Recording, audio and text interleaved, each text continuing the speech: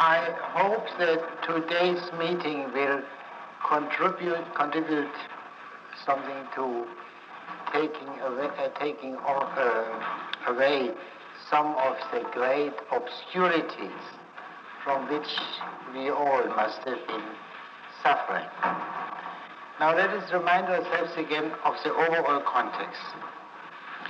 The problem it concerns rhetoric. Rhetoric is vulnerable because of its ambiguous relation to justice. That was the beginning of the dialogue.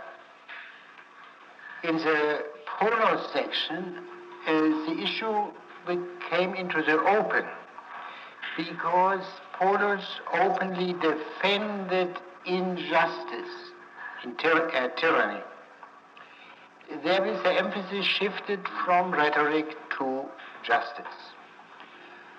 Polos had a certain respect for what people say, as distinguished from the principles on which they act.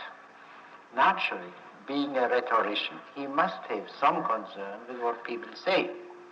And therefore he got into troubles and he could not defend his position. Then enter Gorgias, the clear opposition of justice and injustice, in such a way that rhetoric comes on the side of injustice and justice goes together with non-rhetoric. The highest principle to which this opposition is traced is that of the opposition of the pleasant and the good. So justice, non-rhetoric, the good. On the other side, injustice, rhetoric, and the pleasant. This leads to the further conclusion that on the side of the good, we have rhetoric as used for self-accusation. You will remember that from the Polo section, at the end of the Polo section. On the side of the pleasant, however, we have rhetoric as used for self-defense. This very extraordinary complication will, I think, be cleared up today. Now, in this whole discussion, it was never made clear what precisely justice is, although the subject was all the time justice. There was some elucidation of justice, namely in the Gorgias section, that justice is equality. But this is the democratic view of justice, unqualified, a view which cannot be presumed to be Socrates' view. And yet Socrates proves in a way, or at least takes for granted, that justice is good. But we do not know what justice is. Justice is good because it is an excellence of the soul. Now this reminds us of the first book of Plato's Republic, where Socrates proves against the rhetorician Thrasymachus that justice is good. The proofs are very questionable and have shocked many people and delighted many enemies of Plato. But the delight was premature, because at the end of the first book, Socrates says, now I have proved that justice is good without ever having raised the question what justice is. I have proved that X is good. In other words, Socrates admits quite frankly that this were not solid proofs. Now, in the Republic, from the books 2 on, the question is, of course, what justice is, and the question is answered. No, this question is never raised in the Gorgias, and therefore also never answered. Again, that proves what I mentioned last time. The peak is missing in the Gorgias. And therefore, this is an extremely incomplete picture of the truth. Now, this lack of clarity regarding justice makes it possible that in the Gorgias section, region in which we are now, the place of honor is assigned to moderation or temperance, as distinguished from justice. Moderation is a private virtue. Justice is a political virtue. Now, we can see what such a substitution of moderation for justice means or indicates or signifies. A certain downgrading of political life, of the polis, and surely of Athenian politics. We have heard Socrates' judgment on the four greatest Athenian statesmen. The immediate justification for the extolling of moderation is this. Callicles proved to be concerned especially with the satisfaction of the bodily desires. But the virtue regulating the bodily desires is precisely moderation or temperance. We have observed that Callicles disregarded the higher pleasures, especially that going with honor, to say nothing of the pleasures going with philosophy. Again, the peaks of, even regarding pleasures, the peak is missing. Now, what is the meaning of all this? And of many other difficulties which we have come across before. This will be, the meaning will not become completely clear, but a certain part of the thing will become clear in what we shall read today. Let us then turn immediately to where we left off last time, 507a5. The speech of, you remember the context still, Socrates has his kind of dialogical soliloquy or monologues dialogue, and Callicles on a hearing. Now, where? Yes. I think that if the temperate is in the opposite state to this sensible one, is that, and that was the senseless and dissolute one. Certainly. And further, the sensible man will do what is fitting as regards both gods and men. For he could not be sensible if he did what was unfitting. That must be so. And again, when he does what is fitting as regards men, his actions will be just, and as regards the gods, pious. And he who does what is just and pious must needs be a just and pious man. Yeah, now let us wait here for a moment. Here there is something else that which cannot be brought out in English, because the Greek word which we translate by moderation or maybe by temperance can also have the larger meaning of being sensible, being practically wise.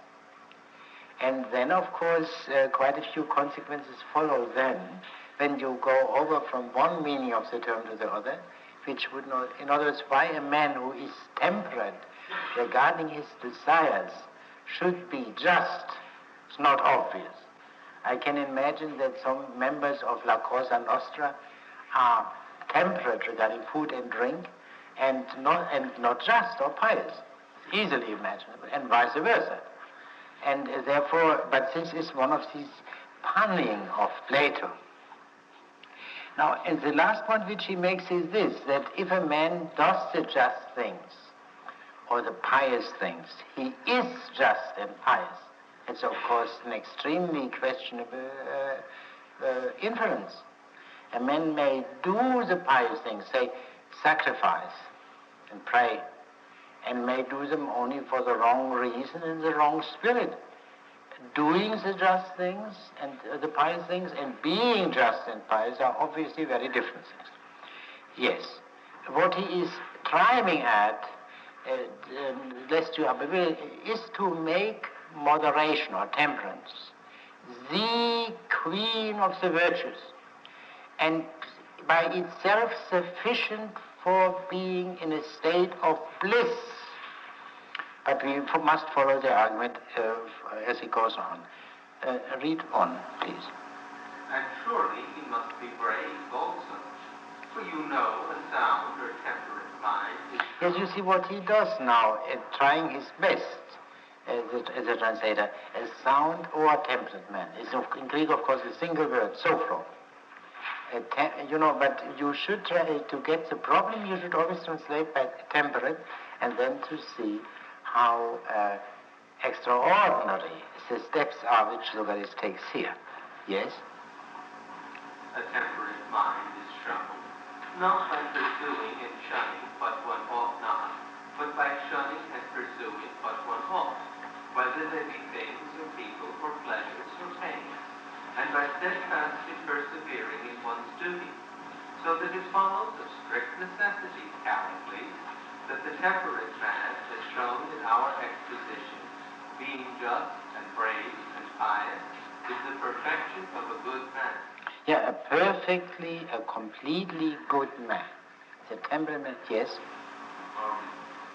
said in one of the early lectures that Plato used the dialogue form so that he wouldn't fall into the danger of moral indignation. And in reading these last speeches and reading toward the end, I can't help but feel that sometimes he sounds like an awfully moral prig. Moral? He sounds like a very pompous man at times. He sounds Yes. like a prig. I find it annoying. Maybe I'm too modern. No, I didn't hear the noun after... Yes. Well, sure, that I think a certain amount of priggishness and in certain contexts is very necessary.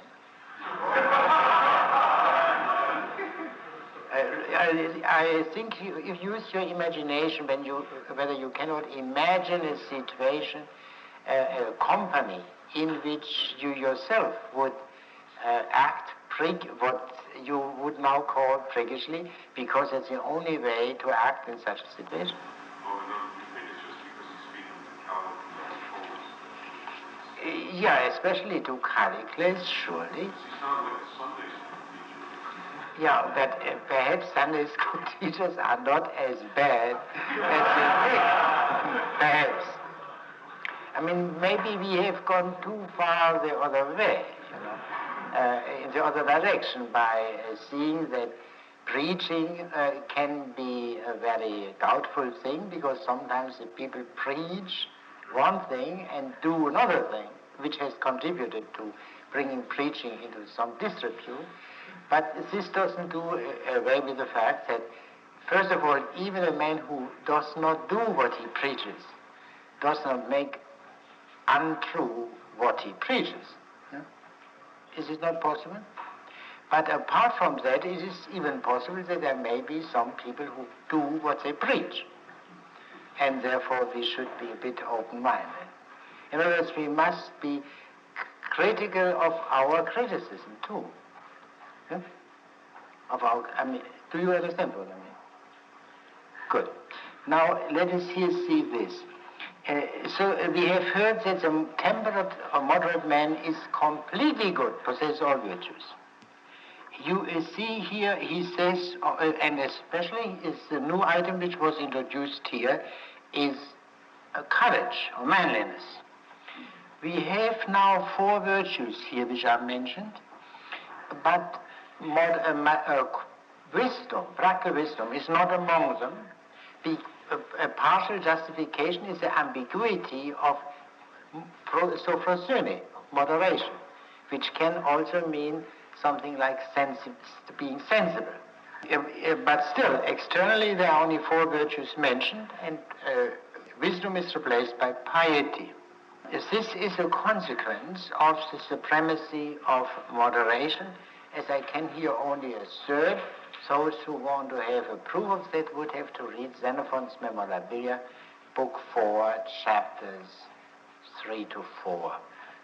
Here in B6 he says of the brave man that he doesn't flee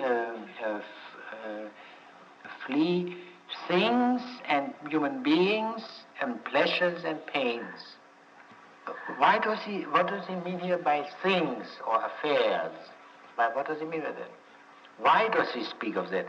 In the previous mentioning of human beings, they were distinguished from gods. What is the implication then? Mr. Ambenhauer, you seem to see something. Pardon? Gods are things. No, I do not believe that. There is no manliness or bravery against the gods, only against human beings and things, not against God. This is, I think, the implication. The implication here, of course, is also that there are naturally pleasures which one may pursue and pains which one may try to avoid. Go on. And that the good man does well and fairly whatever he does, and that he who does well is blessed and happy, while the wicked man or evildoer is wretched. And this must be the man who is in an opposite case to the temperament, the licentious man, whom you are commending. Yes. Now, this is again, Plato uses again a pun. Acting well has the same means in Greek also. Doing well, in the sense of being prosperous, being happy. Since this moderate man, as has been proven, is acting well in all respects, having also virtues, he is by this very fact doing well, because the expression acting well in Greek means also doing well. You see, that would also need a long proof by itself. It's a key point, the mere assertion. Moderation is not only complete virtue, but the sufficient condition of bliss. Now, the serious meaning underlying that is a very well-known Platonic and Aristotelian assertions that the virtues are not separable from one another. You cannot be brave without being moderate, without being practically wise, and so on.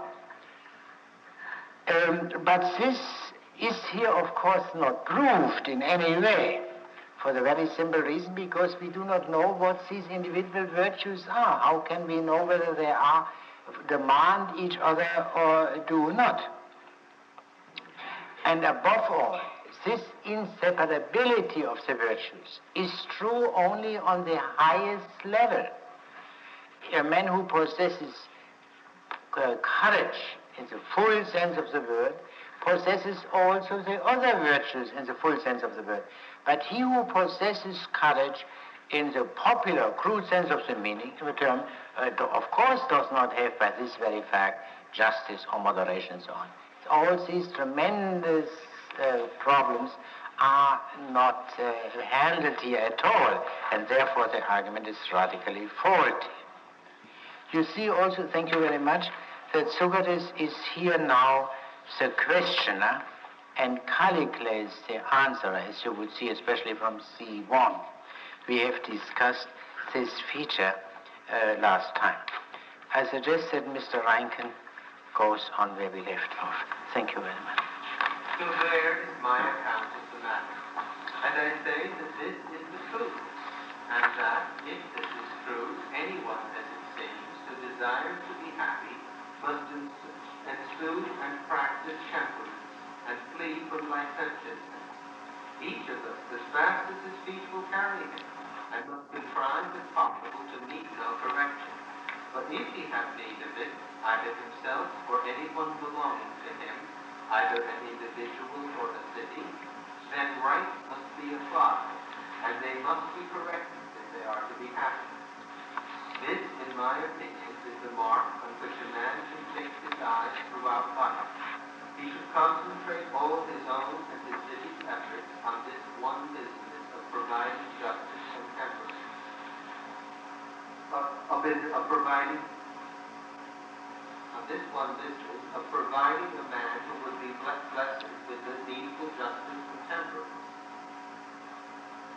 Not letting one's desires go unrestrained and in one's attempts to satisfy them and interminable trouble, leading the life of the wrong. Yeah. Here he speaks again only of moderation first.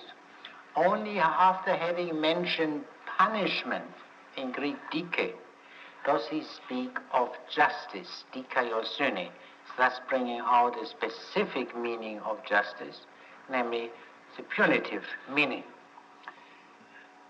You see here that he mentions here in passing that this punishing has to be applied perhaps to the city too.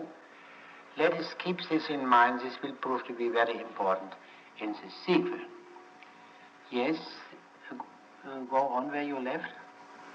For neither to any of his fellow men can such an one be dear, nor to God, since he cannot commune with any, and where there is no communion, there can be no friendship.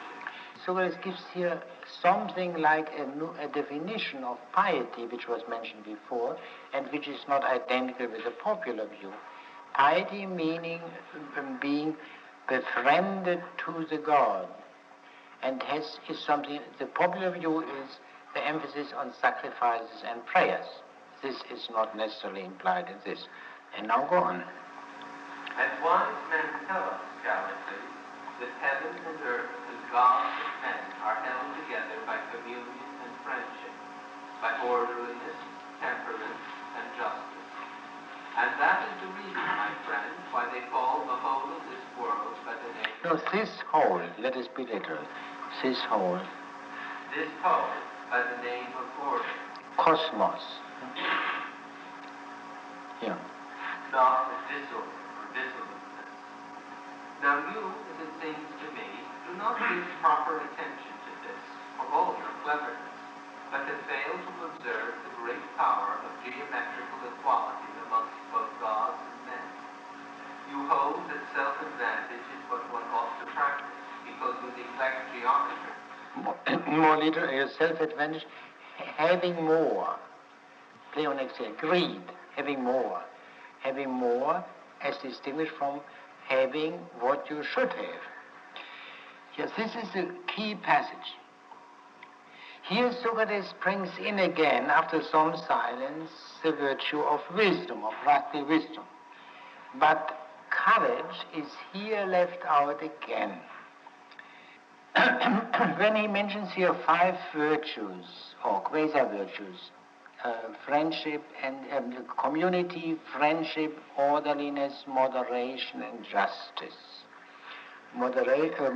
Orderliness is in the center for this simple reason because the Greek word kosmiotes is derivative from cosmos, order, and with this key implication which comes out here. The whole is held together by geometric equality, what we call proportionate equality. I.e. not by arithmetic equality, by simple equality. And here is the implicit criticism of democracy. One man, one vote. All get equal shares, are supposed to get equal shares. But if the shares are to be changed according to merit, then you have the proportionate or geometric equality. And the root of the whole thing is then geometry. In 503d, Socrates had mentioned the form, the idea, towards which the craftsman must look. But he did not, strictly speaking, say he must look towards the idea. He said he must look towards something, and in order to impress the form on the matter on which he works. Now he tells us what that is toward which the craftsman, at least the highest craftsman, the statesman, must look. This is the whole, the cosmos. With a view to the cosmos, to the visible cosmos, this cosmos, not with a view to the ideas. This has many implications. One of them is this. According to this passage, the highest knowledge is now no longer the legislative art, as it seemed in the Polo section, nor, of course, rhetoric or any other form of politics, but cosmology, a mathematical cosmology, as is clearly here implied. This mathematical cosmology is a basis of true rhetoric, of the noble rhetoric of politics, which Socrates admits somehow. Now, this mathematical cosmology is the genuine thing of which sophistry is a perversion. Now, I think this passage in the Polo section has now become clear. You remember the proportion we had here, where was it? Gymnastics to medicine equal to, what was that? To legislative art, to punitive justice. Yeah. Good. And here we had cosmetics to pastry cook, to sophistry, to rhetoric. We understand now why sophistry is a perversion of the highest knowledge. That would not make sense if the highest knowledge were the legislative art as such. But if the highest form of knowledge is the true understanding of the whole, what is now here indicated by the suggestion of a mathematical cosmology, then it becomes intelligible that its perversion should be sophistry. That's what the sophists are concerned with. I explained to you last time that there is a certain connection between these things here, mathematical cosmology and rhetoric, and the Socrates of Aristophanes in the clouds, who also has a kind of mathematical cosmology and is a teacher of rhetoric. And in the clouds, Socrates is presented as a man of outstanding temperance or moderation. These three features, which are presented obviously comically in the clouds, are presented here in a not comical manner as peculiarities of Socrates and what he stands for. The Gorgias is a reply to the clouds, to Aristophanes' accusation of Socrates, among other things. It implies also that only this cosmologist can be the true statesman, because he alone knows the model to which he must look in order to build up men. The whole history of the West, the whole question of what political philosophy is and its relation to either metaphysics or natural science, which bothers us up to the present day, is implied in this simple proposition, that only the cosmologist can be a true statesman. In a rather perverted and crudified manner, it is the basis, of course, of positivistic social science up to the present day. And in the more higher forms, it is still also, from time to time, asserted. The whole argument, then, in order to be good, a being or thing must possess order, cosmos, through ordering, cosmesis. And hence to be good means to be orderly, kosmios, which has a crude ordinary meaning of decent. To be good means to be decent, well-behaved. But this well-behaved shifts easily into temperate or moderate. And this whole requires knowledge of the cosmos, of the order par excellence, namely what we since that time call the cosmos, the universe. The term, when we take it for granted that people at all times had a notion of the world. That is an error. To understand what surrounds us as being in a sense one was a very great step. What we see and what all men see at all times is many, not unity. In the Old Testament, which is the only non-Greek text I know a bit, there is, strictly speaking, no word for world. When at the beginning God created heaven and earth. heaven and earth and what is between them. That is what the Old Testament calls, what we now call the world. And cosmos is a relatively late word in Greek, introduced by the philosophers, by certain philosophers. The whole, that's a different story. That occurs both in the Bible and very early thought, Greek thought, that's another, but to call it the world, this is one of the greatest steps ever taken. He calls it here in A3, this whole, to holon tuto. In Plato wrote himself a mathematical cosmology in the dialogue called Timaeus, in which Socrates, however, is not the speaker. I'm not interested in the fact that according to the now accepted view, the Timaeus was written much later than the Gorgias. That is really of no interest because, as I said often enough, no one can know what has been in Plato's mind when he began his literary career, when he wrote his earliest dialogue, and therefore these speculations are absolutely empty. But in the Timaeus he speaks of this whole here. Now when you speak of this whole here, you imply an other whole there. You imply the doctrine of ideas. The phrase used here indicates that there is no reference to the ideas here, which doesn't mean that this is not a very important Platonic teaching.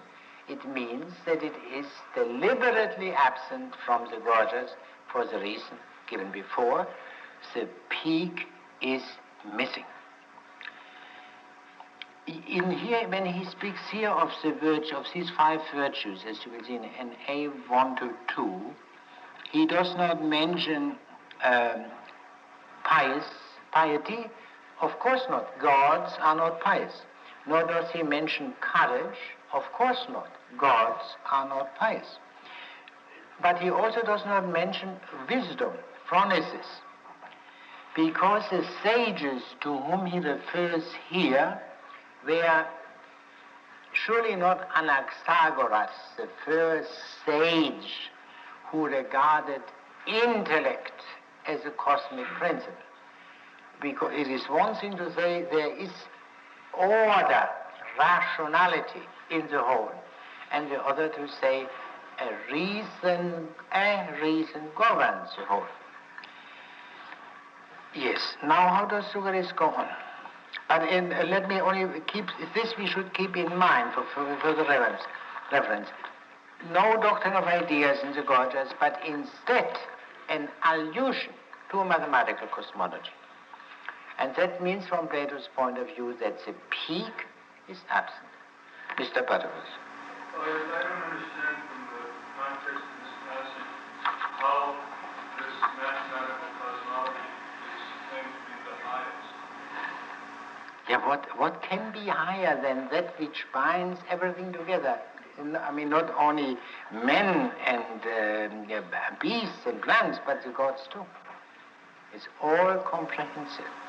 But if it's not knowable... But who says it's not knowable? It's not said in the passage that it's knowable. No, but let us keep this question in mind. Surely, you are quite right. Socrates does not in any way prove here that he possesses such a mathematical cosmology, or even that it's possible. That's true. That is true. But this is, so to say, the highest assertion as to the highest subject he makes.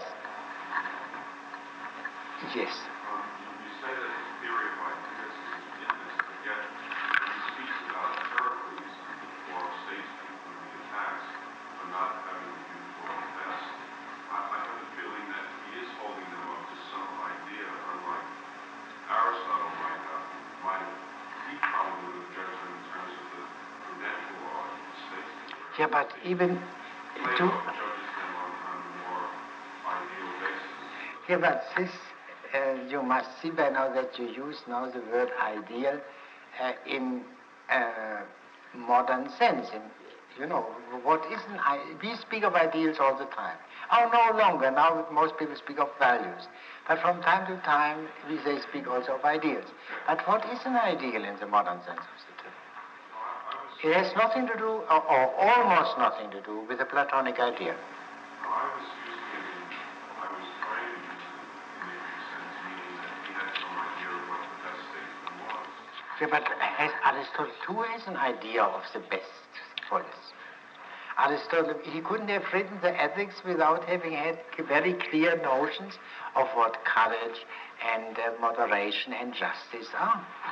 You see that this is a very special form of this general notion, that these virtues spoken of by everybody, including Aristotle, are ideas, self-subsisting beings.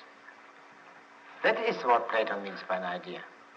And when we speak today of ideal, we mean probably a human project, a respectable human project, and which is not a self-subsisting being.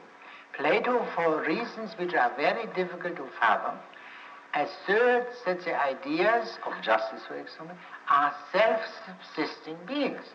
That is a peculiarity. That Aristotle denies.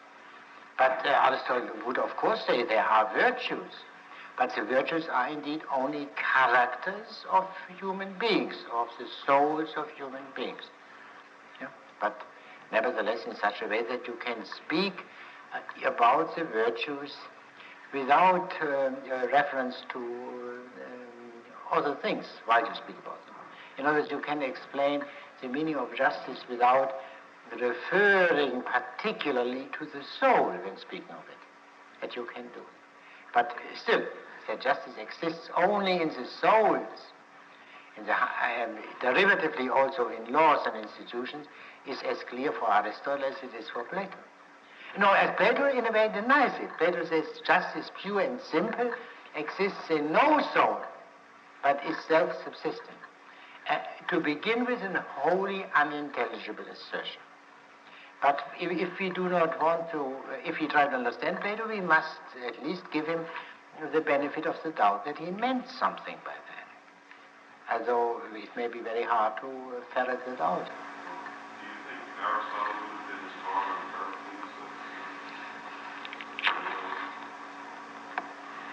Pericles? No, he says in the Ethics explicitly that he takes Pericles as an example of a man of practical wisdom in contradistinction to, I do not know who mentions, Anaxagoras or Thales, as a man not of practical but of theoretical wisdom. No.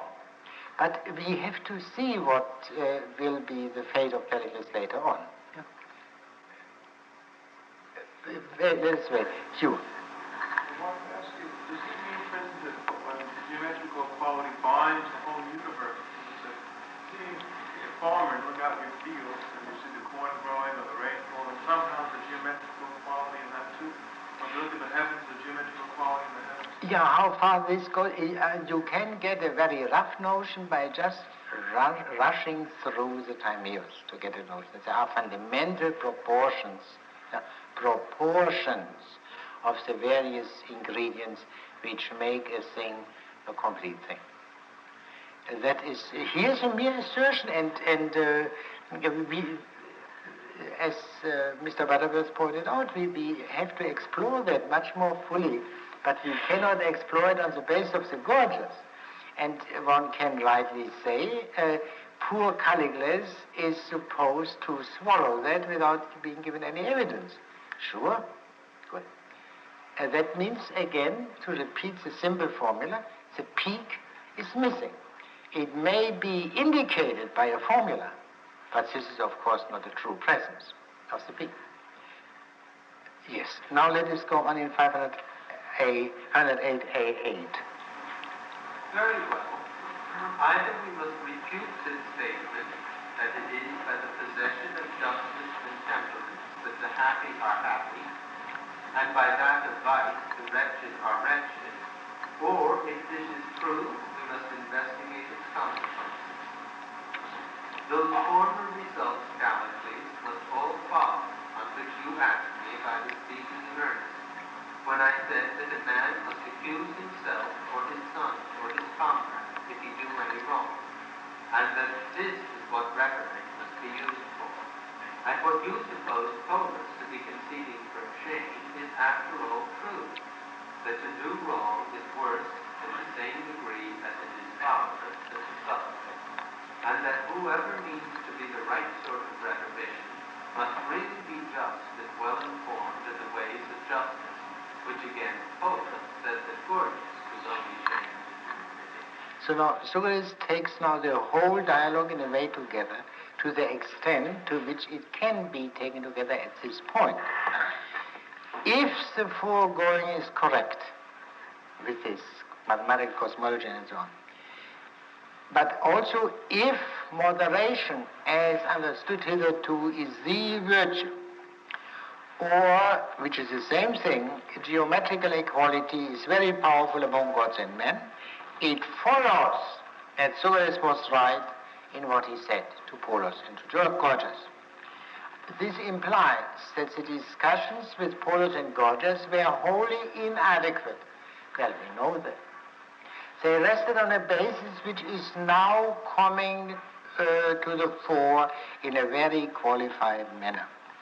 These discussions with Polus and Gorgias were based on premises which are not established even now, except through a mere assertion or narrative of what the wise man or some wise men say.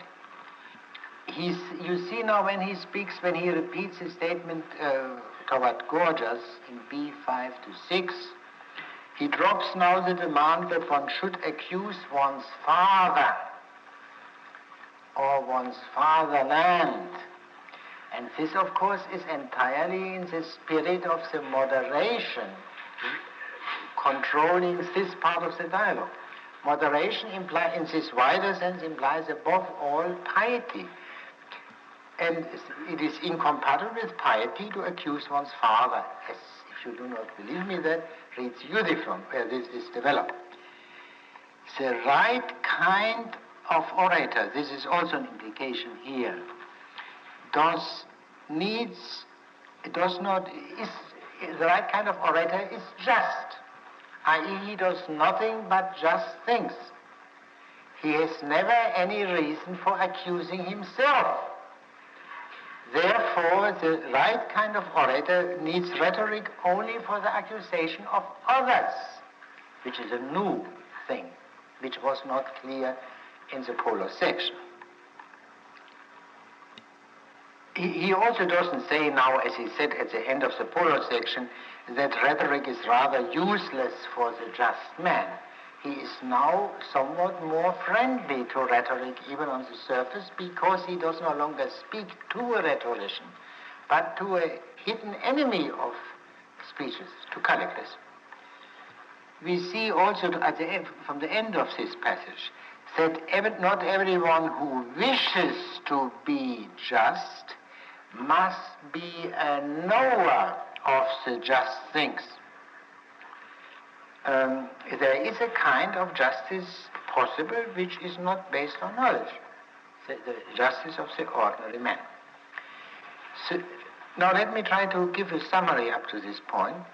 The true statesman must be able to accuse others, for he must be able and willing to punish even those who do not wish to be punished, whereas Socrates, as we know, can punish only those who wish to undergo punishment. He, the true statesman, the cosmologist, must be able to control the demos. And demos means here, in the strict sense, everyone who is not a cosmologist. How can he control it? Is he not distrusted by the demos, since he insists on geometric equality as distinguished from arithmetic equality?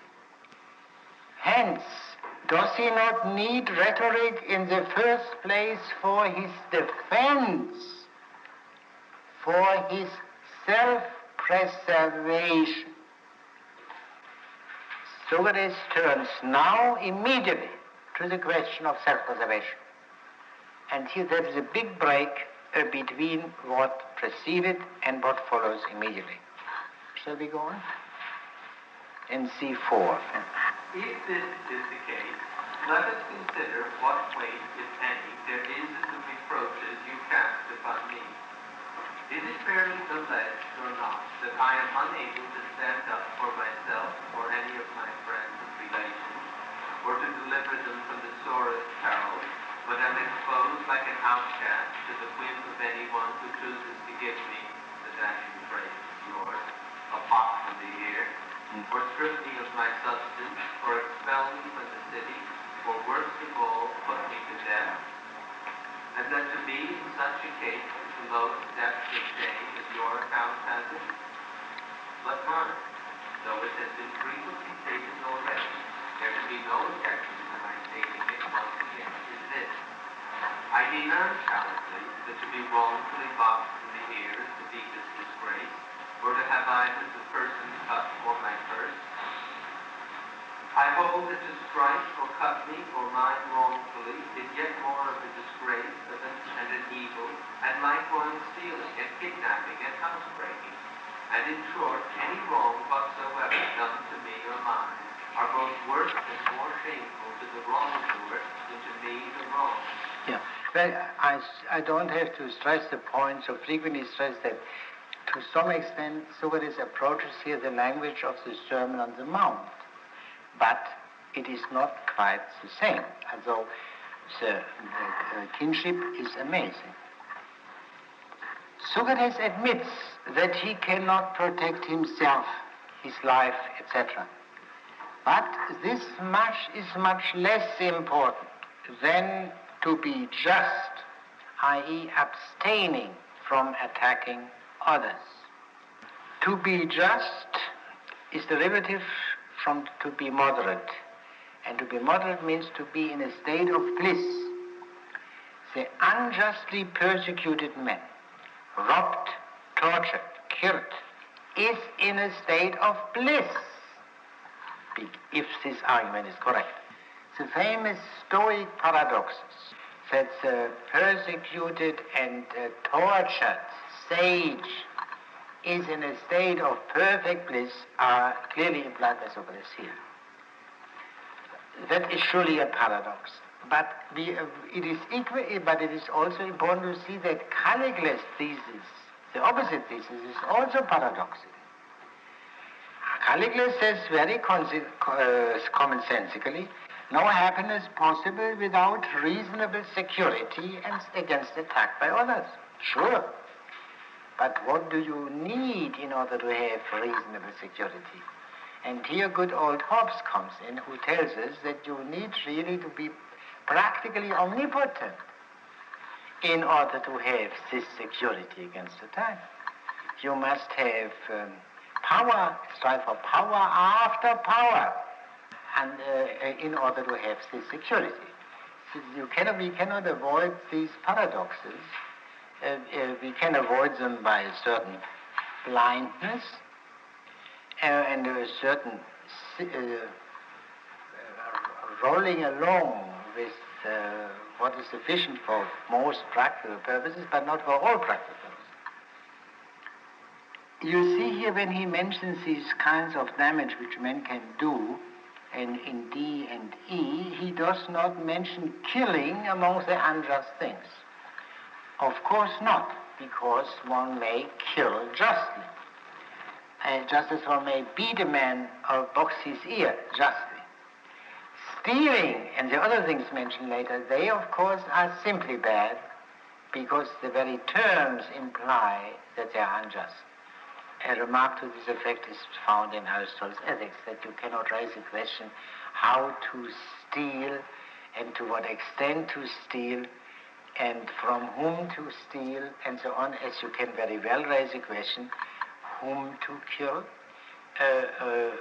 on what occasion, and so on, because killing is, as distinguished from murdering, is in this sense neutral.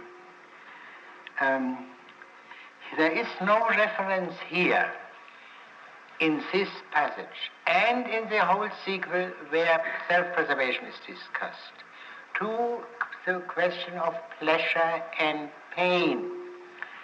The problem of pleasure in the foreground, in the whole calculus section hitherto, is now replaced by the problem of self-preservation, which is something different from pleasure.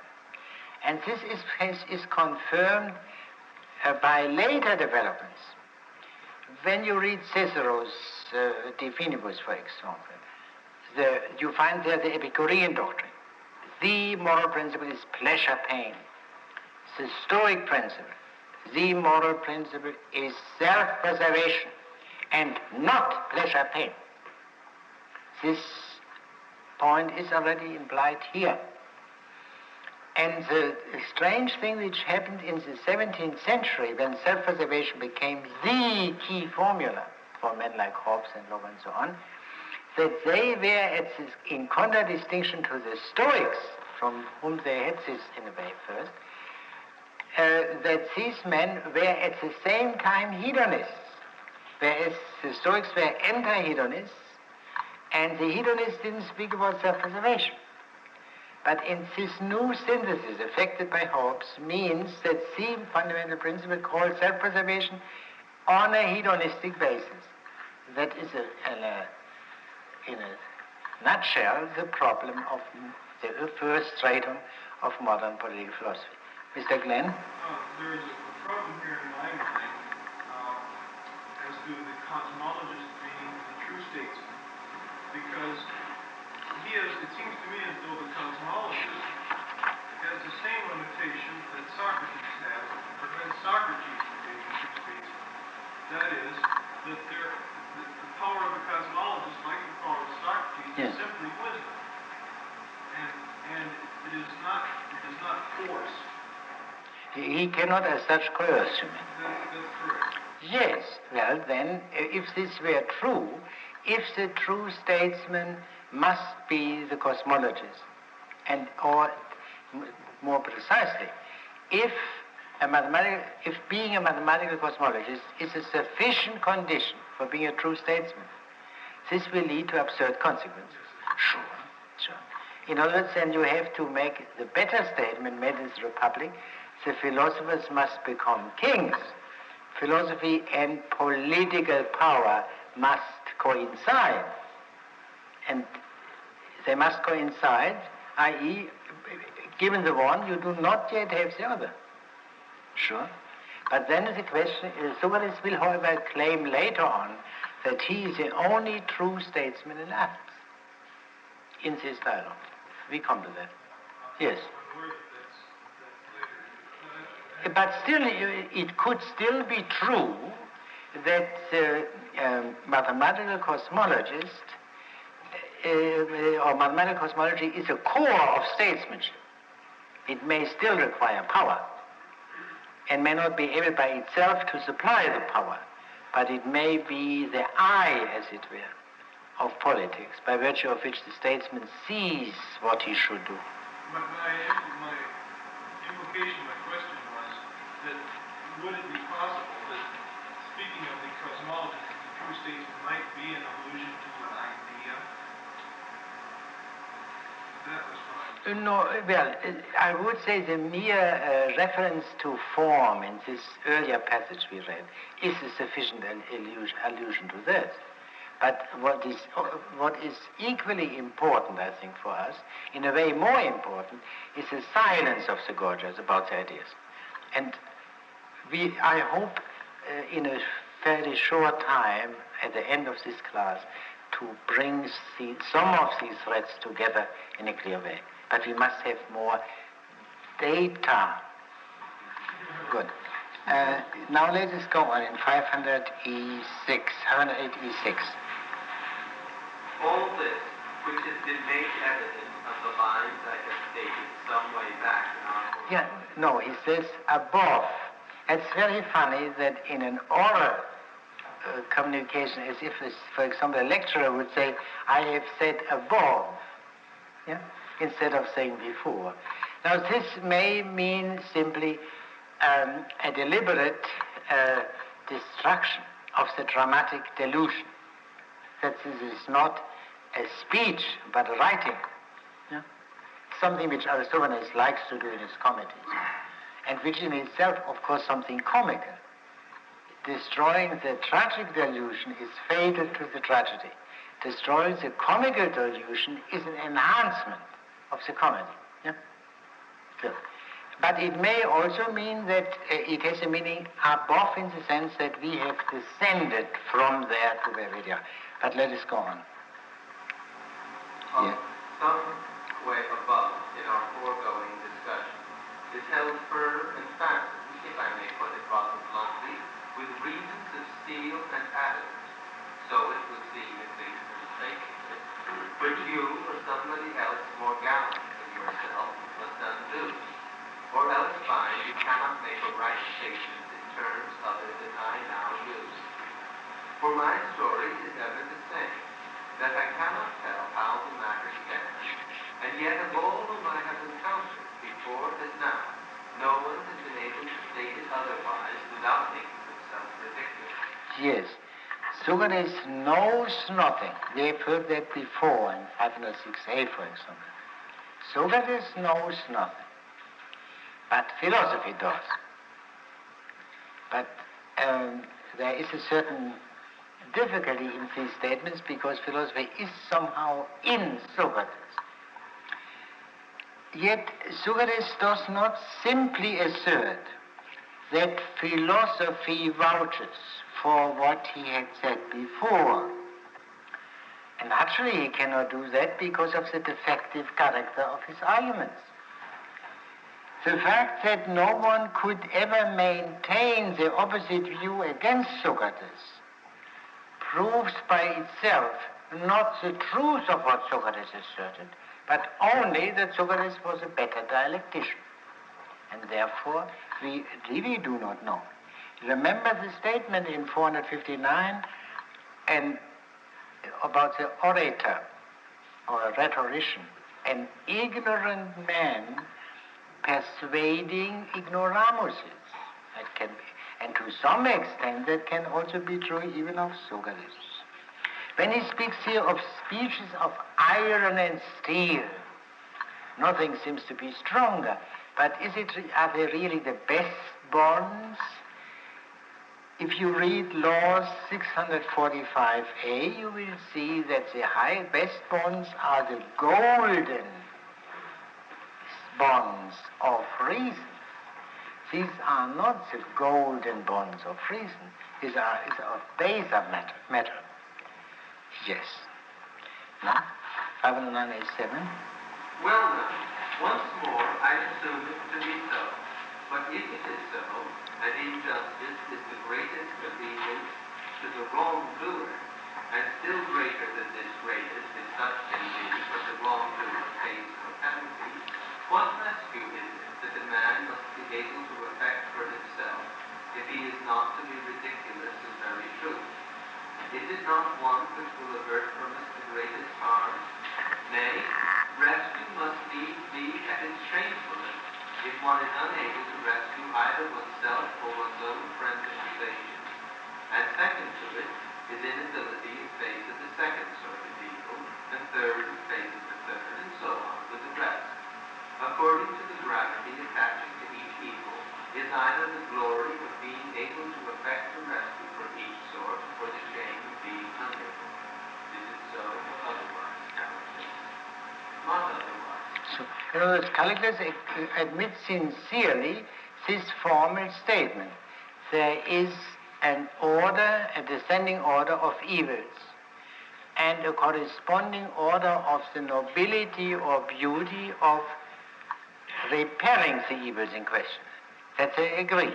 But what is the order of rank, i.e. whether the greatest evil is doing injustice or suffering injustice, that of course remains still the issue.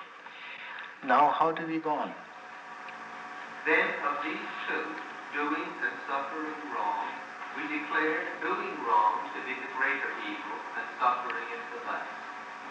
Now with what should a man provide himself in order to come to his own rescue, and so have both of the benefits that arise from doing no wrong on the one hand, and suffering on the other? Is it power or will? What I mean is, will a man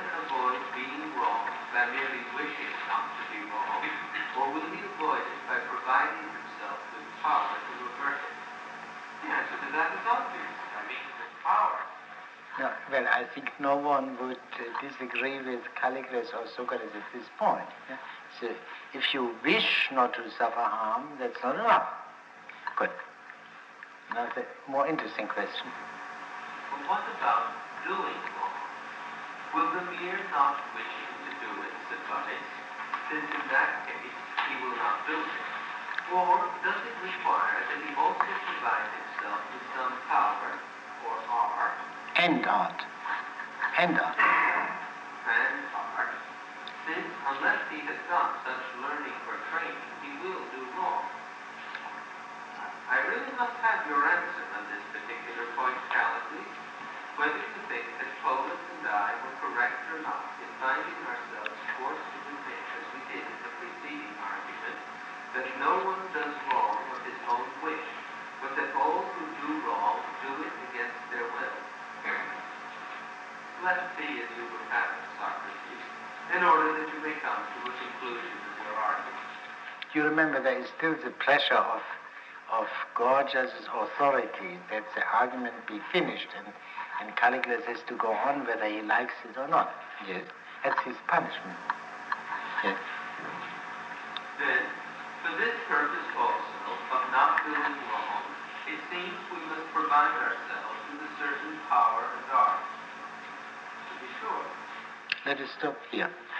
So assuming that doing injustice is worse than suffering injustice, one must still admit that suffering injustice is bad. One must try to avoid both doing injustice and suffering injustice. Hence we need two kinds of helps with a view to these two kinds of good things, not suffering injustice, not doing injustice. You see, he does no longer speak here of pleasure and pain, but of different good things. In order to avoid suffering injustice, the wish or will does not suffice. For one must also have power and an art. In order to avoid doing injustice, the wish or will, Kant's good will, are not sufficient. For, and that is indeed a very un-Kantian reason, no one wishes to act unjustly. People act unjustly only because they do not know better, and therefore knowledge is needed, but apparently in addition to knowledge, some power too. Of course, no one also wishes to suffer injustice. To that extent, both seem now to be strictly parallel. No one wishes to suffer injustice, can be granted without difficulty. No one wishes to do injustice is somewhat paradoxical. At any rate, we need a power and art also for avoiding doing injustice. This is a very grave step. In an earlier passage, it was suggested, for example, that practicing moderation is sufficient. Practicing is not enough. You must learn and practice, as it is said here. This implies, of course, that only the man who possesses knowledge, only the technikos, the knower, can be just. But Strauss does not say any longer that the art or knowledge is sufficient for being just. As he said in the Gorgias section, when we found this atrocious argument in 460b. But if no man, not even Socrates, should possess that knowledge, all men necessarily act unjustly, lacking the knowledge. While no one is unjust, strictly speaking, because no one wishes to act unjustly. This is an interesting thought. You remember we had to make the distinction between the man acting justly or unjustly and the unjust man when we read the Polo section in 472d and other places where Mr. Glenn wanted from me a proof that this Aristotelian distinction between the unjust man and the unjustly acting man is already Platonic. Yes? I think you can only know what's just and not do, and not do it. There are some people who life is bad out. And they think this is good, and they act completely against it. Yeah, that is an absolutely commonsensical assertion which was admitted by everyone, so to speak, except Socrates. But we see here also that Socrates knew this, that this commonsensical observations were pretty sound. I mean, if what we read about Mr. Giancano is correct, yeah, in the newspapers, then of course he knows very well what is justice. He employs a mouthpiece, as they call him, for informing him about the just things, so that he will do them with impunity. Yeah? So surely it is possible. This would be what Socrates means must belong to such a high stage of sublime reflection that which we have not yet reached, and we can therefore disregard it for the time being. Especially since Socrates admits it here as a matter of fact. But let me finish this point of the argument.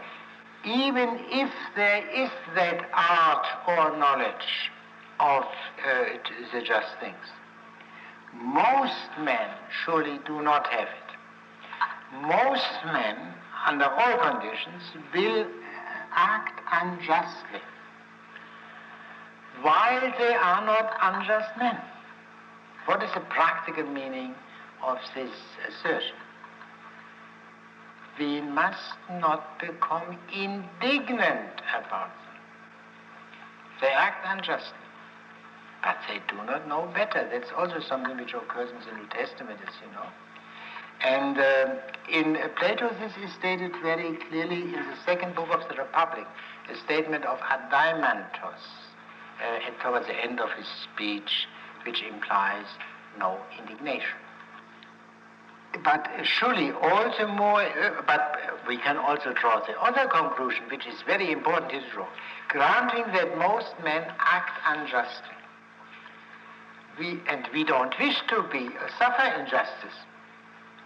The greatest necessity for us is surely an art or power for avoiding suffering injustice. Because this is a primary theme here.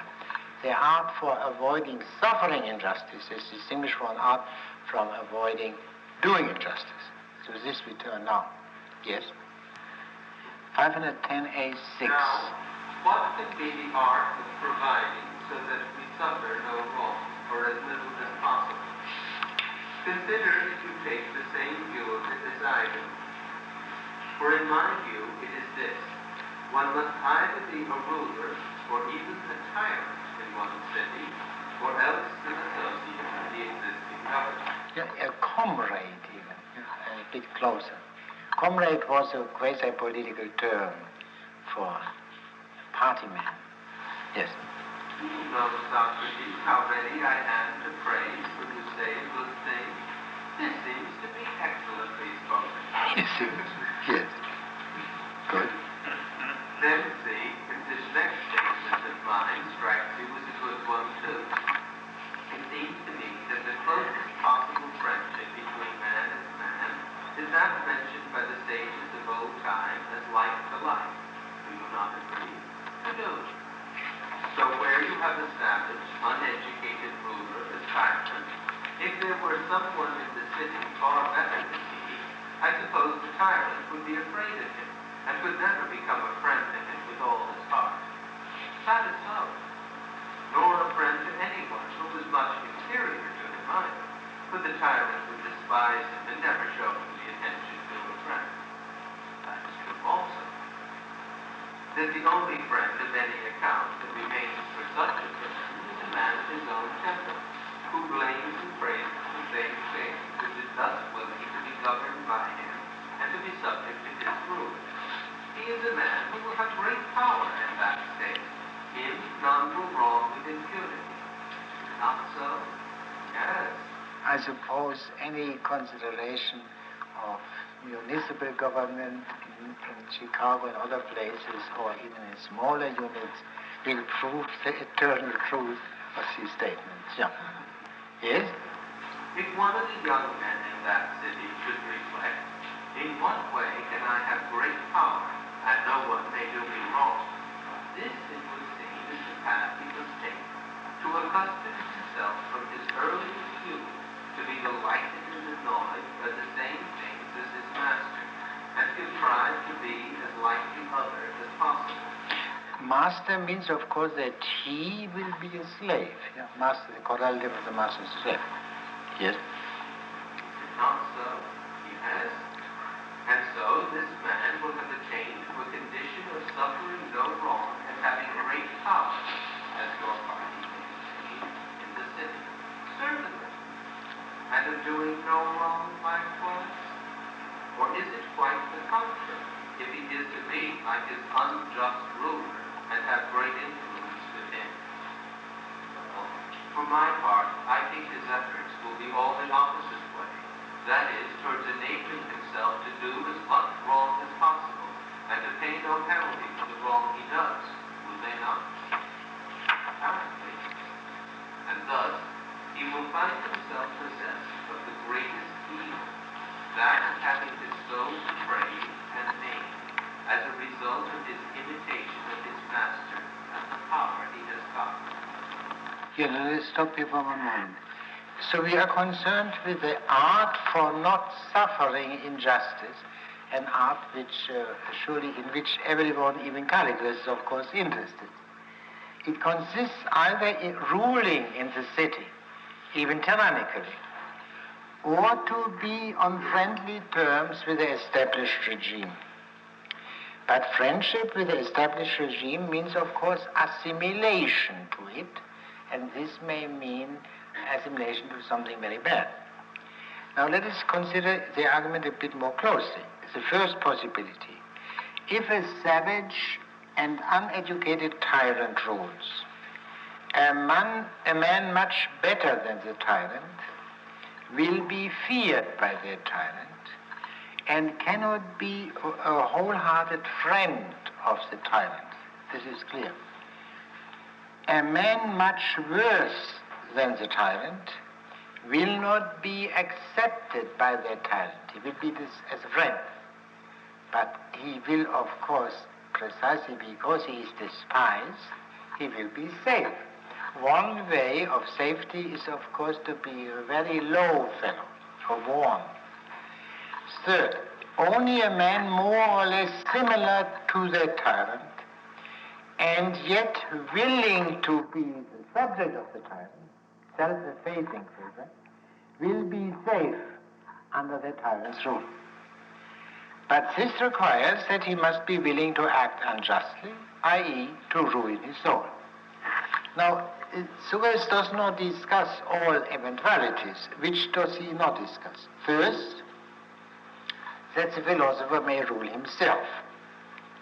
Second, that the tyrant might be gentle and educated. He doesn't have to speak of a savage and uneducated tyrant if there are no tyrants of a different description. Third, that the regime be decent, or at least tolerably decent, and then it should also not be too difficult to assimilate oneself to it. Gorgias does not prove, of course, that political life as such must be shunned. He proves it only at most in certain extreme cases. The argument also implies, when he speaks of the central possibility, the man who is even inferior to the savage and uneducated tyrant, that there are depths below depths. There are people who are even inferior to the savage and uneducated tyrant, and I think that is possible because some qualities any tyrant must have, some ability to command and command loyalty and so on. Yes, I think that is all. You see, of course, that Gorgias is here very much interested because up to a certain point, Gorgias just talks common sense, which everyone, every non-moronic man, however unscrupulous, must admit to be true. Yes? Have plenty of good men, both noble and Irish, working for him, like we read the start with the there was a good man that was Well, they are very well. What is this? Would be Socratic analysis of this phenomenon? They assimilated themselves to the exterior of Cyrus. Now, the exterior of Cyrus was very respectable and nice, and in other words, their innocence saved them and made them excellent tools of the ruler. This is a phenomenon not limited to the Persia of the 6th century. Yeah. Good. Now, you see, the rudiments of the political things are all in naturally. Go on. A strange way of twisting your arguments at each point this way or that, Socrates. Surely you know that this imitator will put to death anyone who does not imitate his master if he pleases, and will strip him of his property.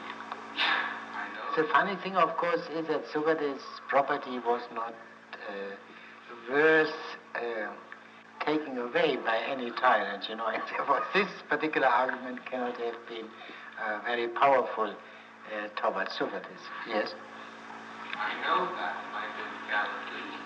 If I am not vexed, as I have heard it so often of late from you and Polus, and from almost everyone else in the town, but you in return must fear what I say, that he will put a man to death if he pleases, but it will be a villain slaying a good man in truth. Yeah, a perfect gentleman, one could say.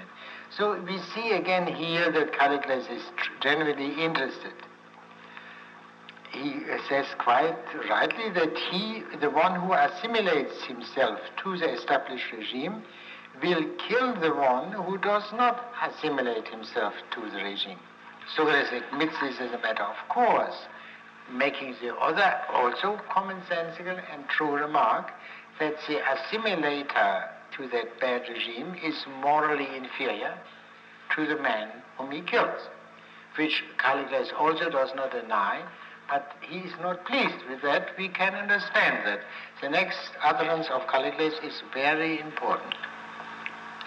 And is not this the very thing that makes one indignant? Yes, yes. Callicles is morally indignant about the power of the wicked. Callicles is a very complicated character, as we have seen. This is one part, and perhaps this is the noblest and the deepest part of Callicles. The indignation about the power of the wicked.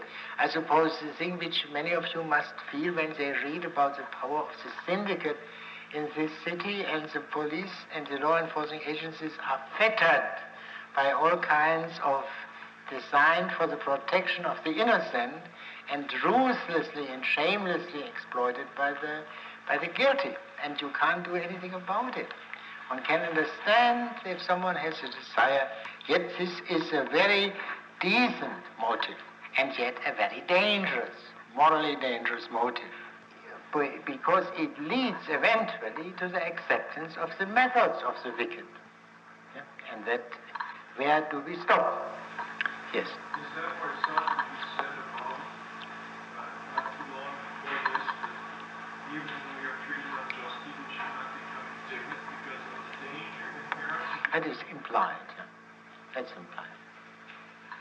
I cannot trust my memory sufficiently, but I have the dim recollection that in the Dante's Inferno there is a discussion of this, a very fine, subtle discussion of this question. The point where, is it in the 9th canto, I do not know, where Dante becomes for the first time indignant. And it is, of course, a nasty tyrant who approaches him there in the Inferno, and then he gets angry at him. And hits him. And that is very intelligent, but very dangerous. It is perhaps the noblest sin, if one can say so. Yeah. But it is still a grave matter. Yes. Yeah, but I repeat also this point. Callicles is extremely complicated. You know, he was the same man who spoke in favor of ruling with an iron hand so as to have the maximum of fun, satisfying the desires. It's the same man. And I think what Plato means is that if you accept this principle of moral indignation and acting on it, you arrive eventually at this tyrannic life of self-indulgence. I wouldn't be surprised if this is what he meant, because you adopt the methods of the wicked, and you become wickeder and wickeder. Good. Now let us go on, Mr. Langton. Not that one is a man of sense, as our argument indicates. Or do you suppose that the object of a man's efforts should be to live as long a time as possible, and to cultivate those arts which preserve us from every danger, such as that which you bid me cultivate, rhetoric, the art that preserves us in the law courts? Yeah, Gorgias says here concern with self-preservation. He doesn't speak here about the indignation question. He leaves this open, but because the primary question is self-preservation, which requires forensic rhetoric. Obviously, you can be unjustly accused. You can save yourself only by the use of forensic rhetoric. Self-preservation is here identified with living as long as possible, and this is not respectable. The conclusion, forensic rhetoric being in the service of that end cannot be respectable. But one can rightly raise a question, is concern with self-preservation identical with concern with getting 100 years old? After all, if a man of 30 tries to preserve himself, you cannot rightly impute to him such an irrational desire. Is lack of concern with self-preservation not identical with, in fact, committing suicide? Very necessary questions. But however this may be, the more simple and obvious point, the theme is no longer pleasure or pain, but self-preservation. Now let us see the answer of Callicles. Yes, by Zeus, I do, and sound advice it is that I give you. You know, Callicles is here absolutely honest and honestly certain that what he says is what every sensible man must admit. You see here his oath, and in his next speech, 2 lines later, also an oath. Here he behaves the best and most solid part of Callicles, where almost all men, I would even say all men, including Socrates, must agree with him. But this takes some time until we can see whether Socrates, in fact, agrees with him. Let us go on. But now, my excellent friend, do you think there is anything grand in the accomplishment of swimming? No, by Zeus, not I. Yet you know that too saves men from death when they have gotten to a flight of the kind in which that accomplishment is needed. Yeah, into something of that kind. Namely into water. He doesn't mention water here for some subtle reasons, perhaps. Water reminds of the sea, and the sea reminds of the Athenian naval empire, which also has its root in self-preservation. This is clearly developed by Thucydides, by the way, this Hoppian thought. If you are concerned with self-preservation, you have to do many more things. You have to expand. You have to build up an empire. So the just motive, only self-defense, leads to unjust expansion. Yes? But if this seems to you too small a thing, I will tell you of a more important one, the art of piloting, which saves not only our lives, but also What can he mean our lives and also our bodies? Can the pilot save our lives without saving our bodies at the same time? Literally translated, of course, souls, but the piloting would save souls in the strict sense would, of course, not make sense. What can he mean by that? My suggestion is this. Bodies may, of course, also mean dead bodies, the Greek word. And did dead bodies play a great role, sometimes play a great role in Greek political life?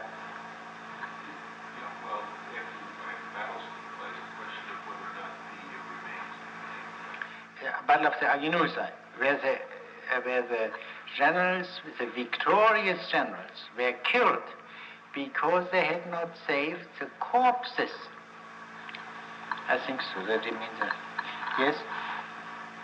And at the same time, he explains passions and forwardly, not giving himself grand airs and a pretense of performing some transcendent feat, but in return for performing the same as the forensic art, bringing one safely over, it may be from Aegina, it charges a fee and will leave them to Logos, or it would be from Egypt to the Pontus, very most, for this great service of bringing safe home, as I said just now, oneself and children and goods and women folk. On landing in the harbor, it charges a couple of drachmas. And the actual possessor of the art, after performing all this, goes ashore and strolls in the quay by his vessel's side. It's another reasonably mean. Yeah, you see? So if forensic rhetoric is respectable because of its life-saving character, every life-serving knowledge is respectable, obviously. Not Socrates, but Callicles is like a shoemaker. Yeah? Shoemaker also protecting our feet, contributing to life-saving.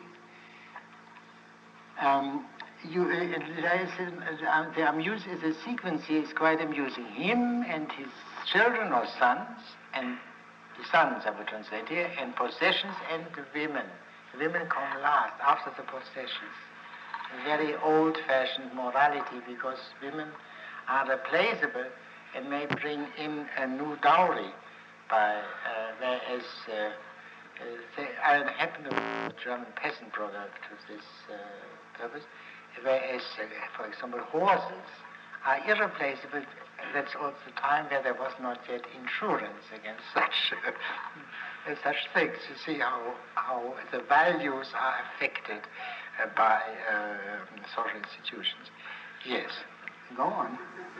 For he knows, I expect, how to estimate the uncertainty as to which of his passengers he has benefited by not letting them be lost at sea, at which he has injured, being aware that he can put them ashore not a whit better than when they came aboard, either in body or in soul.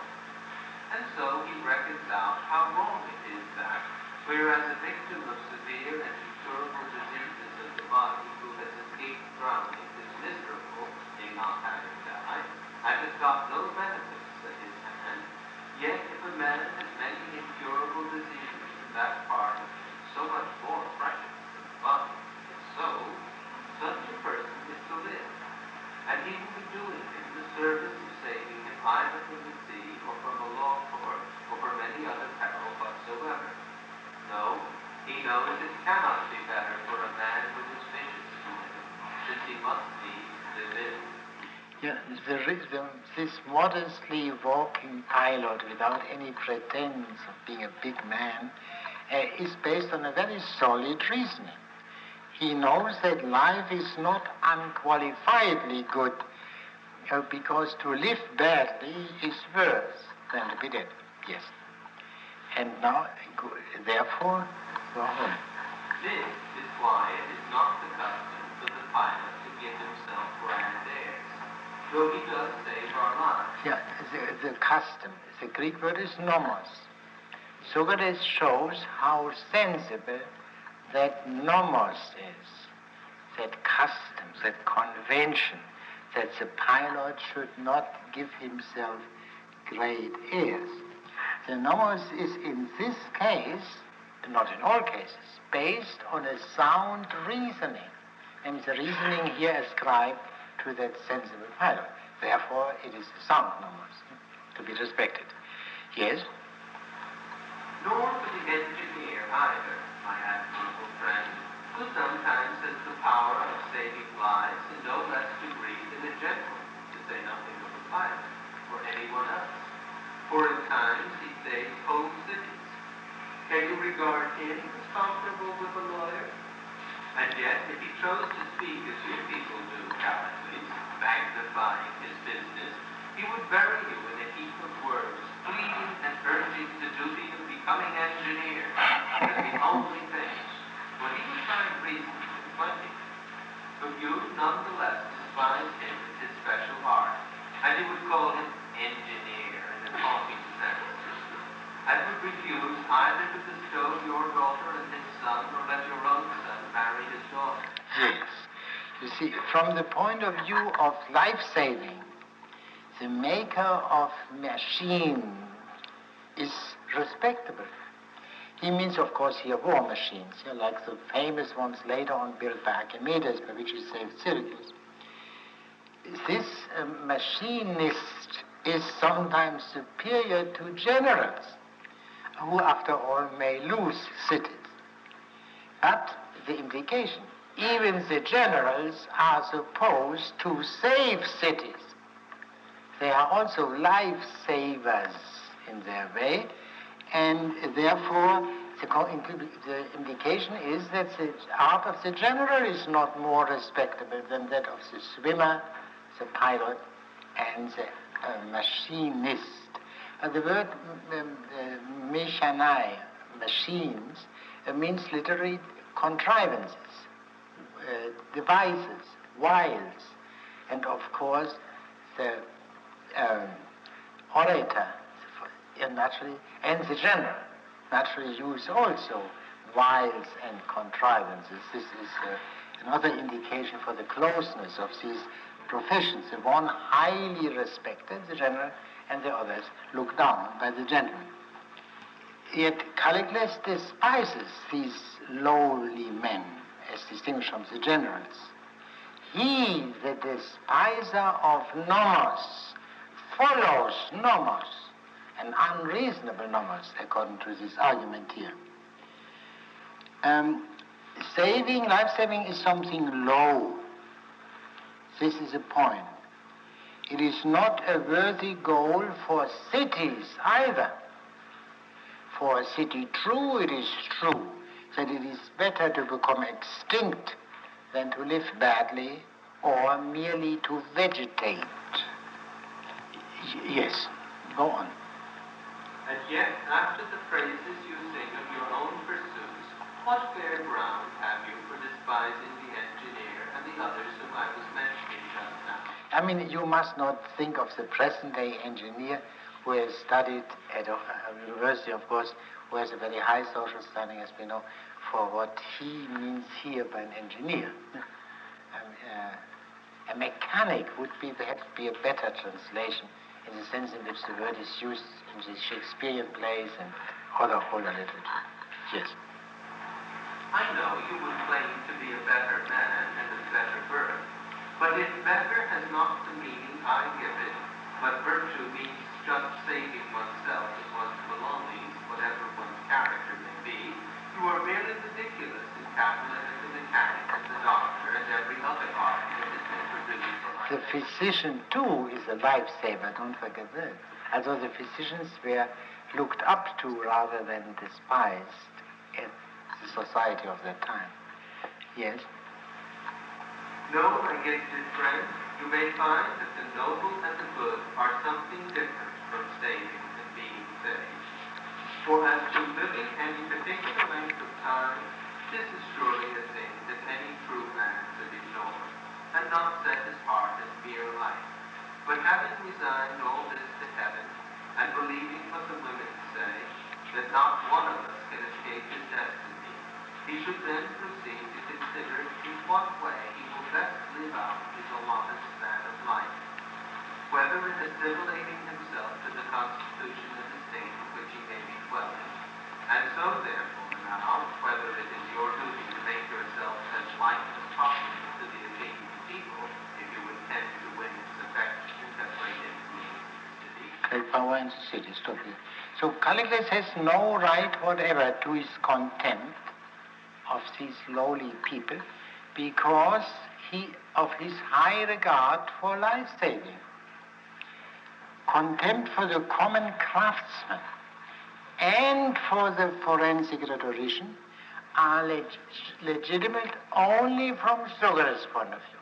Socrates can afford to look down on the craftsmen of protection and life-saving.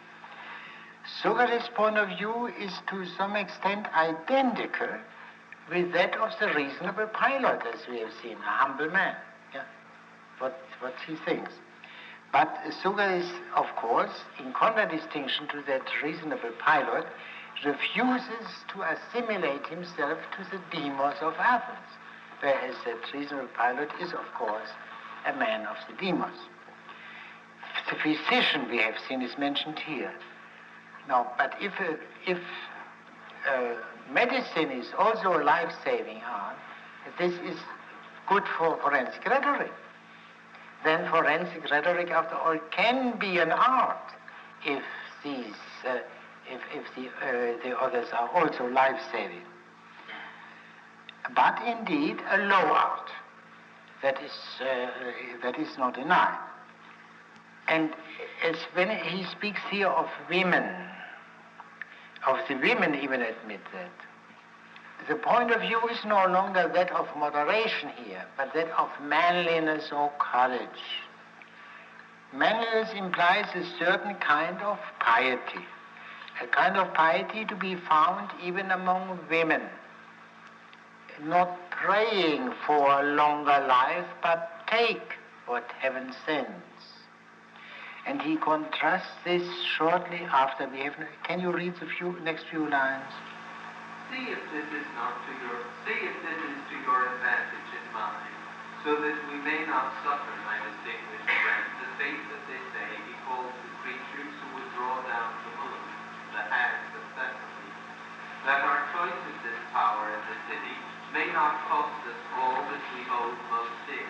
You know, these sensible women referred to first are opposed to the witches of Thessaly. Thessaly was notorious for witches, because they tried to bring down the moon, bring about an eclipse. They tried to control the gods, or to tell the gods what they should do, praying that the gods should give them a long life, and whereas they, poor humans, cannot possibly know whether a long life will not be long misery. Yes? But if you suppose that anyone in the world can transmit to you such an art that will cause you to have great power in this state without conforming to its government, either for better or for worse, in my opinion, you are ill-advised, Callicles, for you must be no mere imitator, but essentially like them, if you mean to achieve any genuine sort of friendship with Venus, the Athenian people. I dare sway, would be the son of Pyromachus as well. You know, the demos of Athens and the demos, the individual, the son of Pyromachus. You remember that from the beginning. Yes? So whoever can render you most like them is the person to make you a statesman in the way that you desire to be a statesman and a rhetorician. For everybody... No, that is not in the way in which you will do it. We wish to be a politician, a politician and rhetorician. That's the definition of that. Yes? For everybody is delighted with words that are designed for his special temper, but is annoyed by what is spoken to suit aliens, unless we have some other reason. Have we any objection? How did he translate the address, the last word of endearment? Beloved head, literally occurs in the beginning of the Antigone. And I do not know what it means precisely here, but it is a beautiful expression reminding us of the fact that if we love a human being, we love above all his or her head, which is elementary but not always considered. So nothing short of this assimilation will do for the politician and orator. Now, in a way, Caligula has already completed this assimilation, as is shown by his concern with life-saving, a concern which underlies the most respected arts and the polis itself. Yes. Now, I will try now to summarize as briefly as I can what we have learned today in connection with what we have learned before. Forensic rhetoric is nothing grand, but like swimming, piloting, and making of machines, something lowly. Caligula groundlessly asserts that it is something grand. His notion is based on mere convention, nothing but convention. His fundamental contradiction consists in this. He praises manliness above everything else, and yet his overriding concern is with life-saving. Not he, but Socrates is a man, is a courageous man. Yet, in spite of their lowliness, the three arts mentioned are arts, not forms of flattery. Remember the mention of medicine, which after all is also a life-saving art, if we disregard these nasty people who say this, medicine is the most killing art in the world, Moliere and other people. Protection, even in the case of shoemaking. After all, you can get the part of your body. Even farming. If you do, without farming, no food. Life protection. Even generals are supposed to save the cities. What is wrong with trying to preserve oneself? In the apology of Socrates, Socrates asks himself the question, why did he not go into politics? And he refers to this demonic thing which he had in himself, which prevented him from going to politics. Whenever he tried to do something political, this demonic thing warned him against doing that. But this demonic thing had a reason, which Socrates spells out. It prevented him from going into politics in order to prevent Socrates' premature death. In plain English, it acted for his preservation of his life. I cannot now go into the question what that demonic thing is. I believe if we understand it properly, it would become very simply clear that this is a thought not only limited to the apology, but to Socrates' thought as a whole. Life is surely not the highest good, which can very simply be proven. We admire many people, for example Plato, who are dead, and we despise many people who are alive. This would be impossible if life were simply the highest good.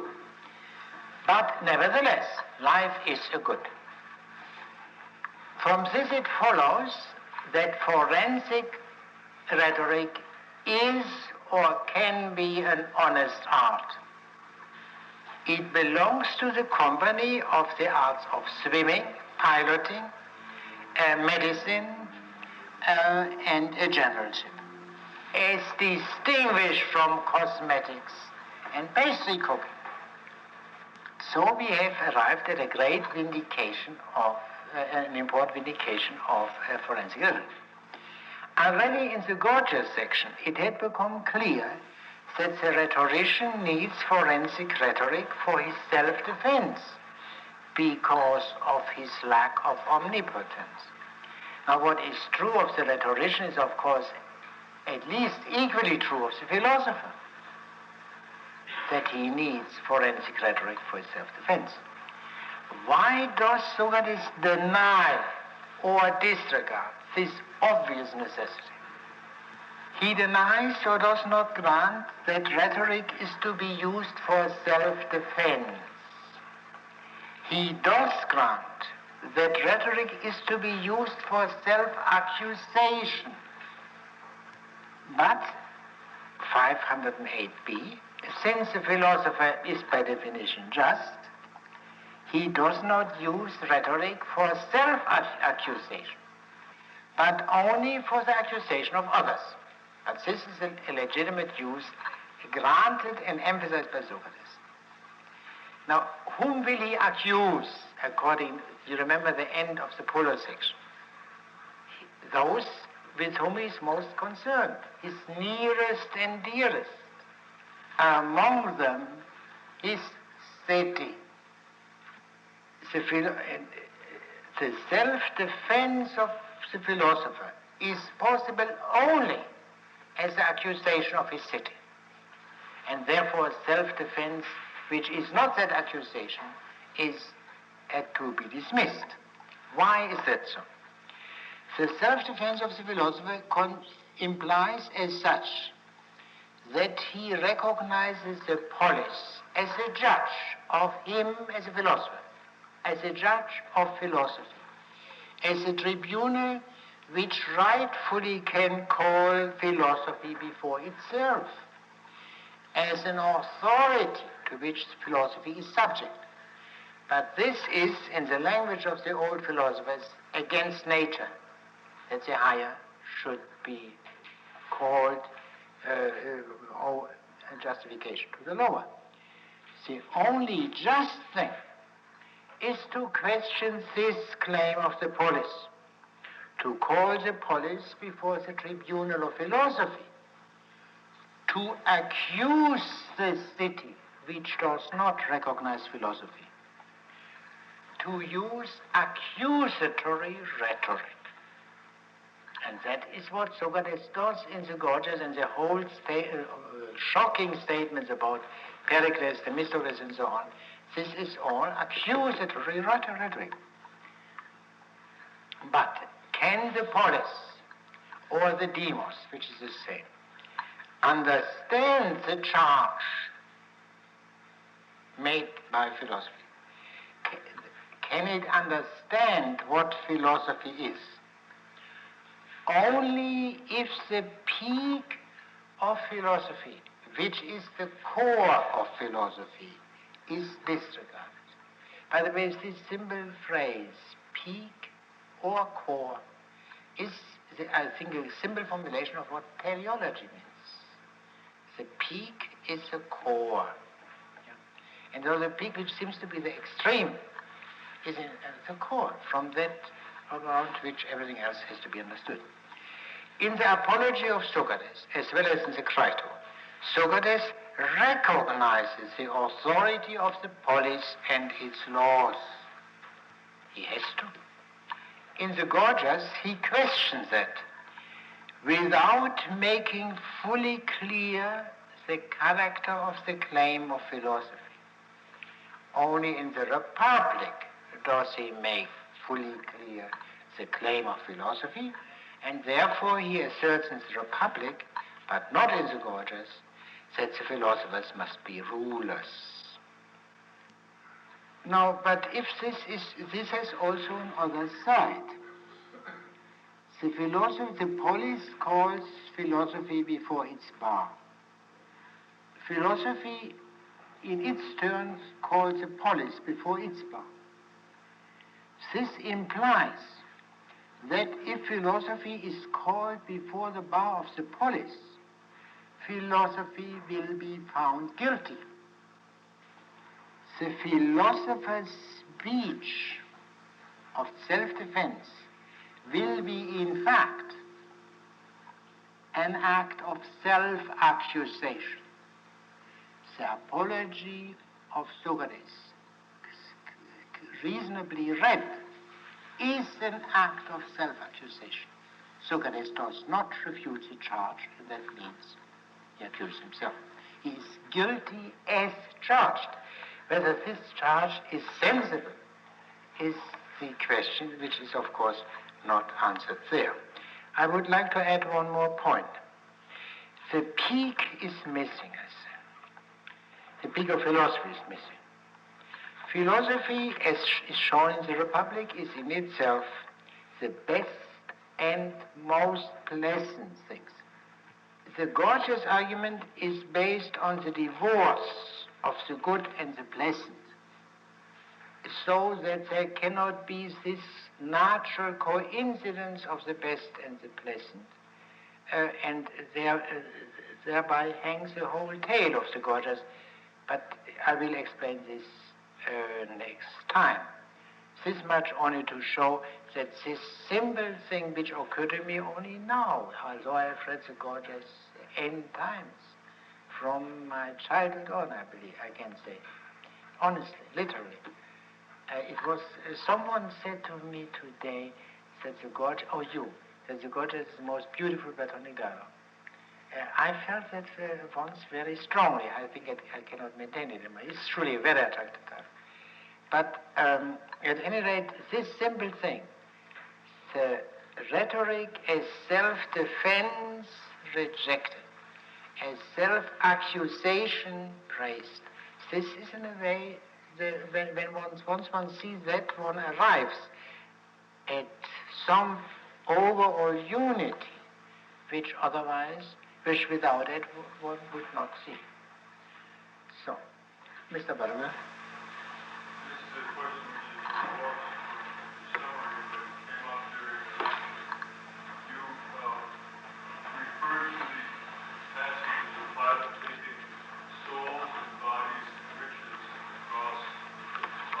And in order to explain the meaning of it, we were forced to go into Thucydides and state what seems to be a Greek idea. Now, at the beginning of the course, Yeah. we made a convention. Absolutely. I fully agree with you, and if I'm still, I can of course say this. Plato did not write for human beings who had radically different notions in important respects from those which people had in his time. And therefore, we need some preparation for that which we do not necessarily get from Plato. Yeah? And in that preparation, Thucydides is particularly helpful. I would say, ideally, I'm in favor of as pedantic a procedure as possible. It is perfectly possible that I wouldn't need Thucydides for the purpose, and only my insufficient knowledge of Plato compels me to refer here to the very well-known passages in Thucydides. Now, what was the precise point where I referred to them? The Athenian Empire. No, regarding the two generals who were killed. Oh, that is indicated in the apology, how Socrates behaved when he was in charge of the assembly on that day, Prytanism, the day of the trial of the generals. But indeed, it is true that I can't. By the way, this is not in Thucydides, of course. This is in Xenophon, the story of the generals. There's also a story in Thucydides, Not the Battle of Zaginusa. That's later. It comes in Xenophon. And that is there, and from Xenophon it becomes very clear that the issue was not saving of the live sailors, but of the corpses. Because on ritual grounds they had to be buried. You are quite right, but still, I would put it this way, let us not be super strict. If we have some, since fortunately Thucydid's work, for example, is preserved, some comedies of Aristophanes, well, that would be a much graver charge that I use Aristophanes, whom I use much more regularly than I use Thucydid's. If it is clear, let me put it this way, and I meant it all the time this way, by the way. If an author refers to another author, it is our duty to read that other author if we can, i.e. his writings have not been lost. For example, who will dare to speak about Locke without having read the judicious Hooker, to whom Locke defers all the time, or very frequently, for you must admit that. The difficulty, in other words, my true rule, if I may have stated it incompletely at the beginning, but one must state rules incompletely also for making them sink in for the first time. The footnotes can easily be added later. What I meant is the references, explicit references made by an author to other authors are authentic signposts which the conscientious interpreter has to consider. The foolish attempt to be wiser than the wise consists in trying to figure out from I don't know what obscure writers or inscriptions or whatever may be information thought to be to revolutionize the whole understanding. That is nonsense. But the writers from Plato refer, Homer refers to Aeschylus, Sophocles, Euripides, Aristophanes, of course, too. If one should, if one can, know them. And it is not beyond human power to familiarize oneself more or less with them. To understand them properly is also long work. So I think, come to think of it, Mr. Butterworth, you are wrong with your criticism.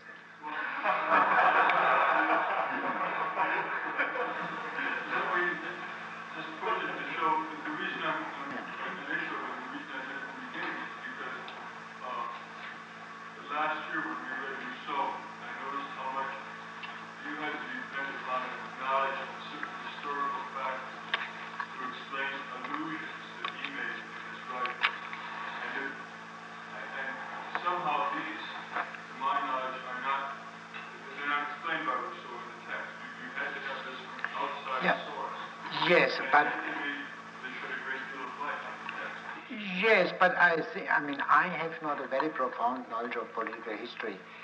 So it must have been rather well-known facts known from the well-known historians and even from excerpts and ponies made from these historians, which, in other words, what every schoolboy knew in the 18th century was surely known by Rousseau. But I suppose if one wants to be pedantic, one would simply go, say, so in other places, or to Montes, historical merely, but eyes and ears, for example. It may presuppose these things, this knowledge.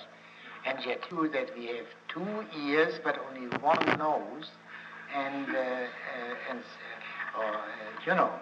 this kind of thing, that one must neglect this. Well, and I'm one of the worst culprits too.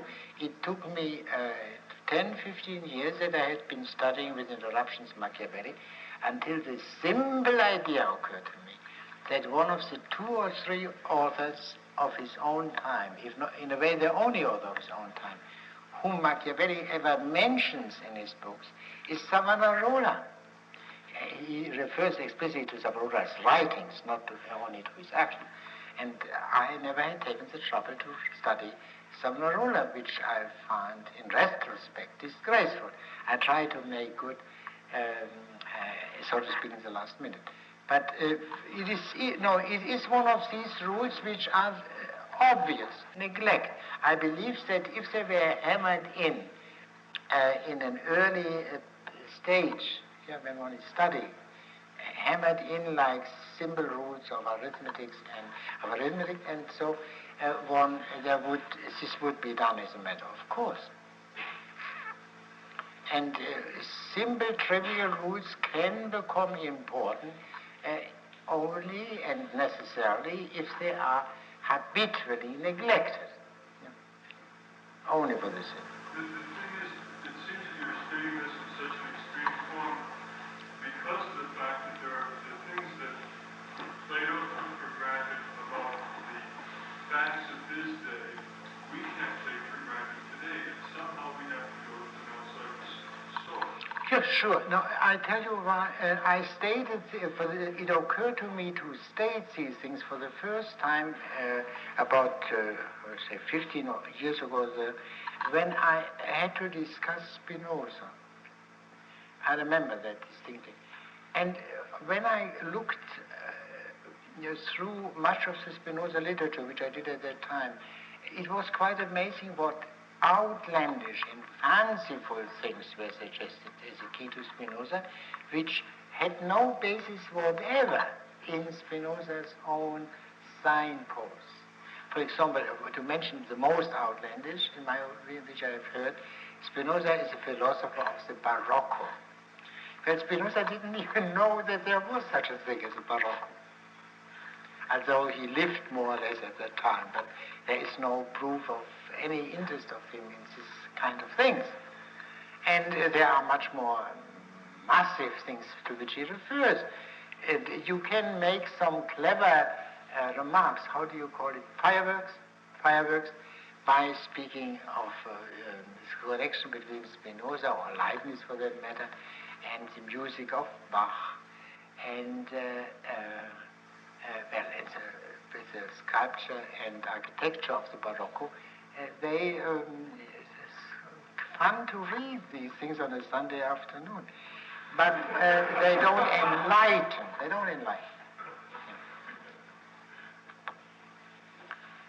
Is there anyone else? So we will conclude. Yes, your tone is Central paradoxy of the dialogue. Rhetoric is good for self-accusation. Rhetoric is bad if used for self-defense. The first statement is made in the name of moderation or temperance, understood here as the virtue and is identical with bliss.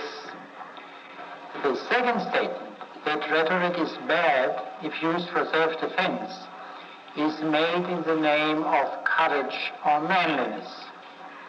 We observe the shift from moderation to manliness. And in addition, we have seen a variety in the lists of virtues or vices. In some lists, these virtues mentioned, or these vices, in others. These things are usually neglected because people assume that Plato uses a hard and fast doctrine of the unity of virtue, and that virtue as such is identical with knowledge. But this doctrine of the unity of virtue, and that virtue is knowledge, is an indication or an enigma rather than a hard and fast theory. There is also another Platonic doctrine relating to the same subject. For example, in Plato's Statesman, the task of the statesman is described as mating the courageous or manly with the moderate or temperate. This wouldn't make sense if there were not a distinction between the two types. Between the two types, and therefore between the two virtues. And this is presented in the Statesman and in the other dialogue, its sister dialogue, the Sophist, in the following manner. The one interlocutor, Theaetetus, is characterized by temperance or moderation, and the other interlocutor, the young Socrates, as manly. In the Republic you find the same division. Glaucon the manly, Adeimantos the temperate. Even in the Laches you can recognize that Laches the manly and Nicias the temperate. So in other words, it is as much a Platonic doctrine that there is a variety of distinct virtues, each with a kind of its own, as the unity of virtue. And therefore we have to watch these little things. Now, to understand the central paradox which I mentioned, rhetoric is well used for self-accusation and it is badly used for self-defense. We must consider the use of rhetoric by the philosopher, by Socrates. His self-defense against the unjust accusation for his philosophizing implies the recognition of the authority of the polis over philosophy, which recognition he cannot admit. On the other hand, Socrates cannot accuse himself for the additional reason that he is just, i.e. a man who does not commit unjust acts and who surely does not commit an unjust act by philosophizing.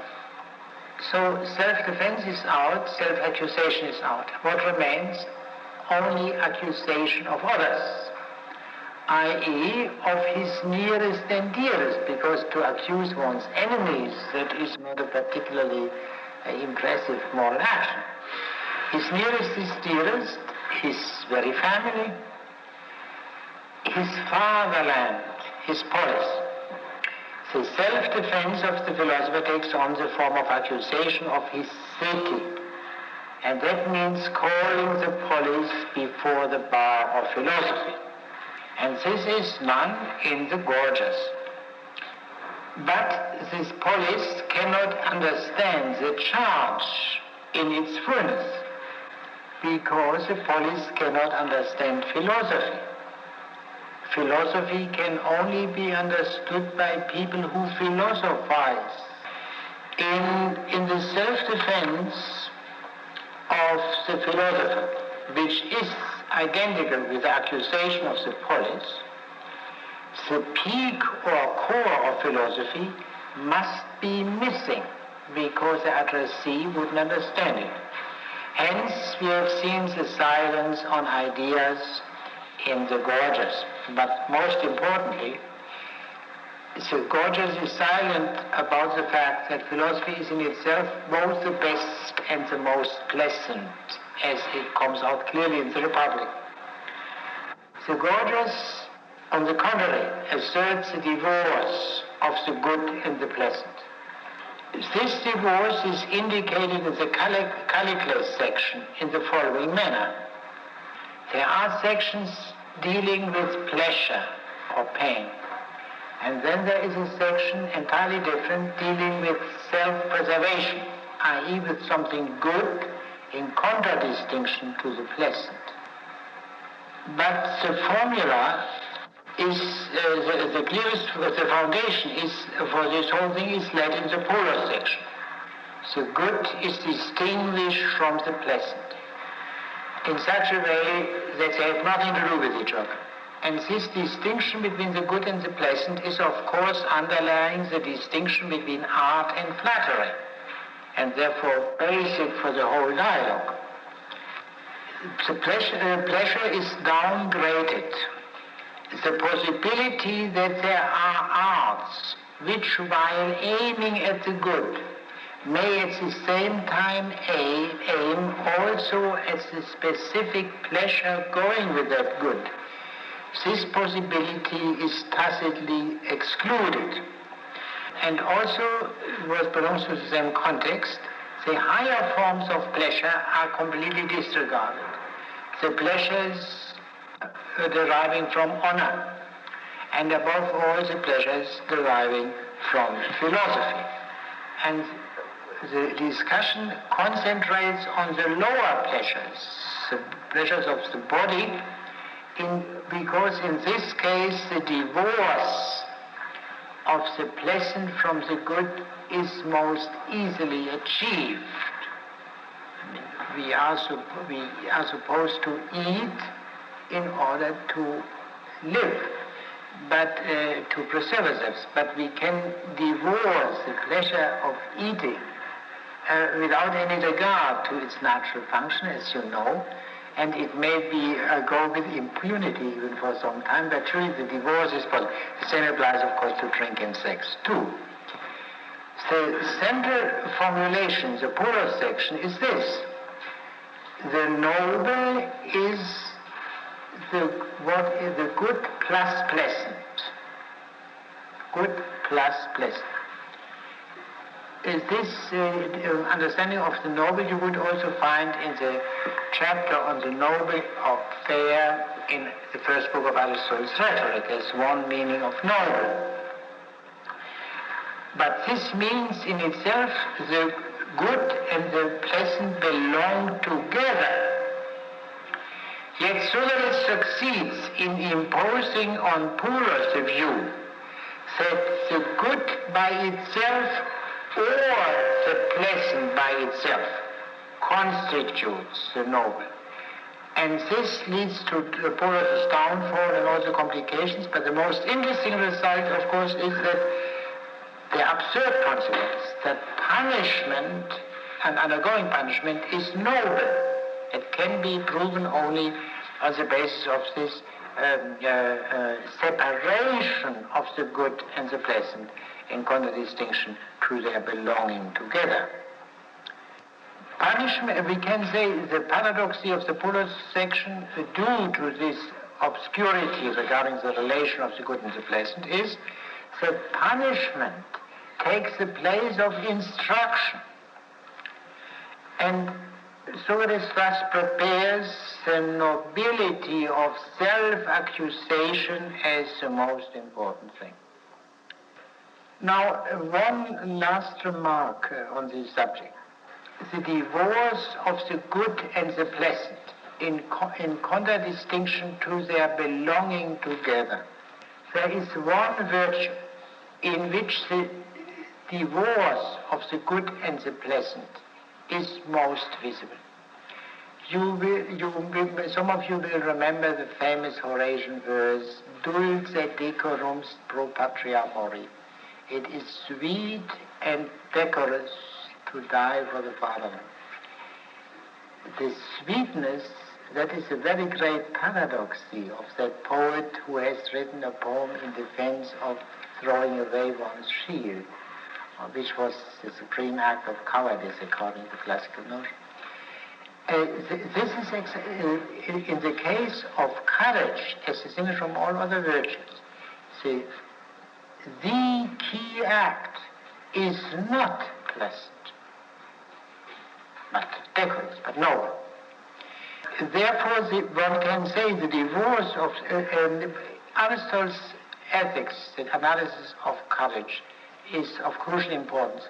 And in my opinion, Aristotle begins his analysis of the virtues with courage because he regards courage as the lowest virtue.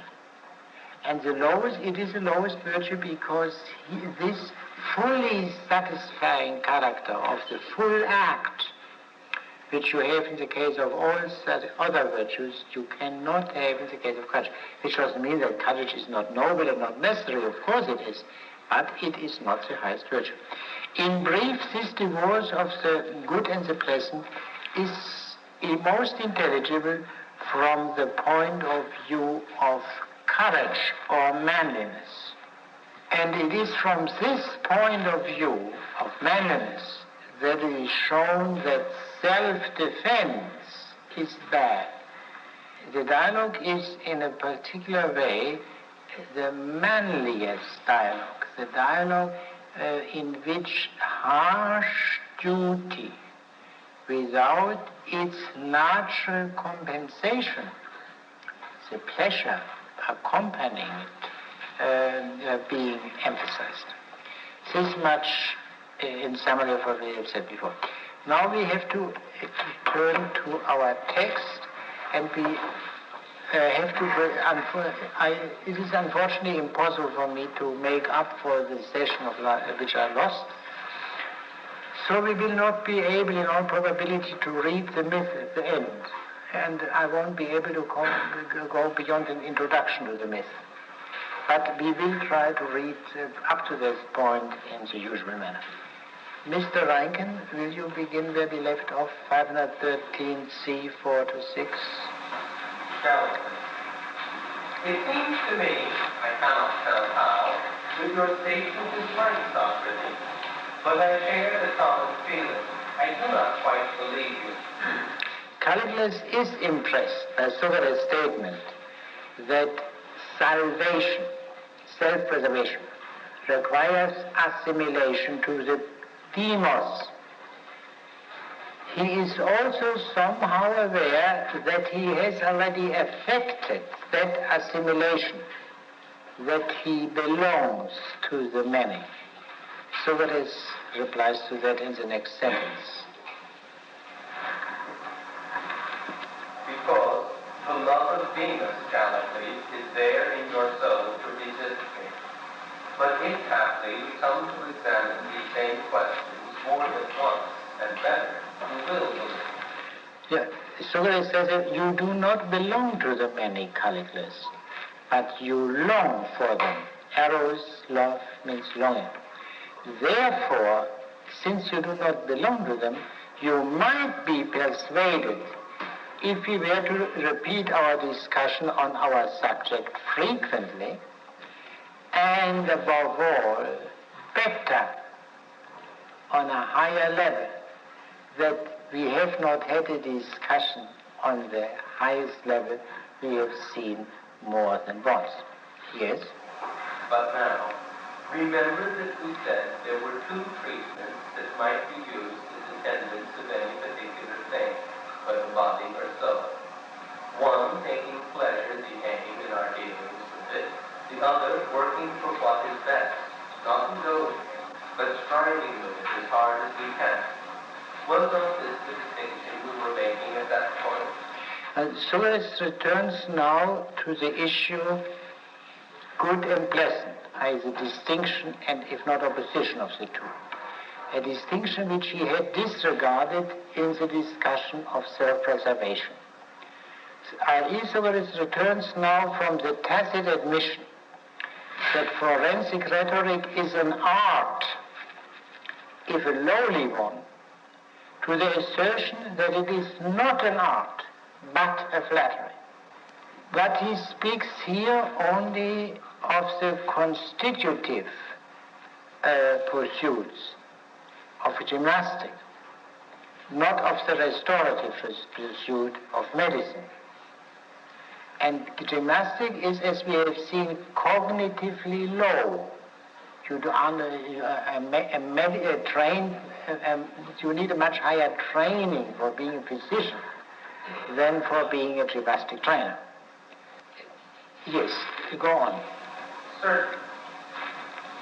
Then the one aiming at pleasure is ignoble, and really nothing but flattery is to come. Be it so, if you like. And the aim of the other is to make that which we are tending, whether it be body or soul, as good as may be. To be sure.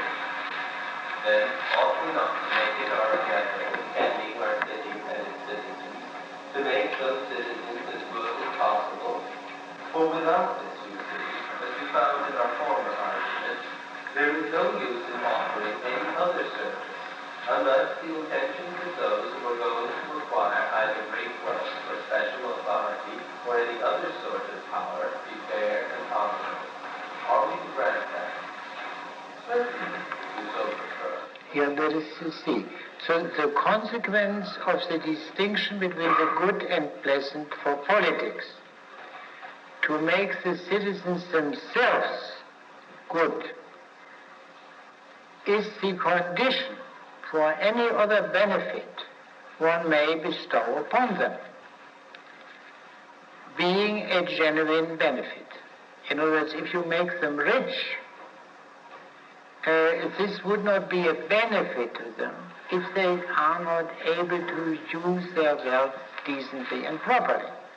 It's a very topical subject that I do not have to point out. But this implies, of course, also that the concern for self-preservation, for example, is conditionally good. Namely, if you preserve the lives of people who will make a good use of their life, then it's good, not otherwise. Yes, now let us go on. Then, if you and I, Calvin, in setting about some piece of public business for the state, were to invite one another to see to the building part, say the most important erections, either of walls, or arsenals, or temples, would it be our duty to consider and examine ourselves first as to whether we understood the art of building or not, and for whom we had learned it? Would we have to do this or not? Certainly. Here Callicles does not make any qualification, because what Socrates says is necessary from his point of view too. Yes. And so again, in the second case, whether we had erected any building privately for one of our friends or for ourselves, and whether such building was handsome or ugly.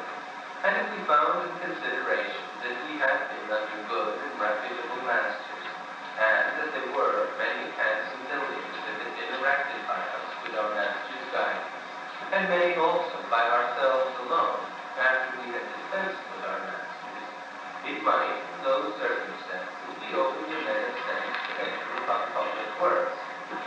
But if we had neither a master of ourselves to point to, nor any buildings at all, or only a number of worthless ones, in that case, surely it would be senseless to attend public work, or invite one another to take them in hand.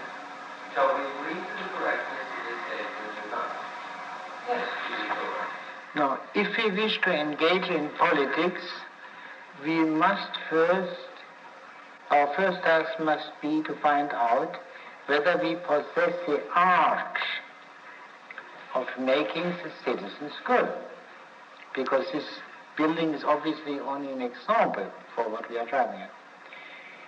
The example is erecting public building, a constructive art, literally, an edifying art. The New Testament word for edification is the same as the Greek word used here. While this is not, one cannot translate Plato's term by edifying, yet it is not an accident that this meaning of edification came out of it. Edification means this, building up. Yes, but this is, the full meaning of this will appear only from the sequel. The next speech, please.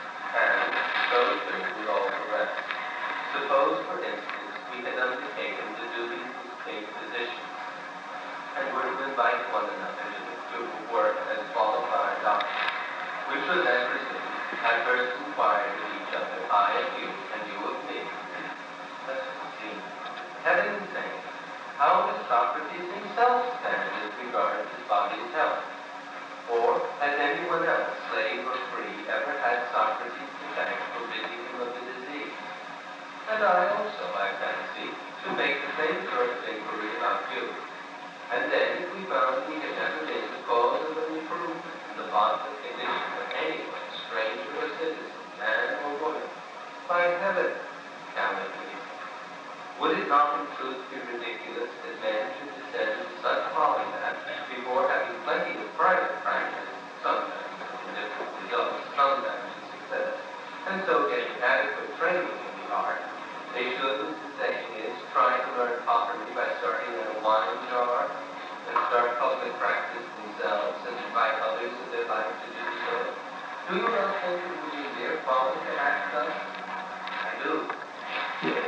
First he had spoken of constructive art.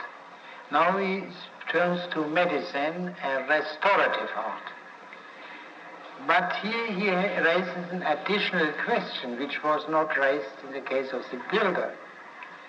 Are we ourselves healthy? And the application is clear. Are we ourselves healthy in mind if we are to try to help others to be healthy in mind? You see, also a concern with slaves is mentioned.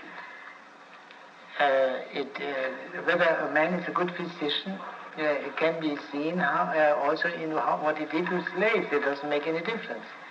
And the application to matters of the mind is also clear. If someone is a good physician of the soul, he can be shown by his treatment of slaves as well as of freemen. In both cases, building and medicine, successful private practice must precede the attempt to engage in the public activity. The risk is smaller in a way if they do it privately. Only a few people are hurt if they do it wrong, but if they would be in charge of the whole, the calamity would be much greater. Socrates makes himself here the example, and not Callicles. In other words, out of politeness, of course. If medicine, another implication, medicine is an art, as all admit. And medicine is meant to also, among other things, to save lives. Then, of course, saving of life, of self-preservation, is a legitimate end. Why did Socrates use such strong language? Why do you find it particularly strong? Well, I think he doesn't say, I swear to God, which is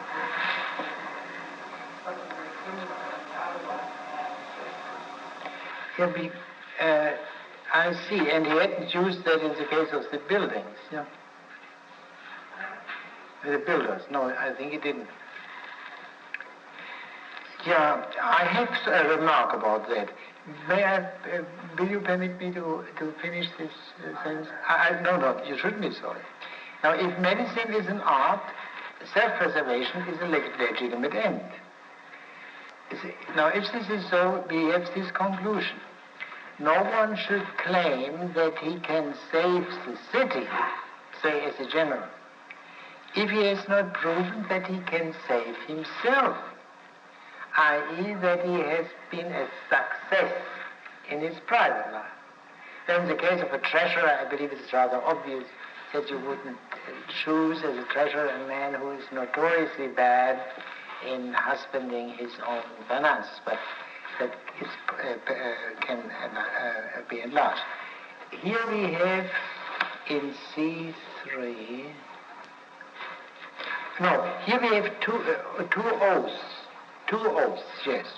Just as in a parallel case in 511c, which you might consult. The first oath, which we can translate by the gods, is ascribed to the elector, to the voter. The second, by Zeus, is ascribed to Socrates. Now, why the oath here, health, is more important than houses, I would say. The natural health of body or soul is not the product of human art. And therefore, they can be traced to the gods. Yeah, this I would say. Here he is silent on teachers of medicine, whereas he had spoken of teachers of the art of building. Now this prepares the silence on the teachers of the political art, because there are none. And in the strict sense of political art, Socrates understands it. You see, Socrates is possibly a physician of slaves. Does this ring any bell? Do we know Socrates as a kind of physician of slaves or something like that from anywhere? And the Meno, in the dialogue which is a sequel to the Gorgias, Socrates conversing with a slave, although not for the slave's sake, but we can easily see him doing the same for a slave. Socrates is less a physician of women, as we know from his own special case. Now, let us go on. Now, is your question satisfied? Good on. Go on. And now, most excellent sir, since you are yourself just entering upon the public career and are inviting me to this... No, wait. Since you are just entering public career, Callicles is not yet, or barely, an actual politician. I have said this before, but I think it can stand being repeated. There are very rare cases in the Platonic dialogue where Socrates talks with actual politicians, very rare. One would expect that from what he says in the apology about his walking around on the marketplace all the day and buttonholing everyone, did you take care of your virtue today? Yeah, it sounds a bit like that. One would expect him so is talking all the time to grown-up men politically active. But the evidence of the Platonic dialogues is against that, very rare. Here there is not a single normal political man with whom he talks. There are some. Laches is the clearest case of a dialogue with grown-up, full politicians. There are some others, but very few. And this is quite contrary. This is not sufficiently stressed in the literature, therefore I emphasize that. Now go on. And for inviting me to do the same, and reproaching me for not doing it, shall we not inquire of one another? Let us see, has Callicles ever made any of the citizens better?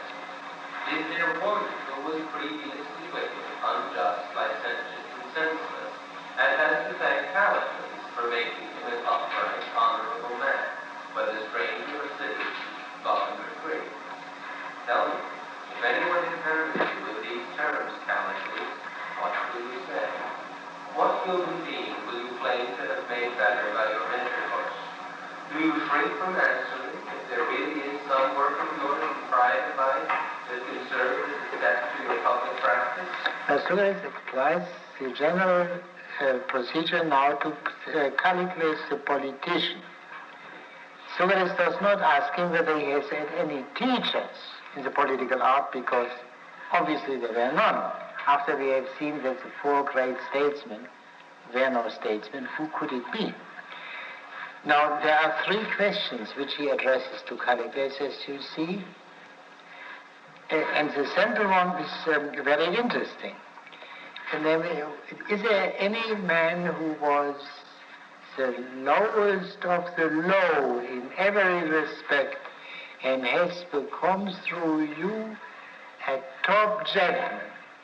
One can safely say that is an unusually unfair demand. So it seems to be extremely unfair. But he shows his fairness by his last question, including the improvement of women or wives, which in Greek is the same word. In other words, Socrates' own weak spot. Callicles replies, what does he say? You were contentious, Socrates. Yeah, I think here we can sympathize with Callicles because the demands were somewhat unfair. Yes, Socrates will probably be redeemed. I would like to mention here, when he speaks here of virtues, or vices rather, he does not have piety nor courage. I mean, if you translate the vices into opposite virtues, as everyone can easily do. Now, this is, may I mention here another rule of reading in authors like Plato. I saw this rule first and most clearly in Xenophon. Xenophon, who is in this respect more obvious than Plato is. Xenophon has a habit of never saying anything bad about anyone. Because extreme gentleness, you can say. For example, he praises a man for these and these virtues. But in order to understand that praise, you have to have in front of you a list of all the virtues. And then you see which virtues are missing. And you can be sure that the individual in question lacks these particular virtues. And the superficial impression of sweetness and gentleness is produced by this very simple device. Now, in the case of Plato, in such matters, sure you have to do the same thing. When he mentions some virtues, which virtues are mentioned and which are disregarded has to be erased. And in each, if we had the time and the proper training, we would have to answer in each case why the silence on these particular virtues or vices here. But at any rate, this complete list of the virtues must be present to one's mind. Now, in the case of Plato, it's relatively simple because Plato has reduced these virtues to the 4 cardinal virtues, which everyone can easily know by heart and see which is missing in a particular case. Now go on. No, it is not from contentiousness that I ask you this, but from a real wish to know in what manner you can imagine you ought to conduct yourself as one of our public men. Or can it be, then, that you will let us see you concerning yourself with anything else in your management of the city's affairs than making us, the citizens, as good as possible? Have we not more than once already admitted that this is what the statesman ought to do? Have we admitted it or not? Answer. We have, and will answer for you. Then, if this is what the good man ought to accomplish for his country, recall now those... The city. But country is a tolerable translation because country is a modern equivalent to city, but it is not the same. Therefore, it's not necessary to translate it by country. Yes. Yes. Recall now those men whom you mentioned a little while ago, and tell me if you still consider that they showed themselves good citizens. Pericles and China, and Miltiades and Themistocles. Yes, I do. And we have seen Pericles does not pass the test of having ever transformed the lowest of the low into a paragon of virtue. But one can rightly say, who will pass the test? Surely not the 4 great Athenian statesmen. But this is, of course, not the full story. Now, how this subject, the 4 names we know already from earlier discussion, earlier mention. Yes? Then, if they were good, clearly, each of them was changing the citizens from worse to better. Was this so or not? Yes.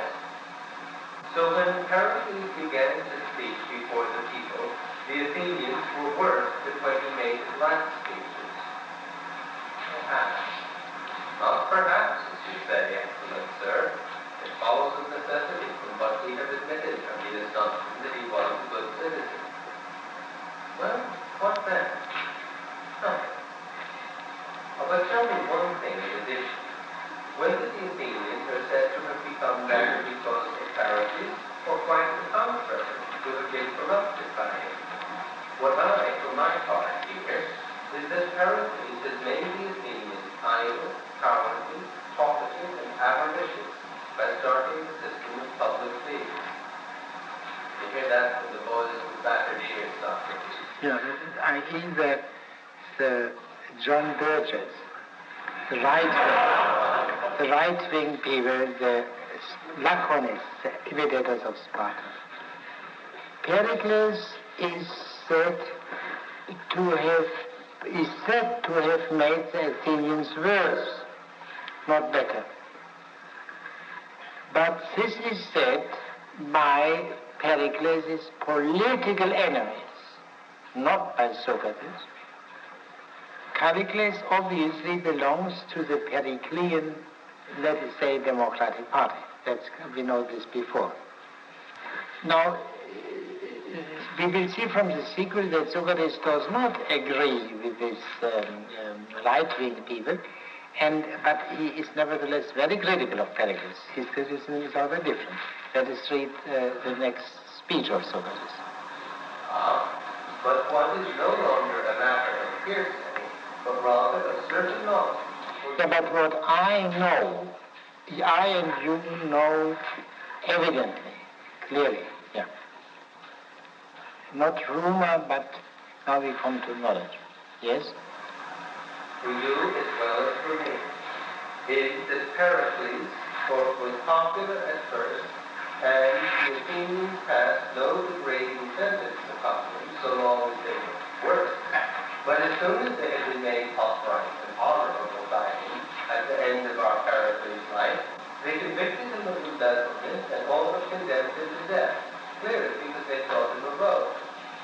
What then? Was Pericles a bad man on that account? Well, at any rate, a person in charge of asses or horses or oxen would be considered a bad one for dealing like that. If he took over animals that did not kick or buck or bite, and as a result they were found to be doing all these things out of sheer wildness. For do you not consider any keeper of any animal whatever a bad one, if he turns out the creature he receives came so much wilder than he found it? Do you, or do you not? Certainly, I will oblige you. Then obligingly still further, by answering this, is man also one of the animals or not? And Pericles has charge of men. Yes. Well now, ought they not, as we admit at this moment, that have been made by him more just instead of more unjust, if he was a good statesman while he had charge of them? Certainly. And the just are gentle, as Homer said. But what say you? Is it not so? Yes. But, however, he turns them out wiser than when he took them in hand, and that against himself, the last person he would have wished him to enact. You wish me to agree with you? Yes, if you consider I am speaking the truth. And then be it so. And if while more unjust his words, be it so. Then Pericles was not a good statesman by this argument. You at least say not. And you too, I declare, by what you admitted. And now, about time. Now let us stop here for one moment. Now, what is Socrates' criticism of Pericles? If Pericles had made the Athenians better, they would not have persecuted him at the end of his life. This is a clear proof that he was a bad herdsman of human beings. Now, in the sequel, we will see that Socrates claims to be the only true statesman in Athens. But his fate was even worse than that of Pericles.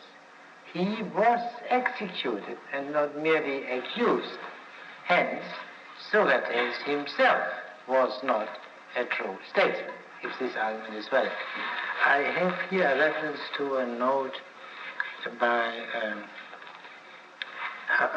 Dodds.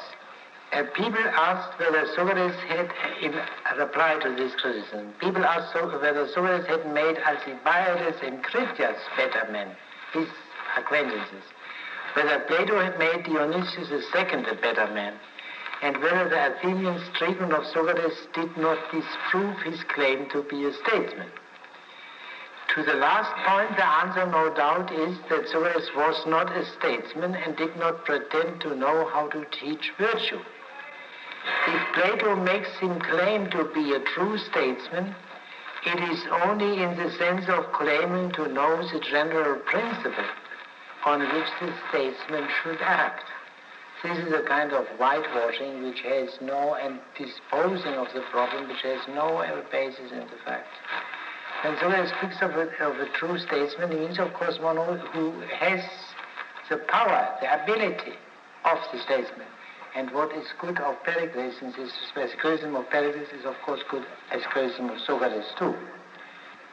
Now, how could one explain that the Athenians acted in this nasty manner to their benefactor Pericles? Could it not be true that the Athenians opposed Pericles because of the great demands he made on them, on their patriotism, etc.? And would this not also explain why they killed Socrates? Because he made too great demands on them, which is, of course, the only sensible interpretation. The examples of horses and cows here and asses, yeah, sure, but I suppose that men are somewhat more complicated beasts than horses, cows, and asses. And above all, the point that will come later. Here for the action we only note that Pericles is unable to defend Pericles, i.e. to hold his own against Socrates. This is surely important. We found here in 516c2, it is the work of the good citizen to make his fellow citizens better. Which means in plain English, every citizen is supposed to be a statesman, because that's the duty of the statesman. Now this is a formulation of democracy, where every citizen is in a way supposed to be a statesman. From Socrates' point of view, however, it means that every citizen is supposed to be a philosopher, if a philosopher and statesman are not separate. Philosophizing is a moral duty. That specific natures are required for philosophizing is disregarded. Or you can also turn it around. If every citizen is supposed to be a statesman, then those citizens who cannot be statesmen should not be citizens. I.e., a radically anti-democratic solution would follow as well.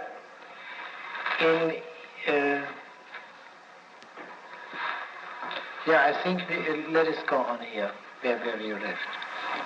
And now, about time out once more. Oh, yeah, here in this passage, this transition, Callicles denies that the conclusion follows from the premises which he had granted. Socrates affirms that they follow by an oath, by Zeus. Now, the oath would not be necessary if the conclusion did follow. You do not improve. We have seen this frequently. No place for oaths in Euclid. Pericles is a model for Callicles. Callicles is unable to defend his model. He is therefore unable to help himself. If he cannot defend his idea, he cannot defend himself. He is unable to help himself over against Socrates, just as Pericles was unable to help himself over against the demos. If Pericles was helpless against the demons, Callicles too is likely to be helpless against the demons. Socrates too is helpless against the demons, but there is this difference between Callicles and Socrates. Callicles is helpless over against Socrates and over against the demons. Socrates is helpless only over against the demons and not against these individuals. In other words, Callicles is unfit for both philosophy and politics. Socrates is unfit only for politics. Yes. Now let us go on. 416d5, yeah. About time once more. Tell me, did not the people whom he tempted ostracize him in order that they might not hear his voice for 10 years? Euphemistically, did they not treat him in just the same way and as the punishment of exile? And Miltiades, the hero of Marathon, they sentenced to be flung into the pit, and had it not been for the president of the assembly, he would have gone. And yet these men, had they been good in the way that you describe them, would never have met with such a fate. Good drivers, at any rate, do not keep their seat in the chariot at their first rate, to be thrown out later on, when they have trained their teams and acquired more skill in driving. This never occurs either in charioteering or in any other business. Or do you think it does? No, I do not. Yeah, let us stop there. Now, Socrates discusses now the three other great Athenian statesmen in the correct order, ascending in time from Cimon to Themistocles, who was earlier, to Miltiades, who was still earlier, and ascending in the severity of the persecution, as you can see from the example. Now, what does this mean? The Athenians of old were as savage as the Athenians of Pericles' time. They were as savage persecutors. And therefore, we see now the false premise of the critique of Pericles in 516a to b. Pericles did not take over tame Athenians, and they became wild afterward. This was the conservative, reactionary, however you call it, theory, the good old times. Socrates does not agree with that. Pericles,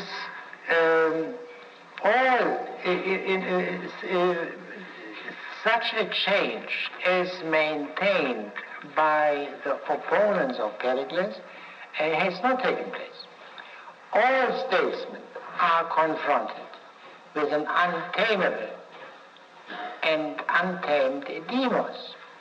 The demos is by its nature recalcitrant to logos.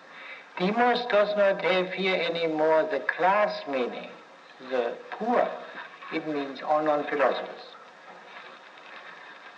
Now when he speaks here in the example of Miltiades, of a president or a Greek Prytanis,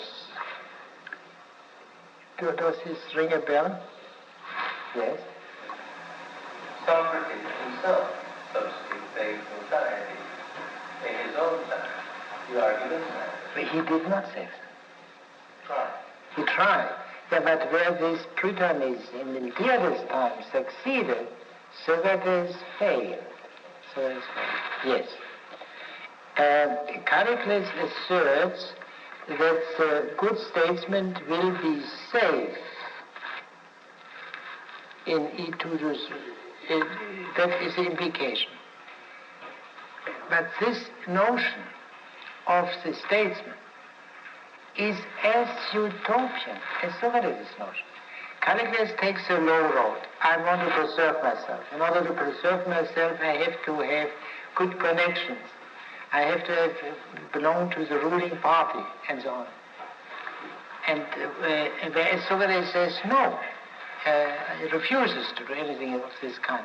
But Callicles' hope to get safety by political activity is as utopian as Socrates manifests the utopian notion.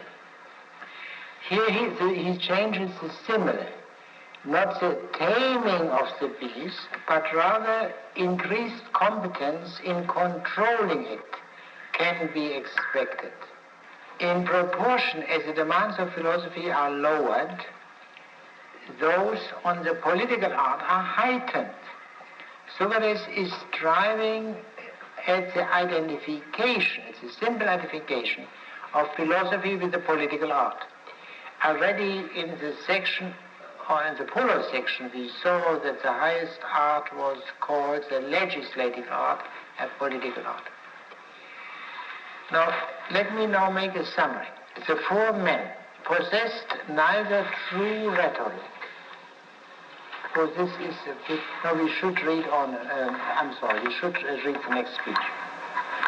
So, what we said before seems the truth, that we know of nobody who has shown himself a good statesman in this city of ours.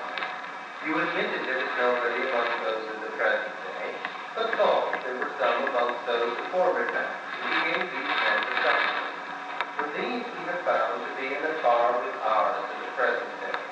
And so, if they were orators, they employed neither the genuine art of rhetoric, else they would not have been thrown out, nor the flattering form of it. Yeah. So the four men possessed neither true rhetoric nor the flattering one. No reason is given here why they lacked the flattering rhetoric. The reason why they lacked the true rhetoric is given. True rhetoric guarantees against failure or persecution. Yes? If they please the people, why do the people want to have them off? They have the flattering right. Yeah, we have here only this fact. Socrates asserts they didn't have the flattering rhetoric, but he didn't give any reason why they lacked that. He does give a reason why they lacked the true rhetoric, and that has been the whole preceding argument. We must try to understand that, and I will try now to give an explanation of that. Or what is your difficulty? It just seemed that it would seem obvious that they lacked it because if you please the people, then they wouldn't find it. I see. Perhaps one can say it, but I believe there is somewhat more. Let me try to explain that. To repeat the facts, they lacked the true rhetoric because they failed, and they lacked the flattering rhetoric. True rhetoric guarantees against its failure or persecution. But in what would the success of flattering rhetoric consist? That is your question, but I believe I made it a bit more incisive. In what would it consist? In the same saving, no successful persecution. And this we must try to understand. Self-preservation, which is the end of the flattering rhetoric, is also the accidental result of the true rhetoric. The end of true rhetoric is to make them better, but the accidental result is salvation for the politician. Yeah? So to repeat, the self-preservation, which is the end of flattering rhetoric, is also the accidental result of the true rhetoric. But flattering rhetoric is said to aim at the pleasant answer. One cannot pursue the best without pursuing incidentally the pleasant. Hitherto it looked this way. There is the lowly art of forensic rhetoric, which as an art aims at a good, if at a lowly good. And there is a high art of noble rhetoric, which makes the citizens better, i.e. gentler, i.e. tamer, in the same way in which the horseman's art makes the horses gentler. The highest art, then, too, has to use the carrot. You know, if the carrot is one of the things which the horseman uses. The highest art, too, must gratify the citizens to some extent. There is a partial coincidence of high rhetoric, low rhetoric, and flattering. Let me restate the difficulty. The true art of rhetoric leads to virtue and is opposed to flattery, which is concerned with pleasure. The true noble rhetoric is also distinguished from the lowly forensic rhetoric, which aims at self-preservation, which, however, is a good, not as such pleasant. The conclusion is the strict separation of the three cannot be maintained. The fundamental difficulty is this. What is that virtue at which the noble rhetoric aims? We have the most frequent answer was justice. But what is justice? This question is never raised in our dialogue, let alone answered. Therefore, all kinds of confusions are inevitable given the lack of clarity about these subject matter. The argument further implies that success is a sufficient criterion for competence in rhetoric in all its forms. But is this true? Are physicians always successful? Physicians are less successful as a rule than shoemakers. You know the many jokes about the physicians the proof of whose competence is are buried in cemeteries, and therefore there are many jokes in many languages about that. So physicians are less successful than shoemakers. That is generalized. The higher their art, the less normal is a success, and therefore success can last. At least as good a reason for the failure of the rhetorician is the fact that rhetoric is not omnipotent. Therefore, just as we have seen before, there is a certain community of the situation between Socrates and Gorgias. There is also such an agreement of the situation between Socrates and Pericles. Both cases, speeches are not powerful enough to get what they want. Socrates and Pericles are both unjustly persecuted. That the persecution was successful in both cases merely proves that rhetoric is not omnipotent and doesn't prove lack of success in decisive respect.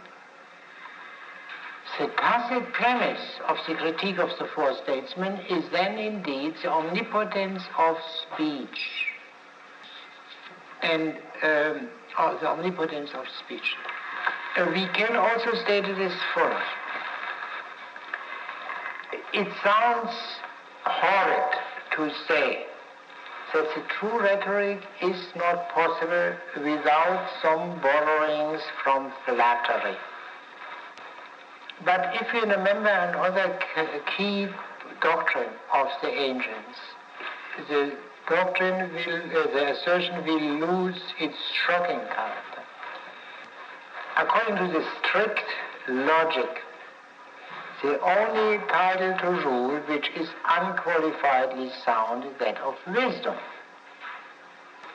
But this leads to the gravest practical difficulties, as everyone can easily see.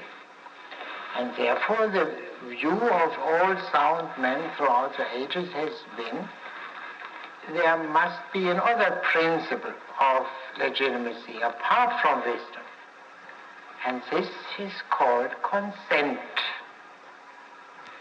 The simplest statement of that, and clearest you would find in Plato's Laws, page 757.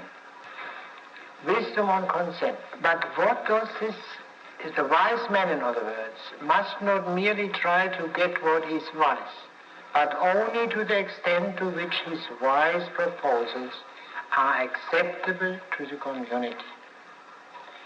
He must adapt himself, he must listen to the community, he must adapt himself to it. But that means here, not because he will learn something wise, no. He only will learn how wise he can be in the circumstances. He will adapt himself. He will gratify the non-wise. He will flatter them. And if he is, from this point of view, it is even trivial to say that flattery is an essential part of politics. It is, of course, not a nice word. And Socrates has used this shocking word in order to make clear to us the difficulty that there is, in one sense, some shocking in the idea.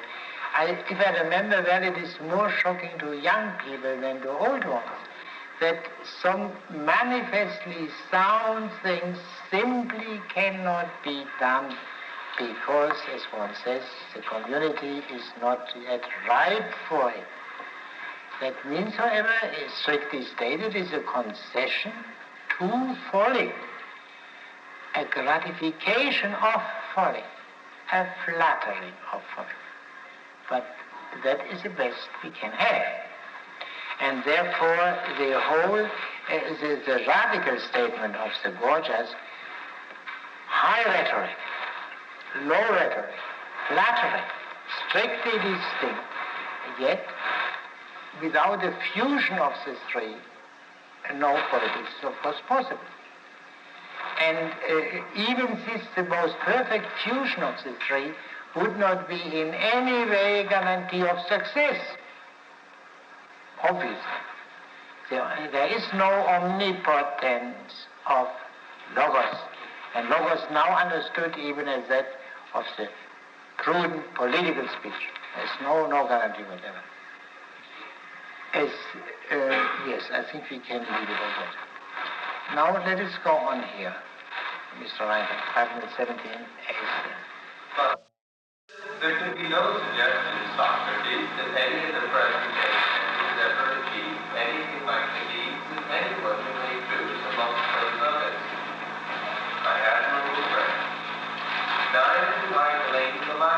and leave the service in the state. Indeed, I consider they have shown themselves more serviceable than those of our time, and more able to procure for the city the things she desires. But in diverting her desires another way, instead of complying, in persuading or compelling her people to what would help them to be better, they were scarcely, if at all, superior to their successors. And that is the only business of a good citizen. Look at the line chicks, balls, and articles, and various other things of that sort.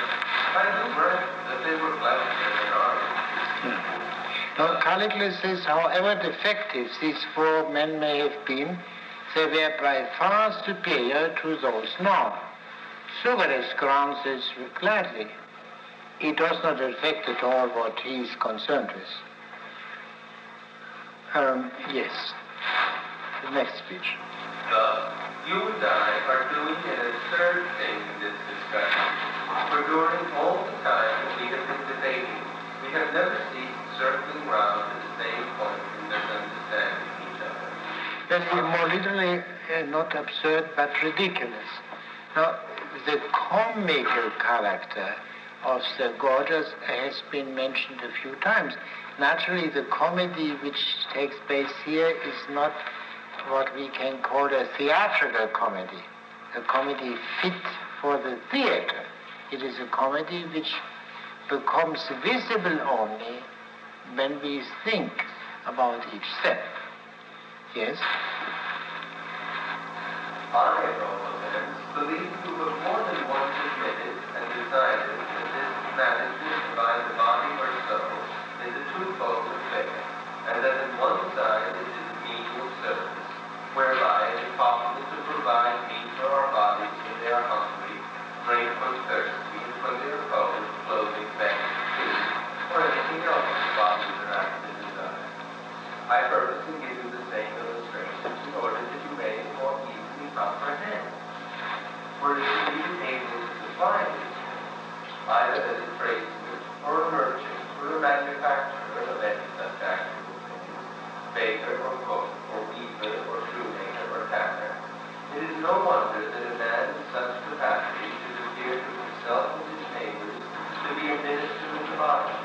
To everyone, in fact, who is not aware that it is besides all these an art, gymnastics, and medicine, which really is, of course, ministration to the body, and which actually has the proper claim to rule over all those arts and to make use of their works, because it knows what is wholesome or harmful in meat and drink and bodily excellence, whereas all those others know it not. And hence it is that, while those other arts are slavish and mean and illiberal in dealing with the body, gymnastics and medicine can fairly claim to be their mistresses. Yeah, let us stop here. Now, when you look at this enumeration in D5, you know, a kind of traders, small or large businessmen, and then he speaks of the producers. And then we have the producer of grain, the producer of pastry, the weaver, the shoemaker, and the tanner.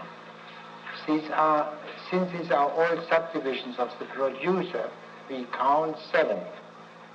Small trader, large trader, maker of grain and so on, and we find the maker of pastry in the middle. What does this strange thing mean here? Yes? He makes the parallel with later when he speaks before Athens, he'll be like... No, we are not yet this far. Let us hear in the immediate context. What is the making of pastries, according to this paper? An art! That's terrific.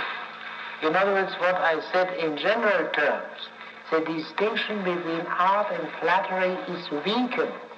It's no longer so important.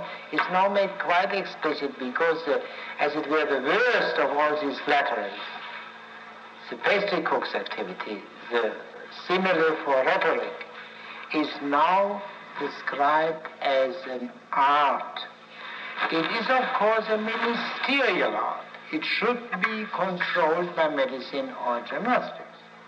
A lowly art, just as forensic rhetoric, but it is not in itself a flattery. He implicitly retracts here his whole thesis on rhetoric as stated in the Polo section. No, gymnastics as well as medicine are the mistresses of all these arts mentioned. You can also say the other way around. These arts are the maidservants, the ancillae of gymnastics and medicine. For the benefit of you, I would like to say that this rehabilitation of the art of pastry cooking includes, of course, also a rehabilitation of poetry. Is this clear? Good. So in other words, poetry too is necessary and good, but it must be ultimately in the service of the eyes. Otherwise, no, it cannot be autonomous. No art for art's sake. Yes. And I think that is absolutely crucial here. Here is a complete retraction of the central thesis of the Polo section, which has fulfilled its function, because without the distinction, we do not see the problem. And the distinction was exaggerated into a simple opposition. We can perhaps say, yes, I mean, if these subordinate arts are emancipated, they become flatteries. One might make this concession. But if they are not emancipated, they are necessary. How to avoid their emancipation is a long question. Should there be a physician standing all the time at the side of every shoemaker or every pastry cook and watch him? That is hardly feasible. So the problem is not by any means solved by that. But the extremism of the Polo section is now long begun. And let us never... I believe the Polo section and the statement about rhetoric and pastry cooking there is infinitely better known also among the learned than this simple passage which we have read here. Our friend Dodds is completely silent about this collapse of the whole edifice which is taking place here. Yes. I counted to 5 twice. There's 2 lists, 6, drink, food, clothing, bedding, shoes, and the 5 producers, baker, cook, weaver, shoemaker, tanner. Yeah. And what was coming to that? No, I mean, yeah, if you take the artisans by themselves, the weaver is in the middle. Yeah, what is, the weaver was in the middle on another occasion already, near the beginning. Did we not discuss it at that time? Yes. It seems to me that clothing and weaving came up in the middle twice here.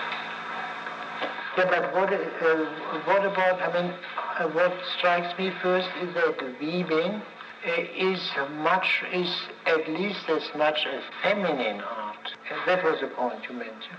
Yes. Yeah. Yeah, sure. From the point of view of technique, the alleged superiority of the male sex becomes a problem. And that is the basis of the Republic. Yeah? The equality of the sex. Yes. This last message that we just got, you just gave us, comes out actually 2 sentences on done for most of the dialogue now. I mean, 2 sentences, 2 little phrases, and the whole message of dialogue comes out. Well, in the first place, what would be wrong with that? I mean, when you think of our learning process in general, does it not take sometimes a very, very long preparation? And then in a lucky minute, things fall into shape. Have you not seen that? Yes, I have. But this second would never have come but for the tedious and boring preparation. At least as far as we know. Yeah? Well, this assumes a very, very intelligent readership. What is wrong with that? Have you not heard a lot in the last years from this Admiral Rickover and other men that the goals of American education in the last generation were wrong, and that we should pursue rather excellence than infinite spreading, thinner and thinner? Do you see what I mean? In other words, we should demand from ourselves very much. Shouldn't be, in this sense, we should really be ascetic people. You know, ascetic means literally a man of training, a man who is in training. Yeah? I mean, what is wrong with that? Should we be spoon-fed all the time? It means that first of all you have to know how to read Plato, which is something that might be lost over many years. It means that only very, very few people can understand Plato, and therefore his messages. I believe there have been quite a few people throughout the ages who have understood Plato, and not only a few in each generation. But what I stand for can indeed be said as follows, that in the last 150 years, the notion of what it means to read, say, Plato, has been lost. And the crudest reason is, of course, has to do with history. When you would read this commentary, or any other commentary, you would see the concern is much more, where did he get it from? There is a myth. Is this Orphic? Is this Pythagorean? Is it what? As if this were of the slightest interest. The only thing of interest is what does this myth convey and what does Plato put it in for, obviously. Very rarely such extraneous information can be of some help. But to make it the main point is strictly absurd. Or we want to read Plato not in order to become better human beings, wiser human beings, but in order to know something about Greek culture. Yeah? Who cares for Greek culture? I mean, who knows that he is a mortal being and has only a short life? Will not we care for? I must really use this simple language. He will care for the salvation of his soul and not for extraneous things. And there may be an accidental connection between that, between knowing something about the Greeks. You know, for example, if it is necessary to study Plato, I believe it is necessary that some men at least should study Greek grammar and this kind of thing. That's obvious. But that is nothing, that must never become emancipated. It is an absolutely ministerial art. Yeah? But your simple and straightforward question I liked very much. I think we must make this way. And but the scandal, I believe, is this, that not you, but this learned commentator doesn't even reflect for one moment on the fact. I haven't looked at the older commentators. It is a friend of mine who is making studies on, has written a book on the Meno. Some of you know him, Mr. Klein in St. John's. Has read the whole commentary literature on the Meno of the last century. And he came to the conclusion that, say about around 1890, a complete change in level, going down, has taken place. So I have not looked up the older commentators, say in the early 19th century, or perhaps still older, but they say something about that, that I could not say. But there is no question that such a decline has taken place, surely. But you see also how important it is to make first this, to build up this provisional edifice which Socrates erects in the Polo section, arts, flatteries, and then later on higher arts, lower arts, again distinguished from the flatteries, and then shows this strange connection so that we understand better.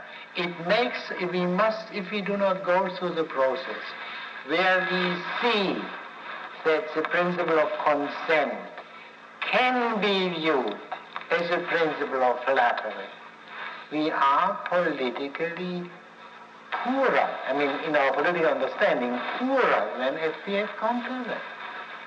I think this alone, if it really sinks in, is worth reading a Platonic dialogue. And instead of simply freezing the so-called categories available now, which are the result of a long process and of a process which has in no way, of course, been properly understood. We are only the heirs, the products of that process, and we do not truly understand it if we do not make an effort. Yes, I'm very glad for your remark. No? Mr. Bellamy. This is sort of different. When you were mentioning the fact that this is a complete retraction of central human process, you seem to be drawing the consequence that it therefore means a rehabilitation of not only the pastry, but also poetry. And I don't see the consequences of that. Yeah, but I think that is simple, old-fashioned logic. Well, because the reason I don't see it is because, especially for poetry, that was passed out in the Calvin section, not in the book. Sure. So, how could drawing down what was built up in the order section? Yeah, but because it doesn't depend so much on where it took place, but on what grounds it took place. Now, if the grounds, namely the simple distinction between art and flattery, breaks down, then the consequence breaks down. I do not think that the surface, by surface I mean what strikes every reader, even of the meanest capacity, at any level of drowsiness, that these things are unimportant. For example, the mere surface. It is very important. Plato has considered that very well. And if Plato has created by his own work the impression that he has a slightly higher regard for rhetoric than for poetry, as he did for reasons which I indicated on other occasions, I believe he felt this is necessary. The infinite charm of poetry needs a very powerful counter-charm to be broken, and only then can we be fair. I have no doubt that Plato had a much higher regard for Homer than for any of the great orators. But Homer was much more dangerous. At least Homer, as ordinarily understood, was much more dangerous than the famous orator. And therefore the counteraction was necessary, not out of petty competition or such nonsense, but because a charm can be forward primarily only by another charm before reason can come into play. These matters are, yes. The other question I have now is that you still said that we must understand poetry as being servant to philosophy, as ministering to something greater. Now, that isn't in this dialogue that you said that. No, of course not. The point is this: you have to. You cannot understand Plato without thinking, obviously. And then you, to some extent, the results of your thinking are confirmed by what you find in Plato elsewhere. But there are also certain results which are not confirmed by Plato anywhere. And yet, without that, what Plato does doesn't make sense. And therefore, what I said about that poetry must be ministerial in order to be good, this is, as far as I know at this moment, not directly provable from Plato. Not directly provable. But it follows from when one thinks about what Plato explicitly says. But the main point, however, especially for pedagogic reasons, in the widest sense of the term, is one must take the text of Plato as seriously as possible. And I will rather abandon some, in my opinion, very important or refined conclusions than ever abandon the text. My chief objection to the traditional, not traditional, but since 100 years traditional way of reading, is that it does not take the text seriously enough because it digresses into irrelevancies. I had many notes to Lord's commentary, but I didn't wish to devote too much time. But this concern with what one cannot but call irrelevancy, type, where did he get this from? Or when did he write that? I think that is absolutely absurd. And leads away from, instead of thinking about the polis and about philosophy and these grave subject matters, they think about things which are A, irrelevant, and B, unknowable. Because we can never, even if we had divine revelation of the effect that the Gorgias was written prior to the Republic, which we do not have, we cannot have any knowledge whether Plato, in writing the Gorgias, did not have the firm intention of writing the Republic substantially along the lines of which we have. This is beyond human knowledge. And one cannot start from these so-called results of modern scholarships as a basis of interpretation. That's absolutely impossible. Yes. Is there anything that's been told us in this dialogue that a decent man of experience of about 40 years of life would intuitively feel, maybe not be so articulate about it, but know that when you're doing it, you can't get everything you want, even if it's wise. You got a lot of people get along with them. Just being married takes a great deal. Exactly. Did you know that were you quoting someone when you said that? No. Well, because one pupil of Socrates, called Marcus Aurelius, the Roman emperor, said somewhere, pupil in the wider sense, said that there is nothing of any importance to know which in any situation, a man who has lived for about 40 years with eyes open would know. That's one thing. Sure? Yeah, but and Socrates is famous for his common sense, his sanity. But the strange thing is that this sanity goes together with such atrocious acts of insanity as we have seen by the few here. And what is more insane than to say that philosophers should be kings, for example? Or that virtue is knowledge, and this kind of thing. You know, Socrates is very sane, but very commonsensical, but the consequence of the commonsensical character of his thought are very uncommonsensical things. But what you say is very important for one reason. In no case must one believe, even if Socrates says one of these atrocious things, that he did not know the simple commonsensical difficulties which he caused. In other words, as it were, a slave of a system which he had elaborated and which made him completely oblivious of any homely wisdom he surely also possessed. Is there anything practical we learn from this, that a man of 40 would, in other words, we might learn that authors should be kings, but we also know that this is impractical. So if we were, say, evaluating President Kennedy and his policies, is there anything we learned from Plato that we wouldn't have learned by reading the New York Times for 40 years? Well, New York Times surely would learn more, but perhaps there are some other journals which would make it superfluous to read Plato for that purpose.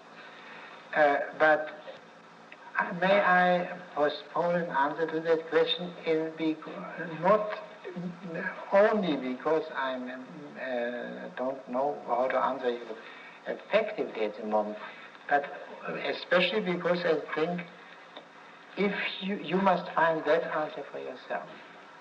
You should find that. Now let us go on and have some more.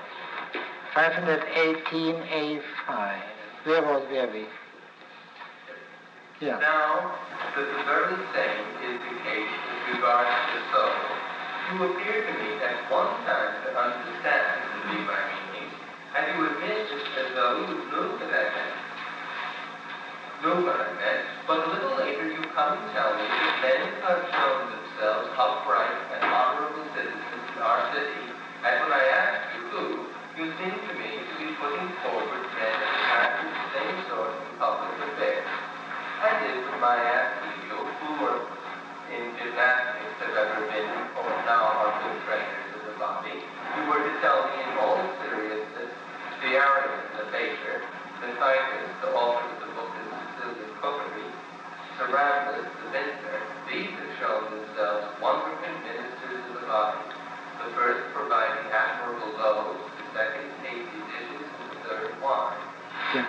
But you see here the example of the pastry cooking and the art of pastry cooking is again in the center. Yeah, and the Sicilian writer on the pastry cooking is of course particularly appropriate because pastry cooking is compared to rhetoric, and Sicilian rhetoric and Sicilian kitchen were equally famous. Gorgias. Yes. But Socrates, however, does not make clear still what the true art regarding the soul is, the art corresponding to gymnastics and medicine regarding the body. Yes? Now, perhaps, you would be indignant should I then say to you, sir, you know... Yeah, no, that is of course impossible. Anthropo, which means literally translates human being, but which you use to a low-grade human being, to a slave and so. Yeah. You know. But you mean sir is also frequently used in this country this time. Yeah. Yeah, that's, I see. Yeah, good. Yes. Go on. You know nothing about gymnastics. Servants, you tell me, caterers to appetite. Fellows who have no proper and respectable knowledge of them, and who, peradventure, will first stuff and fatten men's bodies to the tune of their praises, and then cause them to lose even the flesh they had to start with.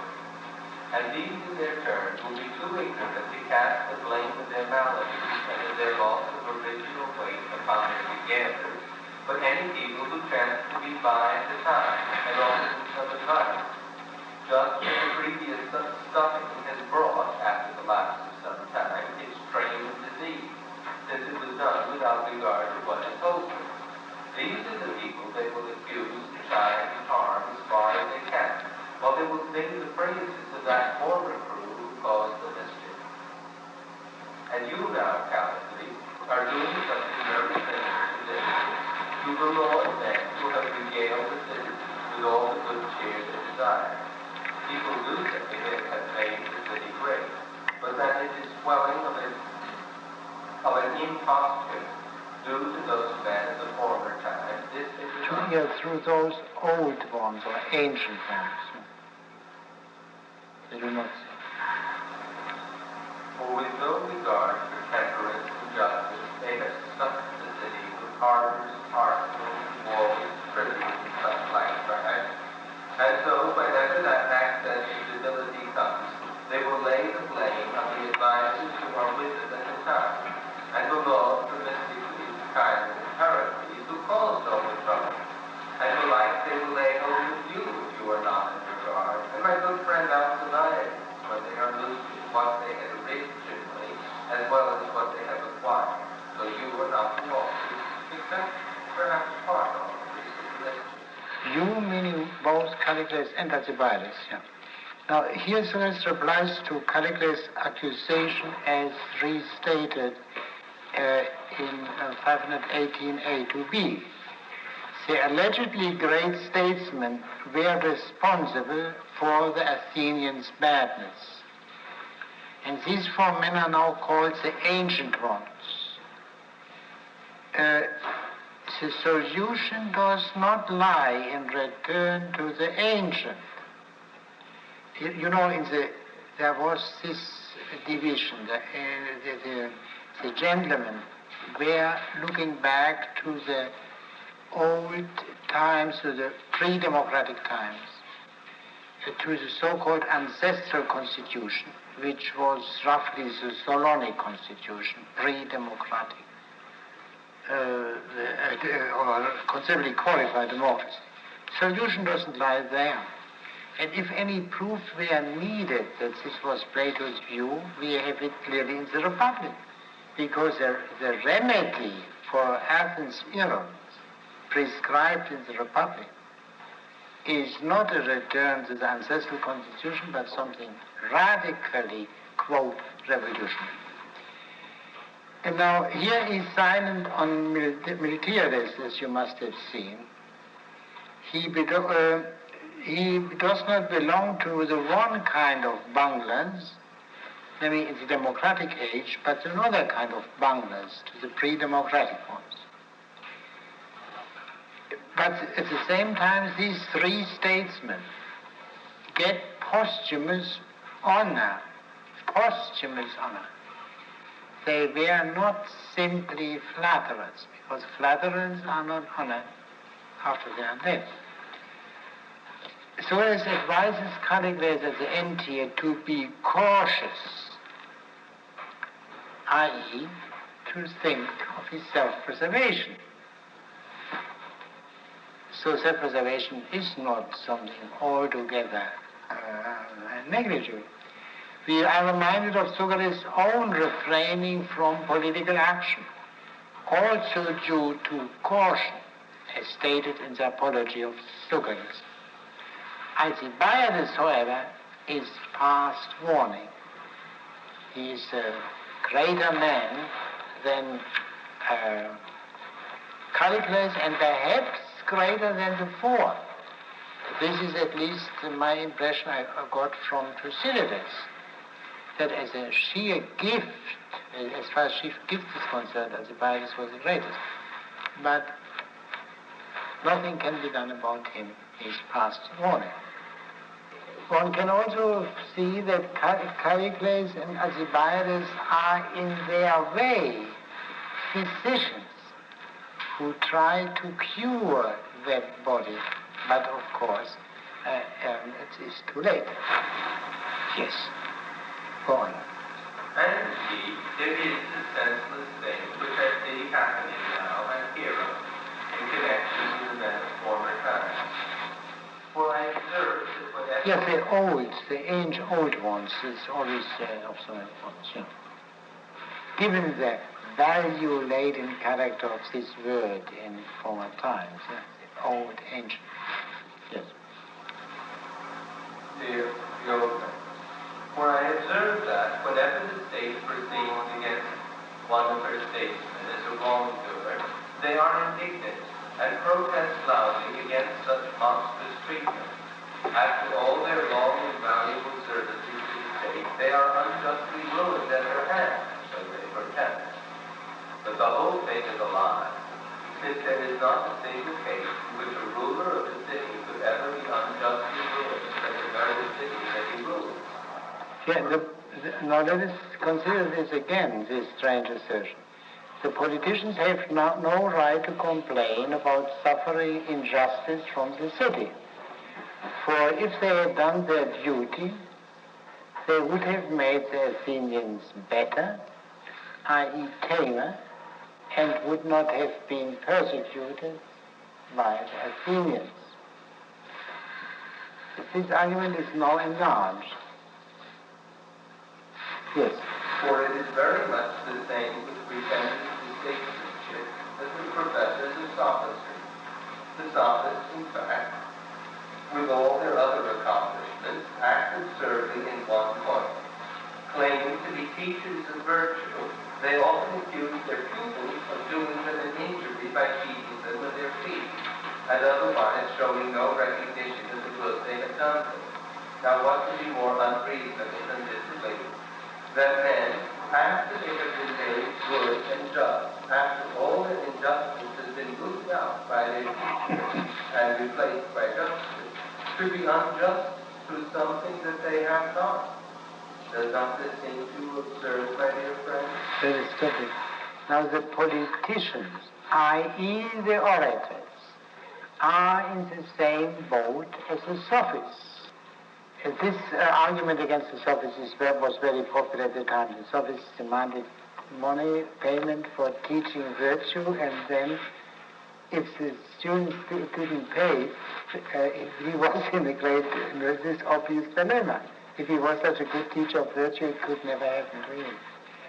But the sophists, the politicians or rhetoricians, do not claim, of course, to be educators. Socrates demands it from them, but they do not claim it ordinarily. Socrates downgrades the politicians by saying that they are no better than the sophists, because they regard themselves as much superior to the sophists.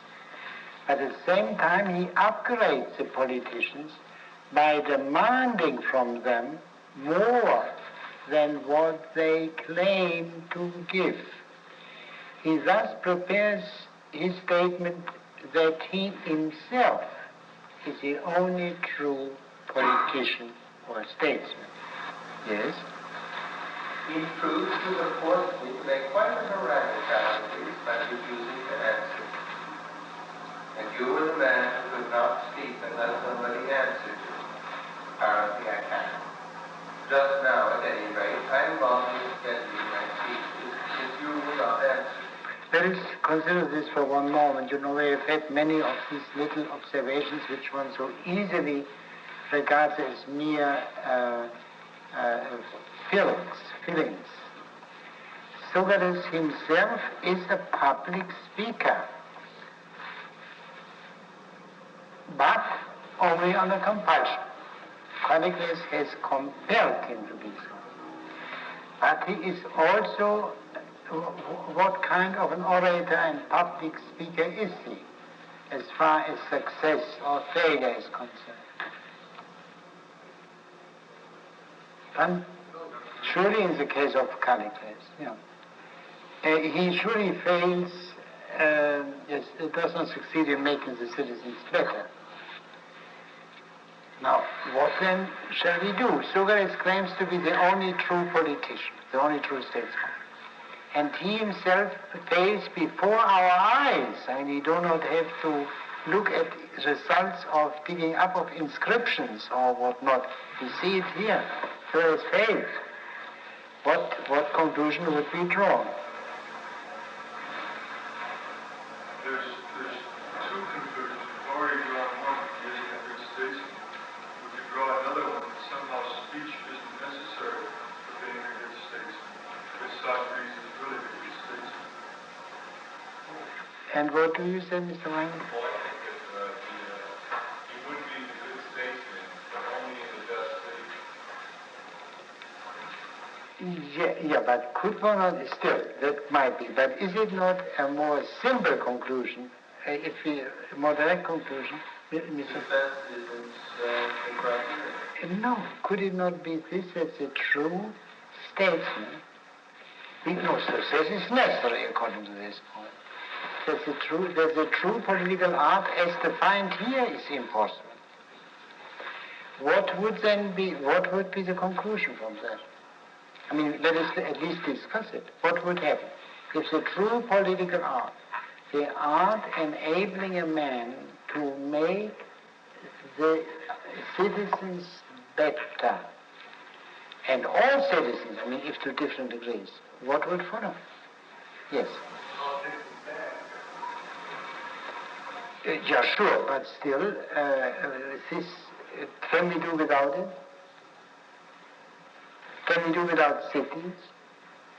And if cities, then administration of cities, i.e. politics, yes?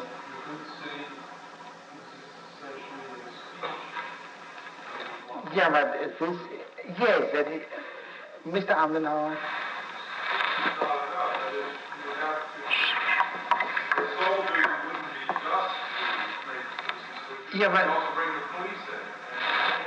Yeah, but the trouble is we have seen that Socrates is not only not able, but even not willing to punish.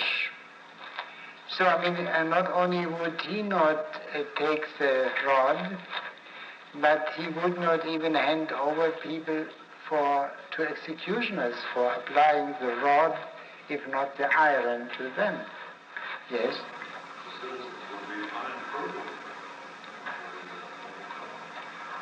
Yeah, in a way, yes. But I think the more simple, I would say, I mean, if we stick to the argument, the true political art, as here presupposed, is not possible. And then what must we do? We cannot dispense with society. We cannot dispense, therefore, with politics. That goes without saying. But what would be the highest art as far as the polis of society is concerned? Huh? No. Legislative art, as was said in the Polo section. That's the legislative art in its turn would presuppose philosophy. Yeah? That is also true, but it is not. There is no 100% dependence of the legislative art on philosophy. Something of this kind would be the practical conclusion, and I think that is what Socrates means. And so, in other words, a rather rough solution, a crude solution, but the best we can have. But it is, we will not have this best practical solution in the right manner if we do not see its essential defects. And therefore we must consider what would seem to be that solution, which would be altogether satisfactory. A utopian solution. Without a utopian solution, we will never understand the limitations of the polis. And to understand the limitation of the polis means to understand what is in principle politically possible. It's the basis of sensible politics. Yes? This is not simply another way of stating the problem of the Republic. There is the possibility of conception. Yes, only in the Republic, this side of the thing is much more fully developed because Plato gives us a long proof of the possibility, you remember? And it is developed in quite a few details, which is not on here. Here it comes up only as something which you could have, one can say the paradoxy of the Gorgias consists in the application of the absolute standards to the actual Athenian politicians, i.e. to a city which is in no way built up in order to make possible the highest in men. Yeah? That's what. Therefore it's here much more paradoxical than in the Republic. It doesn't speak of Athens. And whereas here the key point is the criticism of Athens. Yes. And no, a bit more.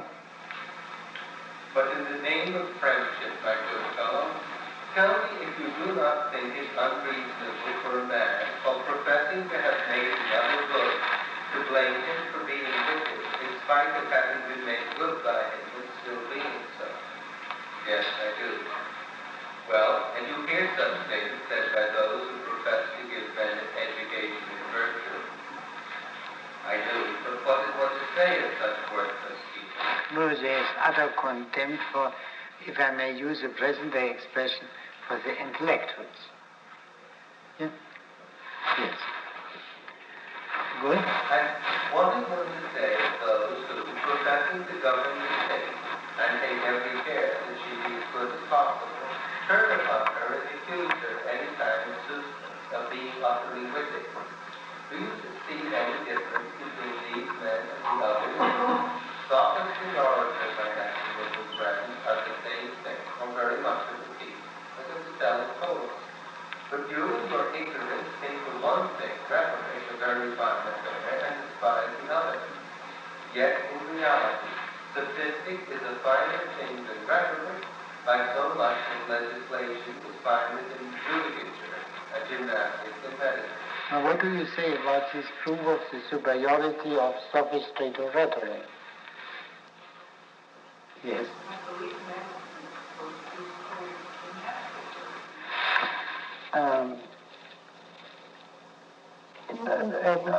No, gymnastic was, gymnastic was said to be superior. I mean, a man who never needs a physician in his life is, of course, in a better position than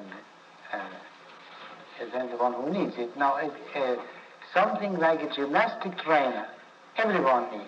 I mean, everyone has to, his body has to be built up properly. This is not the point. Yes? This is true because the other arts states that sophistry must establish something, just as gymnastics establishes health and rhetoric must be established. No. What would you say if someone would say, since tyranny is a perversion of kingship and oligarchy is a perversion of aristocracy, tyranny is nobler than oligarchy. Corruptio optimi pessima. When the best is corrupted, its corruption is the worst. So that's an absolutely nonsensical argument. And why does Socrates do that, as it were, slip it in? This is in accordance with the table that he set forth in the Polis section. No, it doesn't follow at all. It doesn't follow at all that this is nobler. On the contrary, it's baser. The corruption of the legislative art is baser than the corruption of the judging. If the laws are altogether bad, if the laws are badly made from the beginning, it's of course worse than if an illiberal municipal judge maladministers a given case. No? But what does he mean by that? What is the true reason why the sophists can be said to be higher than the orators or politicians, which is now used synonymously? Because the sophists raise a claim to make their pupils just or good, whereas the politicians, or in other words, in this perversion, the claim gives them a kind of nobility.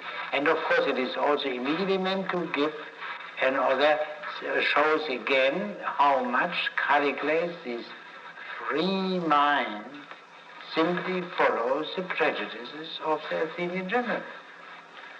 I mean, sophists may be bad people, but not on these grounds, on the conventional grounds, because they take money, or whatever, or because they are foreigners, or whatever the reasons may be. And now let us read the next point and then in English. In fact, for my own part, I always regarded public speakers and sophists as the only people who have no call to complain of the things that they themselves educate for its wickedness towards them, as otherwise they must in the same words be also charging themselves with having been of no use to those whom they solely benefit. Is it not so? In the case of the orators and sophists, their accusing the city is their self-accusation. For they claim that they are able to make the city better.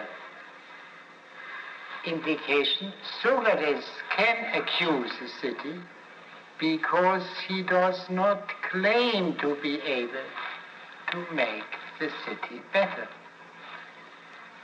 Yeah, but still, what then does it mean, as he will say later on, that he is a true statesman? We must take this up next time. Yes? You said earlier that consent is a form of flattery. I didn't quite understand. Yeah, I see. Let me try again. I mean, if someone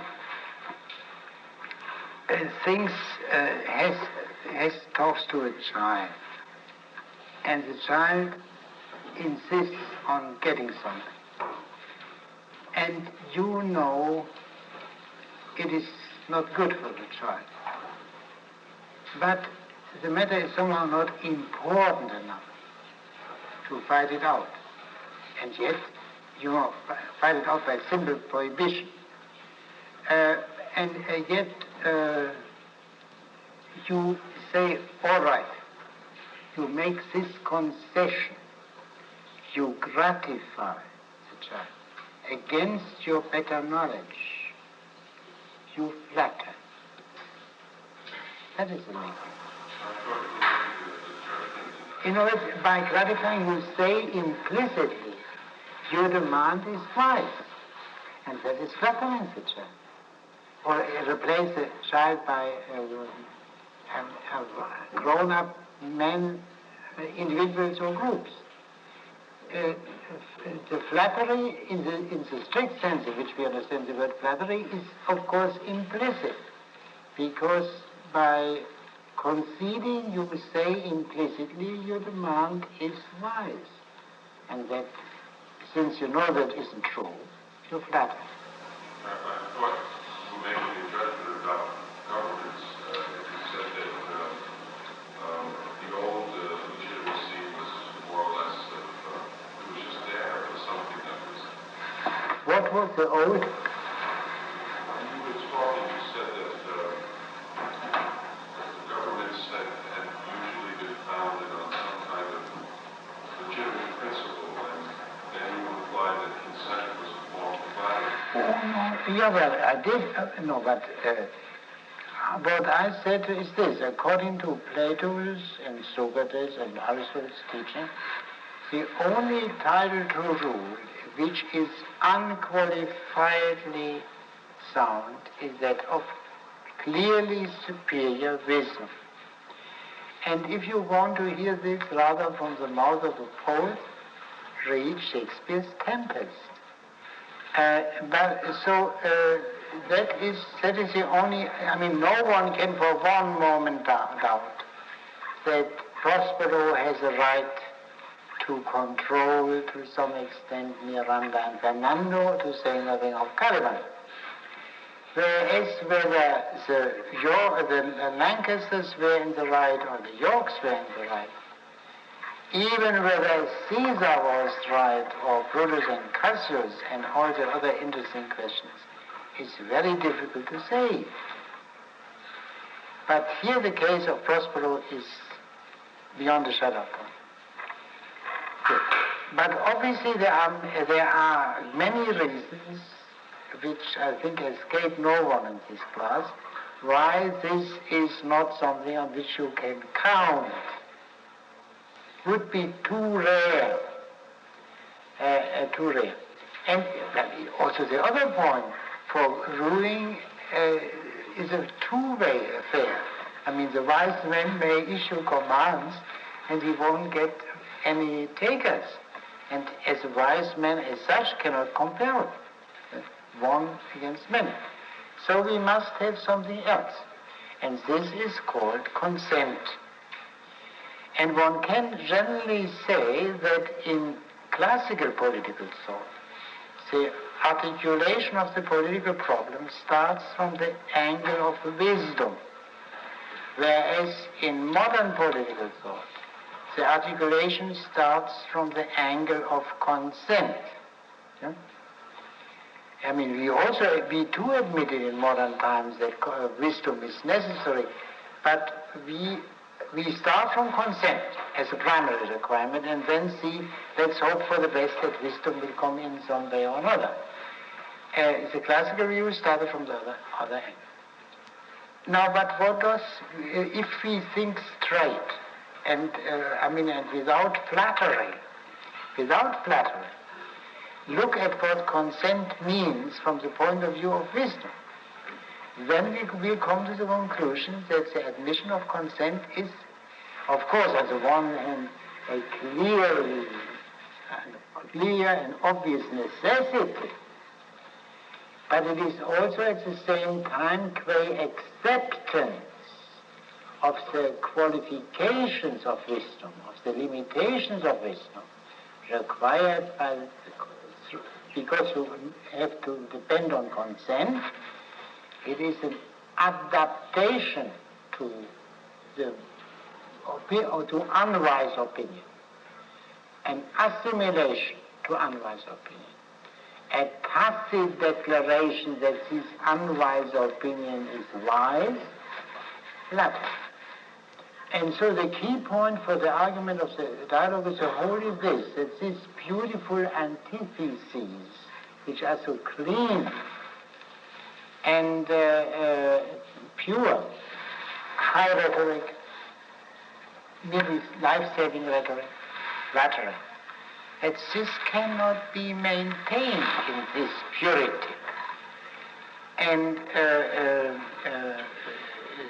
yes. And this has, of course, grave consequences for the whole political art as Socrates defines it. Yes. When we first came across the problem of Pericles, is not being able to save himself from Indignation, you said, you asked the question, how would you explain the actions of Indignation specifically Pericles? And then suggested perhaps you managed to much of that. Now, it seems that you elaborated possibilities of this problem in your later comments, but never really answered that question. Yeah, but I believe the mere fact that there is something in common between Socrates and Pericles, in spite of the enormous differences, is important enough. Therefore, I insisted on this point. In other words, the Socratic explanation, and beautiful, and Pericles completely hopeless, completely helpless against this masterful rhetorical attack, that since Pericles was meant to make the Athenians tame, and at the end of his life, he was accused. In the Greek passage where this, towards the end of the life, because this end of the life sounds a bit redundant, and there have been 19th century editors who deleted it, whereas it has, I think, a perfectly clear necessity. It reminds us of the end of the life of Socrates. This argument, is absolutely impossible, because the fact proves by itself only that proves the fact that someone who was politically active for a few decades fell into disfavor at the end does not prove at all that he was a poor statesman. Did not Churchill also fall into disfavor after the Second World War? And is this necessarily a proof of the wisdom of the British electorate and so on? And there are other cases of this kind. So but in the case of Pericles, one can safely say Pericles demanded too much. Or what the Athenians regarded at that time, after the plague, as too much, Continue the war. Don't make peace with Sparta. I thought that you were going to make a different deduction from that, namely that this was a statement of one of the perennial problems of politics. How can you improve your citizen body as a statesman and keep your life or your goods in security? I believe he took this up. I think what the Platonic and Aristotelian or Platonic thought about it is that not very much can be done. Cliché, chance, plays a very great role in these matters. Yeah? Or there are periods of greater mildness, lesser savagery. We have seen that, and there was a hope with which every decent human being must sympathize, that there would become a decrease of peaceliness. Yeah, would take place. That was what the belief in progress amounted to. But we who have lived through the first half of the 20th century, will have to say that the overall beastliness committed in the 20th century is no less than that in any earlier century, even if you take the Dark Ages. Where is the empirical proof of progress overall? In certain parts of the world, surely. But which guarantee that this will remain so, even in those parts of the world where it still exists? One doesn't know. Am I wrong in thinking of it if you admit that this is a problem and somehow something new has to be given to induce men to engage in political acts so ultimately dangerous? This is something that Socrates somehow doesn't seem to bring forth. Not here, but in the Republic. What is the reason why, according to Socrates, a man would go into politics? A sane man would go into politics.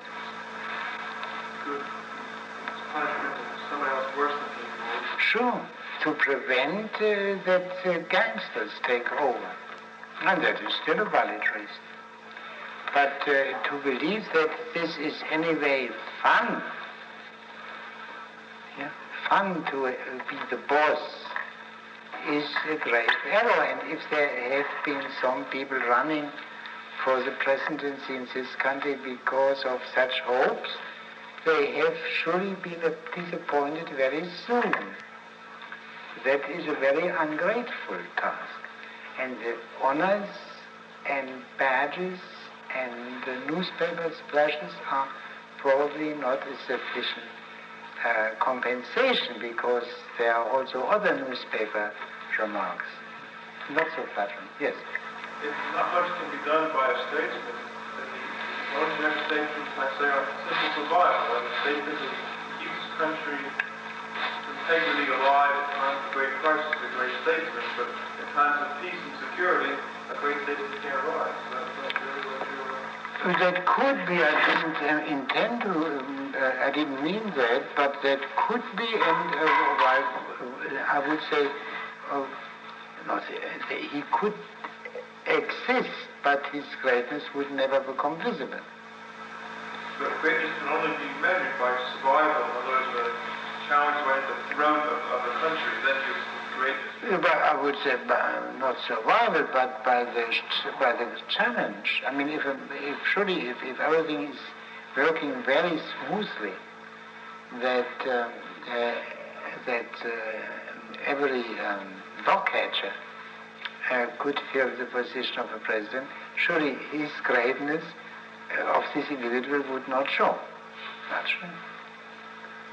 But this is a somewhat different question.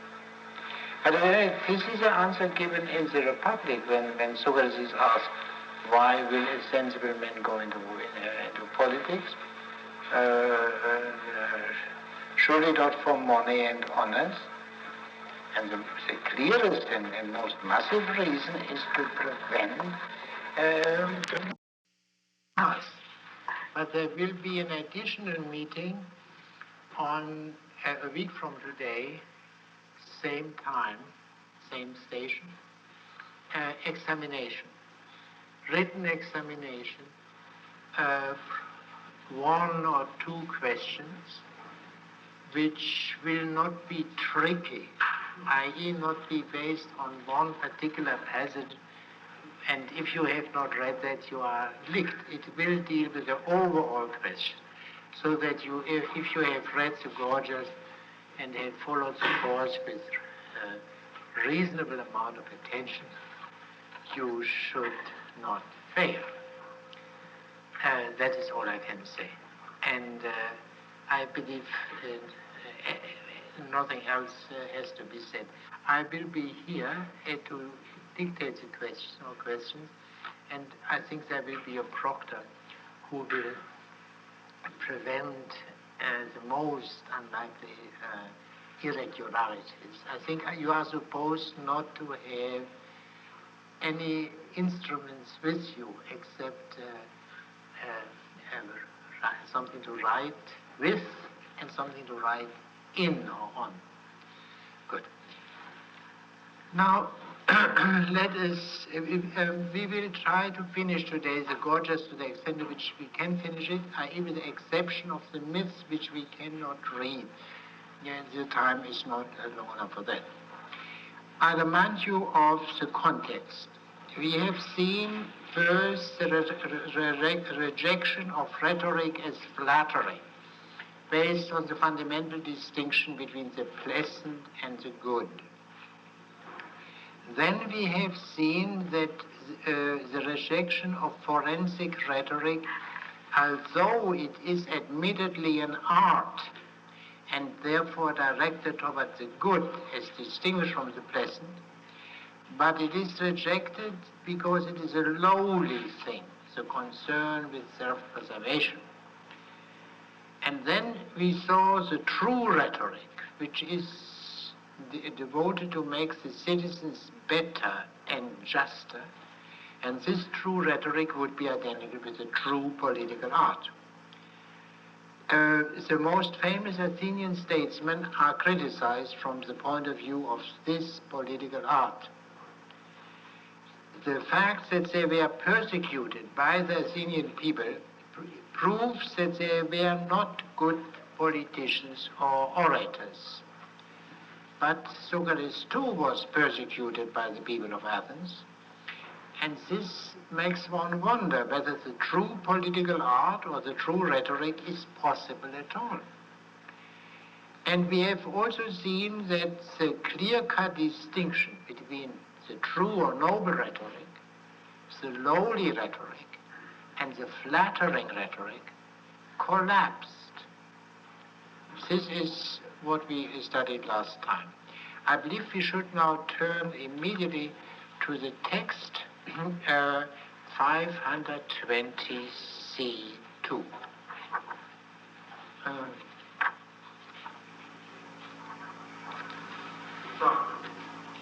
And they alone, I presume, could most likely afford to give away their services without fee, if their words were true.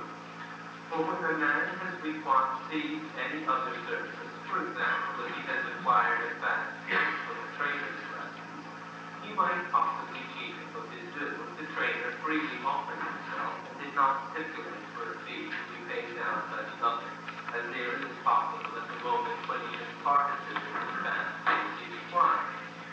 For it is not from a slow pace, I conceive, that men act unjustly, but from injustice. Yes. And so, whoever removes this particular thing, injustice, need never have a fear of being unjustly treated. This benefit alone may be freely bestowed without risk, granted that one really has the power of making people good. Yeah. If would be a simple translation. This is a big if. If one can indeed make man good. Now, a teacher of boxing can be cheated of his reward or payment without any reflection on his quality as a good boxer, because there is obviously no relation between them. But not a teacher of justice. The teaching justice is the only safe benefit you can convey, because the taught man will become necessarily just. But of course the question, can justice be taught, indicated by the last clause. Yes, let us go on here. I agree.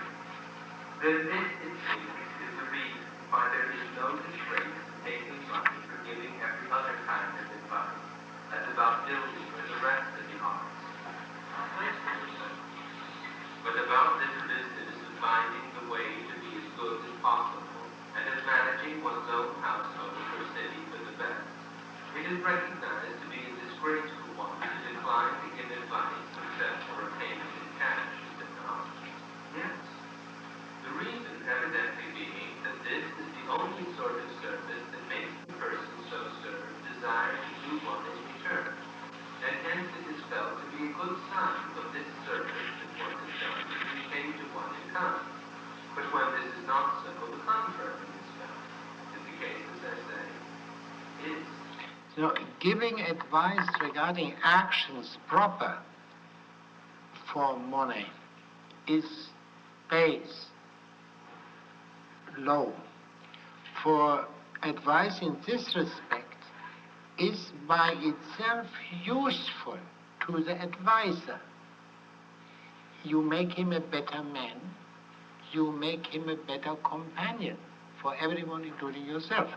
Hence, taking money for such advice would be usurious and bad.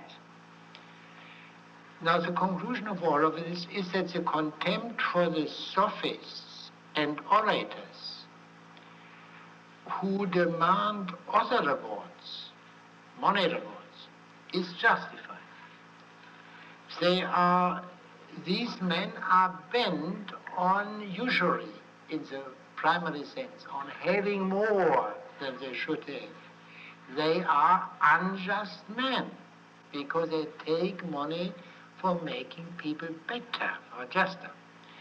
They are therefore justly suspected of injustice.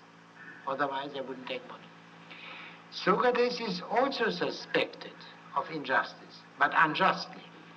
For he does not take money in the first place, and, which is perhaps more important, he does not complain, i.e., in case of ingratitude. He does not act unjustly by complaining. He does not complain because he knows that his persecution is inevitable. The proof of this inevitability is given in the sequel.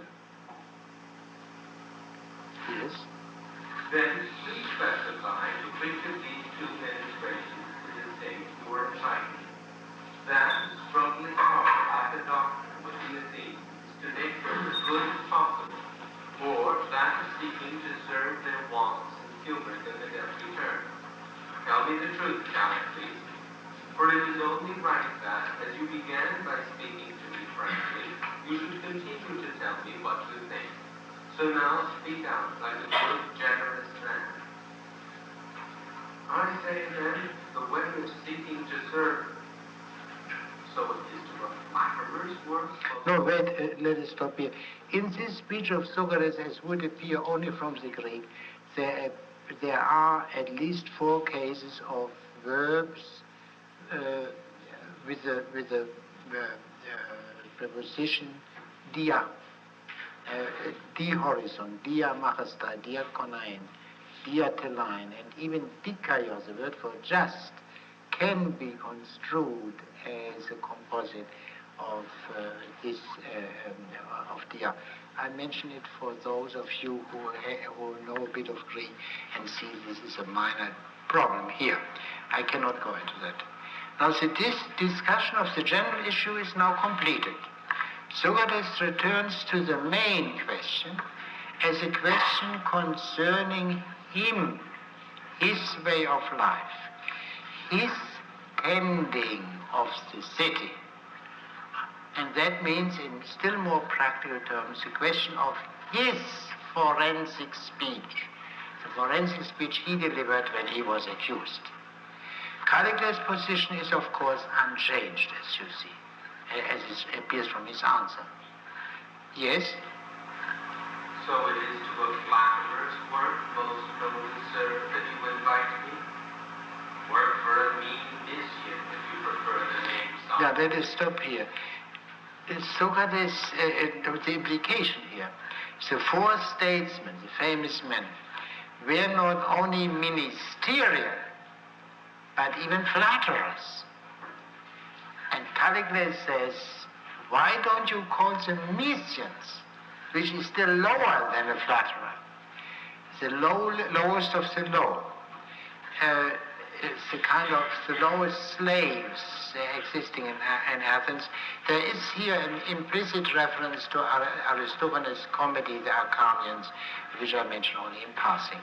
Yes, go on. You prefer the name Socrates, for unless you do as I say, do not tell me what you have so often repeated, anyone... No, wait. Socrates cuts Callicles short here, as you see. Why does he do it? We must speculate, because it's by no means certain that Callicles would have said what Socrates says now he will say. You have to consider alternatives. Callicles might have gone on to say that such serving along the lines of prudent, moderate policy, without any expectation of gratitude, and without any certainty of success, merely in order to avoid being ruled by the worst man, remember, is after all as decent as being a good pilot, a good swimmer, a good physician. You remember that? This he could obviously have said. Socrates cuts this out, because this will not be discussed here, the possibility of what decent politics might be. This is, to come back to my simple formula, the peak is missing, not only regarding philosophy, but regarding politics as well. And now Socrates states here another objection, which he is interested in tackling here. Yes? That anyone who pleases will put me to death, lest I on my side should have to tell you that it will be a villain killing a good man.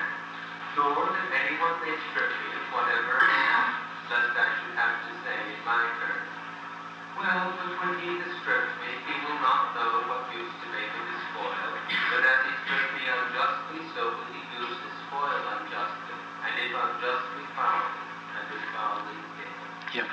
Now this is a repetition of what we have seen in 511a to b. But Socrates puts now a much stronger emphasis on the possible loss of his fortune as distinguished from his life. Now, this is of course a minor danger for a man without a fortune. The man who confiscates Socrates' property will derive no benefit from this unjust act. For this reason too, because there is not much to get. We must not overlook this, overhear this irony. Yes? What strikes me, Socrates, that you believe not one of these troubles is before you, as though you dwelt out of the way, and could never be dragged into a law court by some perhaps utterly paltry rascal. Now, Callicles is led by this remark of Socrates to think that Socrates lives in a fool's paradise, that he preaches suffering injustice and not doing injustice as if it could never happen to him. And here, of course, the man in the fool's paradise proves to be Callicles, not Socrates, as appears from Socrates' answer. Yes? Then I am a fool, Callicles, in truth, if I do not suppose that in this city anyone, whoever he was, might find himself as luck should happen in any sort of plight. Of one thing, however, I am sure, that if ever I am brought before the court and stand in any such danger as you mention, it will be some villain who brings me there, for no honest man would prosecute a person who had done no wrong. And it would be no marvel if I were put to death. Would you like to study my reason for expecting this? Now, but contrary to Callicles' notion, Socrates has his eyes wide open. He knows that he can be accused and that he must defend himself before the demos. He must recognize the authority of the demos. He must flatter. He knows that, but how will he actually proceed? In Aristophanes' play, the Acharnians, the hero is called Diciopolis, the just citizen, or the just city. And there the hero puts on the rags of a mission. We have seen mission. In order to appear as a perfect beggar, in order to save himself. Socrates speaks in the Apology of Socrates of his 10,000-fold poverty. Superficially, Socrates' flattery will not be visible at all, as will appear from the immediate sequel, for he will not appear as a philosopher. Now let us see the sequel. I think I am one of few, not to say the only one in Athens, who attempts the true art of statesmanship, and the only man at the present time who manages affairs of state. Now let us stop here. Socrates states here his claim. He is the only living Athenian concerned with the political art, with the true rhetoric, i.e. with making the Athenians better. He alone is doing the political things. There is an ambiguity here. What are the political things? The political things are the common things. Common, not private. But what is truly common, absolutely common, and not relatively common? The cosmos, not the affairs of this or that city. To that extent, Socrates can be said the true statesman, but this is of course not quite what one ordinarily understood it. Now, you know, how does it develop that in the following? Hence, as the speeches that I make from time to time are not aimed at gratification, but at what is best instead of what is most pleasant. And as I do not care to deal in these pretty toys that you recommend, I shall have not a word to say at the bar. The same case that I made out to folks will apply to me, where I shall be like a doctor tried by a bench of children on a charge brought by a pastry cook. Just consider what defense a person like that would make of such a task if the prosecutor should speak against him thus. Children, this fellow has done you all a great deal of personal mischief, and he destroys even the youngest of you by cutting and burning, and starves and chokes you to distraction, giving you nasty, bitter draughts, and forcing you to fast with thirst, not like me, who used to gorge you with abundance of nice things of every sort. What do you suppose a doctor brought to this sad pass would say for himself? Or, if he spoke the truth, all this I did, my boys, for your health. How great, think you, would be the outcry from such a bench as that? A loud one, would it not? I dare say, I must suppose so. Then, you suppose he would be utterly at a loss what to say. What so? Such, however, I am sure would be my own fate if I were brought before the court. For not only shall I have no pleasures to plead as having been provided by me, which they regard as services and benefits, whereas I envy neither those who provide them nor those for whom they are provided. But if anyone alleges that I either corrupt the younger men by using sensitive reflections, or revile the older with their expressions, whether in private or in public, I shall be unable either to tell the truth and say, it is on just grounds that I say all this, and it is your interest that I serve thereby, gentlemen of the jury, or to say anything else. And so I dare say any sort of thing is locked and cast with the soul. And Socrates tells here prophetically about his fate. Now the prophecy is of course in one way after the event. Plato wrote this years after Socrates' execution, but his fate will be that of a physician accused two children by a pastry cook, and he will be accused of corruption. Corruption is, as you know, one part of the charge against Socrates. The charge being Socrates commits an unjust act by not holding the gods held by the city of Athens. He also commits an unjust act by corrupting the young. Only the corruption charge is explicitly mentioned here in this work. Now, they Now, what will happen to these children when the pastry cook brings Socrates before them? They will be wholly unable to understand the truth, i.e., they will be wholly unable to understand Socrates' business. What is he doing? Brahma, as it is called in the Apology.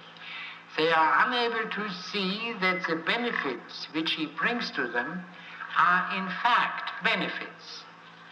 He will not be able to say anything.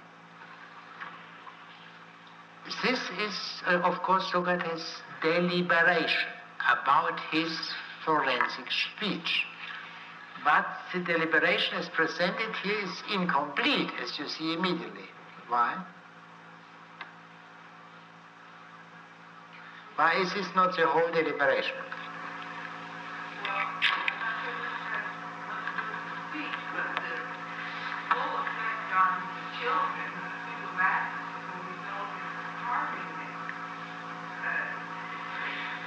It's strange. That is one of the cases where a student suffers from too great sophistication, not seeing the most obvious. Socrates tells us here, for these reasons, I cannot say anything. Yeah, exactly. So he doesn't give us that deliberation which explains what he does say. He gives us only the negative, why he cannot say what the true thing is. And of course, in order to find out this part of the deliberations, the simplest way is to look at the result, to study the Apology of Socrates and see what he does say. In the Gorgias, he calls the polis before the bar of philosophy. This cannot be done before a law court. Of course not. I mean, you cannot possibly go before a law court, and even if you take the course of highest appeal and question its authority, I mean, it finishes it. But even in the Gorgias, the full meaning of philosophy is not disclosed. Although Callicles is a relatively competent non-philosopher, as is indicated in the overstatements at the beginning of the Callicles section, that Callicles is wise, benevolent, and frank. Do you remember that? But, I mean, even in the limited sense in which this is true of Callicles, it is, of course, not true of every Athenian. The demos does not even have that degree of competence which Callicles possesses. In the Apology, Socrates cannot even describe philosophy as he does here in this brief passage as what I called mathematical cosmology. He describes it there as knowledge of ignorance. He explains his business to the demos as obedience to an oracle elicited by Chaerephon, whom we find here too. And Chaerephon, as we know, was a comrade of the demos. So, the link to the demos. And that oracle allegedly commanded him. If you read the oracle, you will see it didn't command him anything. But this is Socrates' interpretation. An oracle commanding him to examine all Athenians, i.e. to prove that all Athenians, including Socrates, are ignorant. And do you recognize do you recognize here a thought alluded to in the Gorgias, in this accusation in this statement of universal ignorance?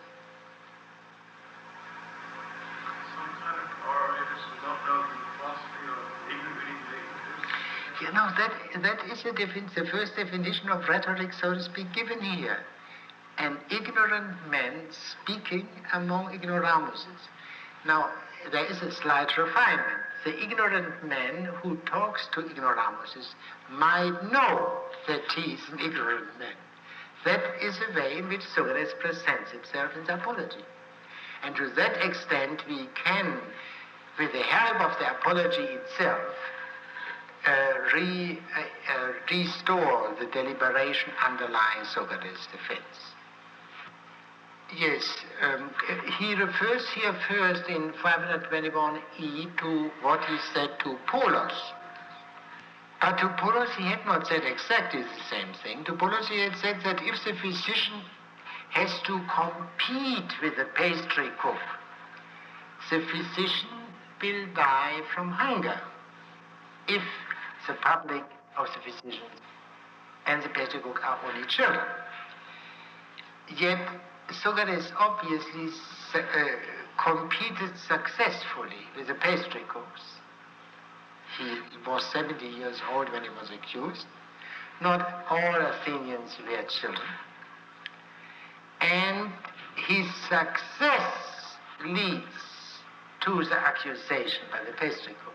You see, the pastry cook of the Polar section wouldn't have had any reason to accuse Socrates. Is this not clear? I mean, because the children would laugh at him and have nothing to do with him, but Socrates was quite successful, relatively speaking. Yes. Now, go on. Then do you think, Socrates, that a man in such a case with no power of standing up for himself makes a fine figure in the city? Yes. That is his penultimate utterance. In a way, his final utterance. And this is a sensible statement, I would say. Politics is not a senseless activity. Socrates' solution, in other words, is not altogether satisfactory, even if you are most willing to comply with his demand. What does Socrates reply to that? Yes. If he had that one resource, Captain, which you have repeatedly admitted, if he had stood up for himself by avoiding any unjust word or deed in regard either to men or to gods, for this has been repeatedly admitted by us to be the most valuable kind of self-protection. Socrates replies up to this point, his solution is satisfactory, provided what counts is not doing injustice. And this is more defined here more specifically, not doing or saying anything unjust regarding gods and men. But is this a complete, is this a sufficient distinction here? There is a certain, doing and saying is not a complete distinction. There is also thinking. What about thinking forbidden things about the gods worshipped by the city of Athens? And that was really Socrates' crime. But this is here, of course, not pursued. Now go on.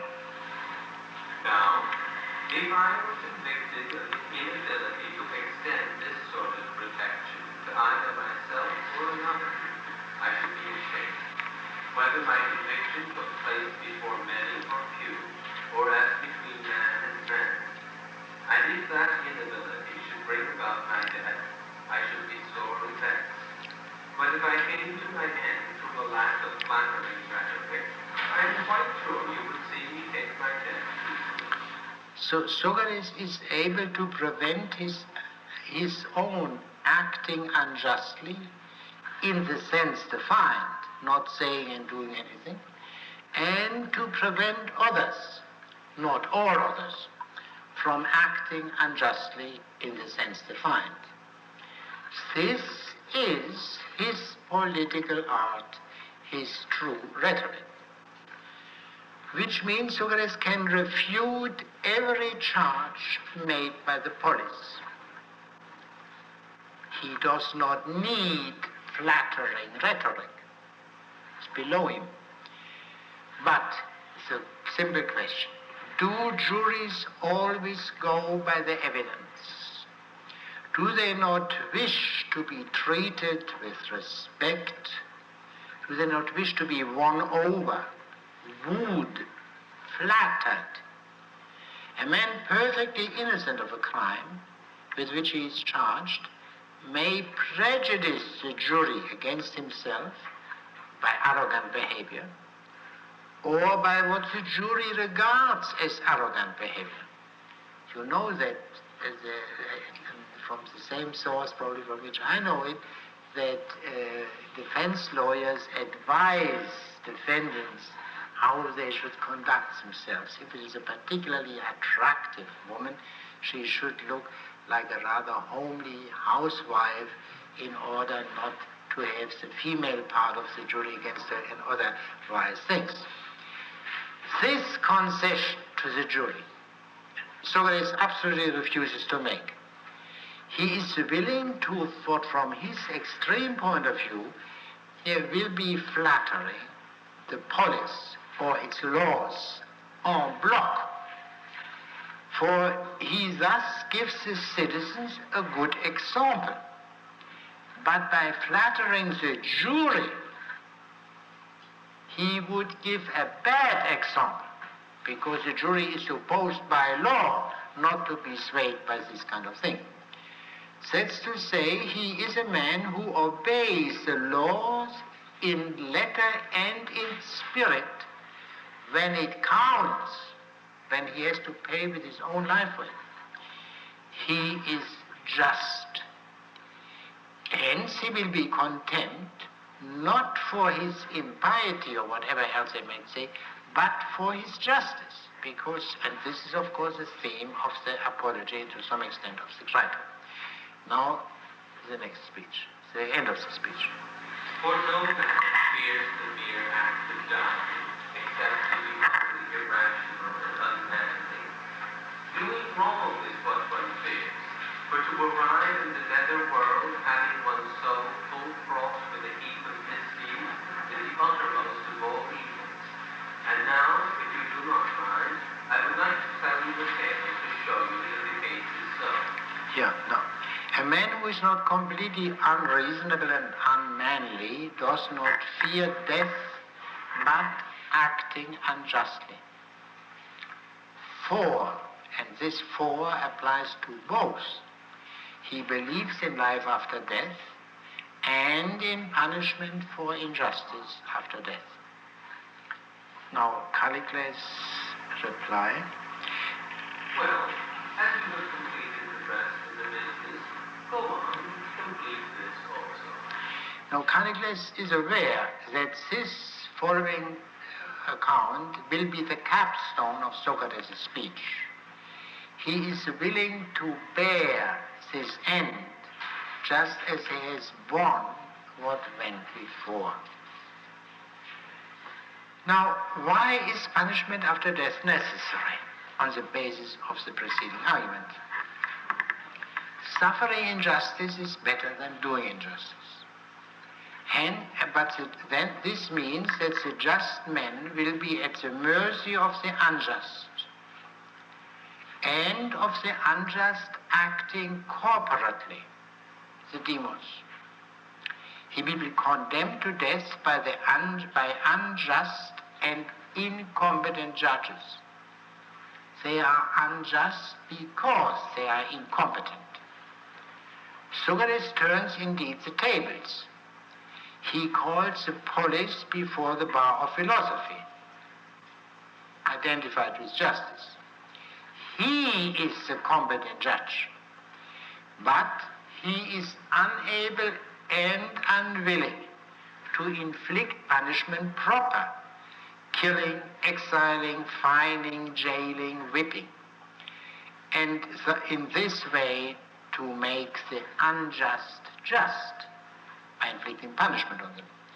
He will be called before the bar of the city and will be condemned to death because he refuses to use vulgar rhetoric, which is devised for swaying incompetent, ignorant judges. The solution: both the philosophers and their enemies will be judged after death by competent judges who are willing to inflict punishment proper. And that is shown is the substance of the story. The presentation of this solution is a capstone of Socrates' exhibition of his noble or true rhetoric, of rhetoric which is in the service of justice. This assertion implies that the account which follows is not meant to be true, and this presupposition is indeed in need of an argument. The account which follows is known as a myth. There was a myth were mentioned already in 493a to d. What is a myth? Now, as appears from the text here, read the beginning only, Mr. Rankin. Give ear then, as they say, to a right fine story, which you will regard as a fable, I fancy, but I, as an actual account, for what I am about to tell you, I mean to offer as the truth. And let us stop here. Where the Greek words are myth, what is translated by fable, and the alternative is logos, mythos and logos. Originally, the two words had the same meaning, some account, some story. But before Plato, the two words had acquired different meanings. So that myth is an untrue story, and a logos, a true account. Socrates denies here explicitly that the account is a myth, although he is sure that Callicles will regard it as a myth. Now, what is a myth? We must make the question somewhat more precise. What is a Platonic myth? What is its place in the economy of the Platonic dialogue? Plato never gives a sufficient definition of myth, and therefore we have to proceed inductively, read all the myths and see what we can learn from them. Only the account, and we must here, however, beware of one caution. Only the accounts called myths, but also all accounts called myths, can be made the basis of that induction. Surely this would exclude this story here, because Socrates says explicitly it is not a myth. But for now, at the end of this course, I will not be so strict or pedantic and take the more ordinary view in which everyone speaks of the myth at the end of the Gorgias. Even the old commentators, the ancient commentators did that. Now let us then say that a myth is an account which lacks evidence and which claims to make clear, to make manifest what is. In the first book of the laws, myths are used in contradistinction to laws. Laws do not mean to give an account of what is, but prescribe what people should do. Myths, we will tentatively say, will deal with things regarding which knowledge is impossible or at least very difficult to get. For example, the very old things of which no records, no reliable records remain. Therefore, when Plato gives a brief history of Sparta in the third book of the Laws, he calls this a myth. And this is very largely historical, with some fancy implied, but in the main a historical account, but not sufficiently evident. So what today would be called as an imaginative account, largely hypothetical, is from Plato's point of view surely a myth. But also other subjects, if we look at other myths, heaven, too far away, the interior of the earth, of which we know very little, is also a theme of myth in the Platonic sense. Accordingly, we find cosmology as an ingredient of myths, for example, in the Phaedo and in the 10th book of the Republic. Plato's book on natural philosophy, the Timaeus, is as a whole called a myth, but a likely myth, a plausible myth, but still a myth. Especially important, of course, is the soul and its fate prior to birth and after death, which is a theme in the myth at the end of the Apology, here, the Republic, and in the Phaedo. The core of the soul, as Plato understands it, is eros. Therefore, there are also myths about eros in the Symposium and in the Phaedrus. Now, why are myths necessary? Obviously, because the alternatives, the logoi, the speeches, are not sufficient. But this is an ambiguous answer. Logoi, rational accounts, may not be sufficient, first, because the truth cannot be known, and secondly, because the truth cannot be said. No, it can be known but not be said. Let us take an extreme case of a myth, and that is the myth we find in the Protagoras, told by the sophist Protagoras.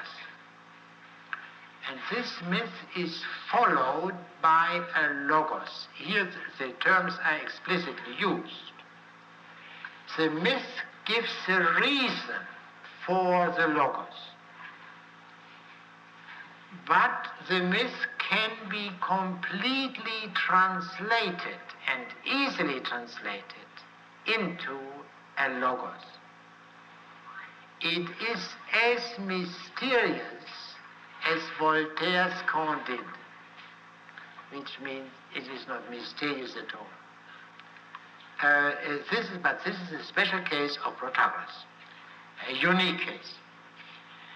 It is told by Protagoras, and it is a pure invention of Protagoras. A parallel in Xenophon, by the way, not called a myth, is a tale of Prodicus about Heracles at the crossroads, Memorabilia 2:1, which is also a pure invention of the sophist Prodicus, and it could be used as an example. Now let's cast a glance at the other myth. Here in this dialogue, when you go on at the beginning, where we were, for what I am about to tell you, I offer as the truth. By Homer's account, Zeus, Poseidon, and Pluto divided the sovereignty among them when they took it over from their fathers. That's enough. The myth is based, here this myth is based on Homer. Socrates has heard an account, and on the basis of what he has heard, he reasons. I refer you to 524 A to B1. So it is a logos to the extent to which Socrates reasons. It is not simply based on Homer, but the basic data are supplied by Homer. In the Apology of Socrates, as the myth is told on the basis of what people say, the term occurs passing. The same is true of the myth of the Phaedo. In this case of the statesman, myth of the statesman is perhaps particularly interesting. There the myth is told not by Socrates, but by the Eleatic stranger. Yet this myth starts from things which have been said of old. And what the Athenians, the Eleatic stranger does here is only that he gives the hitherto never said reason why these extraordinary events, vouched for by all tradition, have happened.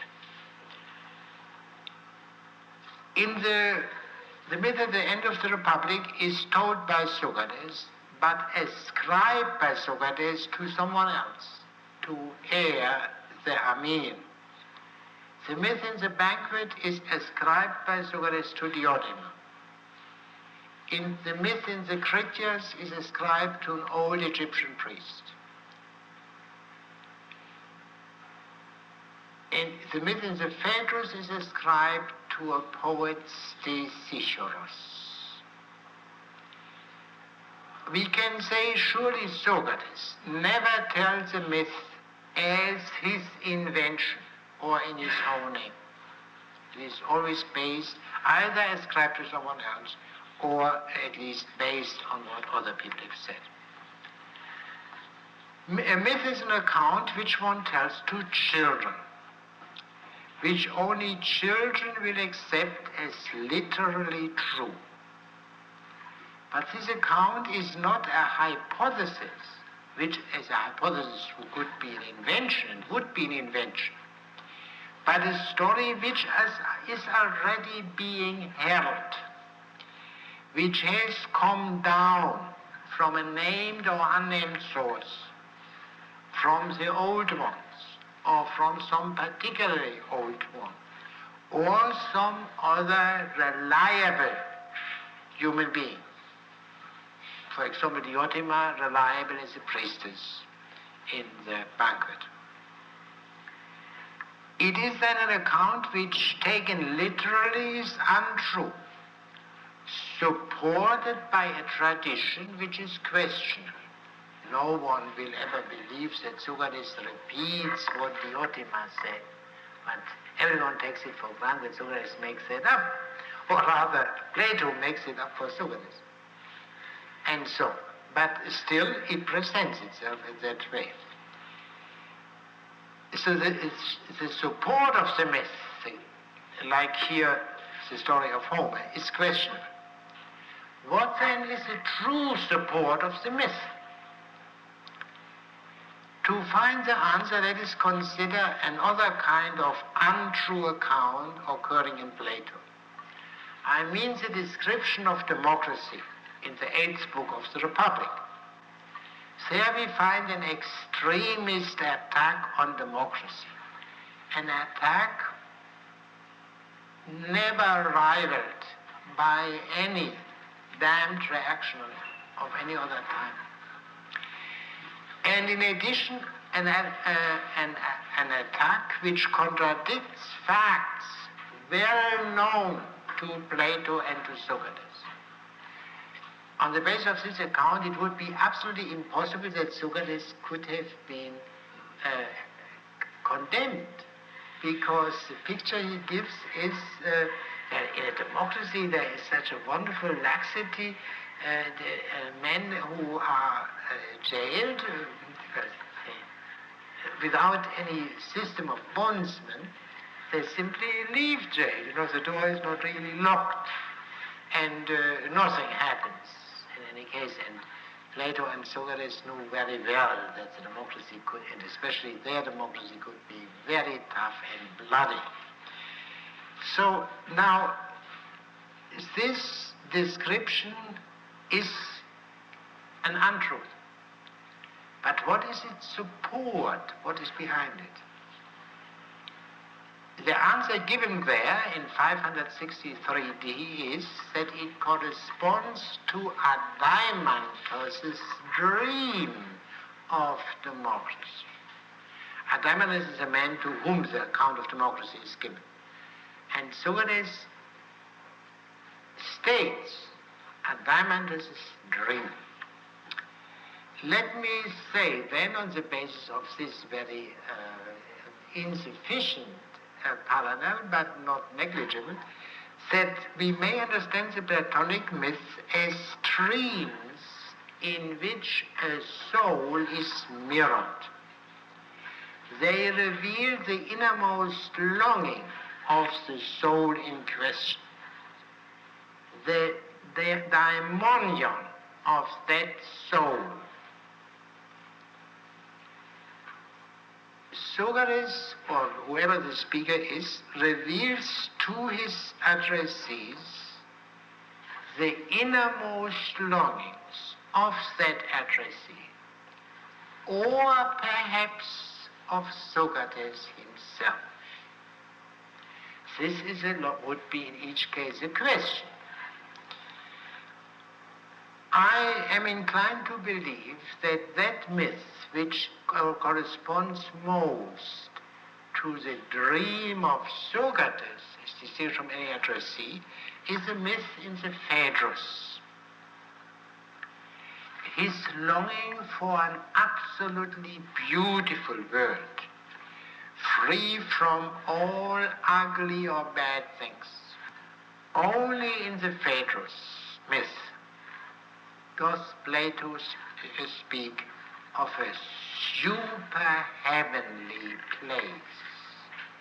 All other myths deal with the universe, with heaven and earth, but not with the super-heavenly, and especially the super-heavenly beauty and splendor.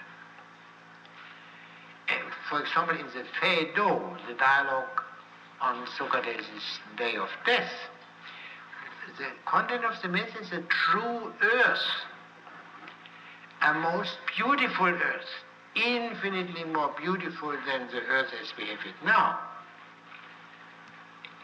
As I say, nowhere else do we find such a beauty as in the Phaedrus. And of course it can be can be meant as a mirror of Phaedrus' soul, the beautiful young Phaedrus' dream. But there are some other reasons which would speak against that. Now, to come back to the myth of the Gorgias. Is the myth of the Gorgias meant to hold a mirror to Callicles, or to be a mirror of Socrates' soul? Is the myth of the Gorgias meant to cure Callicles, or to mirror Socrates' soul? This myth has two close parallels, and they are at the end of the Phaedo and at the end of the Republic. But there is this difference. All these three myths deal with judgment on the dead. But in the Republic and Phaedo, the account of the judgment on the dead is interwoven with cosmology, with fanciful cosmology through which one cannot ever recognize the true cosmological questions. Here, there is nothing of that. The mathematical cosmology briefly alluded to in the Gorgias has no connection with the myth here. They are strictly separated. And this mathematical cosmology, as you remember, is a very brief passage, say 7 lines, and the myth is quite a few pages long. This, of course, is in accordance with Callicles' neglect of philosophy. Very little is given to him of that cosmology and very much of the myth. But if what I said previously has any basis, we have to raise this more incisive question. Why does Callicles long for what is presented in this myth here? Callicles is the opponent of Socrates in the fighting dialogue. And the dialogue which presents the difference between the two ways of life, the just and the unjust one, the life of equality or the life of having more, especially more of sensible pleasures. But justice proves to be philosophy, and injustice proves to be politics, i.e. all politics that ever was. Yet why is politics injustice. Callicles does not simply stand for the tyrannical life of self-indulgence, although he stands also for that. His deepest motivation, as we have seen, is just indignation about the prosperity of the unjust, of the tyrants. Therefore, he demands that the just must be able to hold their own against the unjust, that the just must be able to defend themselves, that they must be able to fight back. This self-defense is no question, but there is a dialectics of self-defense to which he succumbs. Self-defense leads to aggression. The argument of Hobbes. You need power, and you cannot say how much power you may need in order to defend yourself in all circumstances. It leads to, and therefore what takes place then is a visible assimilation of the just to the unjust. They will use the same, not only the same sticks or guns, but also some other methods. The political solution of the human problem is then necessarily unjust. And this is brought out perhaps most clearly in the noble lie of the Republic, where in the first part of that account, the earth is replaced by the land. Land meaning this particular piece of territory belonging to this particular city. The meaning is this: fraternity of all men. We all are sons of the earth, the same mother and earth. But if the political society demands a limitation of that fraternity to the fellow citizens, i.e. only the sons of this particular territory are brothers, not the others. This is the fundamental injustice by which political society goes. The political solution is opposed to the philosophic solution.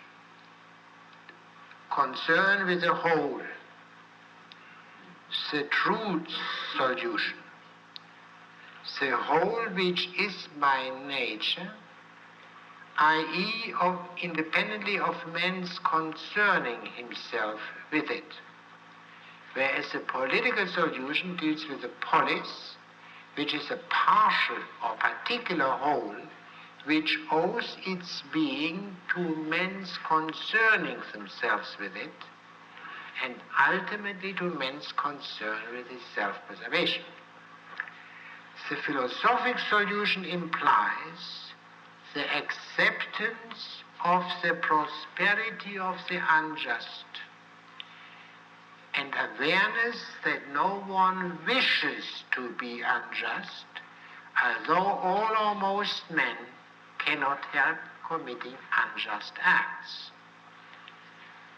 No moral indignation. I refer again to a remark of Adamantus in the second book of the Republic towards the end of his long speech. Callicles cannot accept the philosophic solution. His passion is much too powerful. And he is confused regarding the political solution. What is his motive? Is it noble indignation about the power of the unjust, or enthusiasm for tyrannical self-indulgence? He doesn't know. And this is not merely a casual defect of Callicles, but from Plato's point of view there is some connection. So we can call that the dialectics of self-defense. The only solution which can possibly satisfy me is the eschatological solution, as we can say. Longing for infinite, unending punishment of the unjust by the gods. This is stated here. But this means, of course, an invisible assimilation to the unjust, the desire for revenge. An invisible one. And invisible also because it doesn't take place within our sight. But this is not the whole story. Philosophy is not the same as the philosopher. The philosopher is a human being who, like any other human being, needs food, etc., i.e. must preserve himself.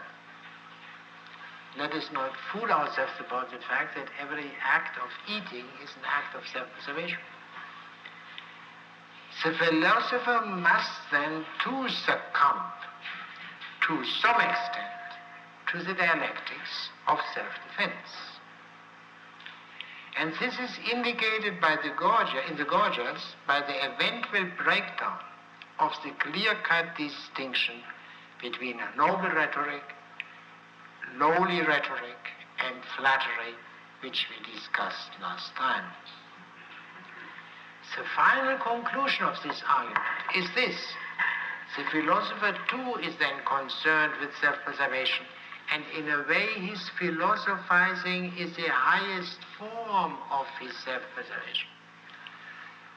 There was one vice which the Greeks called love of gain, but we would probably say avarice. Love of gain, and that was blamed. But Plato presents in a dialogue now regarded as spurious, the Partials, this view, and there are allusions to it in other dialogues, that this love of gain is unjustly blamed, because we should desire more and more of what is true gain. A large bank account is not as such pure gain, apart from our tax problems. So the philosopher, in other words, can here presented as the cleverest man concerned with gain. One last step. Plato sometimes presents Socrates as Odysseus. Odysseus was a man, he was the Greek hero who represented cleverness regarding as oneself, one's own benefit. The identification of philosophy with justice, as we see it in the Gorgias and the Republic, is then only a part of the truth. And that is shown simply by the fact that Socrates is a friend of Alcibiades. Alcibiades, that is something else, whatever that may mean, that is not justice. And Socrates is a friend of Alcibiades. What Plato has in mind is this. All fundamental human needs, not only the longing for justice, find their consistent and possible fulfillment only in philosophy, but necessarily in philosophy. Or to state it more simply, the philosopher alone is a complete human being. Now, the famous Stoic praises of the philosopher, of the wise man, that he's the only king and the only, I do not know what. These are simply relics of what Plato has in mind. It is almost below you and my dignity if I say a philosopher in the Platonic sense is not the same as a professor of philosophy or, for that matter, of political philosophy. I hope it's good to say. So the philosopher alone is a complete human being. Now let me read to you another statement. This much is certain. The poet alone is the true human being, and the best philosopher is only a caricature compared with them. This is said by Schiller in a letter to Goethe of January 7, 1795. Unbelievably wise men would never have made that statement, but Schiller, less wise, much younger, under the impact of Goethe, comparing Goethe with the great men like Kant and Hegel, whom he knew and of whom he knew, came to the conclusion that they are lower in an overall reckoning than Goethe. But nevertheless, whatever the special situation was in which Schiller wrote this letter, this is the opposite pole of Plato. Because Plato could have said, and as a matter of fact in the Republic he says almost in so many words, that the philosopher is the only true man and the best poet is only a caricature compared with him. Imitation of imitation. Plato is even worse than Schiller. This incidentally shows again what we have discussed on a former occasion, that the ultimate issue is not philosophy and politics, although that is the primary issue up to the present day, but philosophy and poetry. As Plato put it at the beginning of the 10th book of the Republic, there is a feud going on in time immemorial between philosophy and poetry. And this is still so. So, and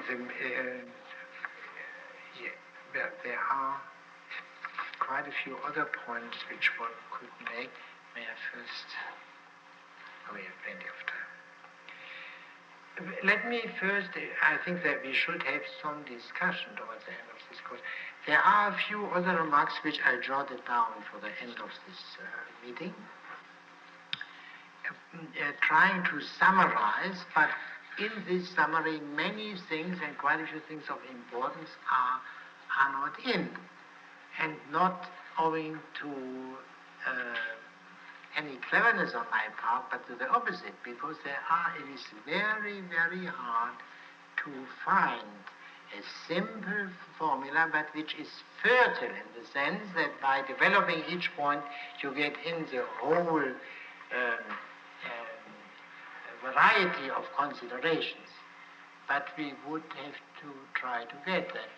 And that when one studies these Platonic dialogues, one sees how important that unconspicuous, seemingly unconspicuous human faculty of memory is. I mean, I decided for myself long time ago that what is called genius is perhaps nothing but the ability to think of a great variety of subjects at the same time with equal clarity. We have to use pieces of paper and jotting down and always look, and then the notes are lost and or illegible or whatever it may be. That is very hard. I will only give a survey of what seems to me the clear context. The fighting dialogue and the theme is rhetoric.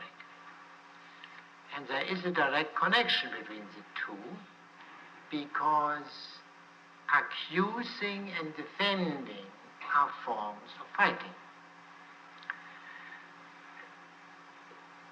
The dialogue is based on the distinction between art and flattery,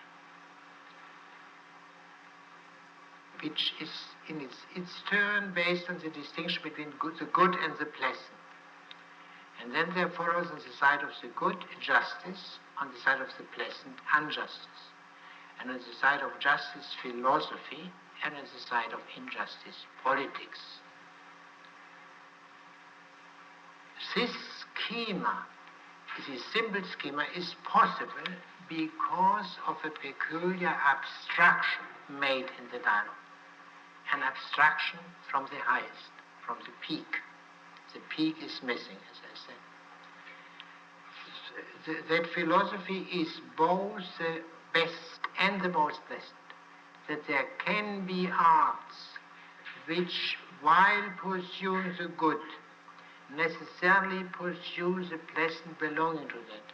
This is abstracted from, as we have seen. Owing to this ultimate coincidence of the good and the pleasant, the abstraction of it, philosophy comes to sight as mere duty. The ascetic character of the dialogue follows from that. Philosophy is demanded from everyone, like moral virtue. And then, of course, this leads to a very negative judgment about the human race. All or almost all are very bad.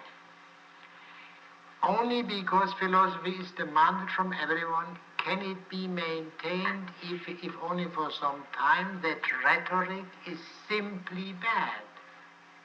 Because rhetoric being a kind of speech which is necessary among people who do not possess knowledge. Since the peak is missing,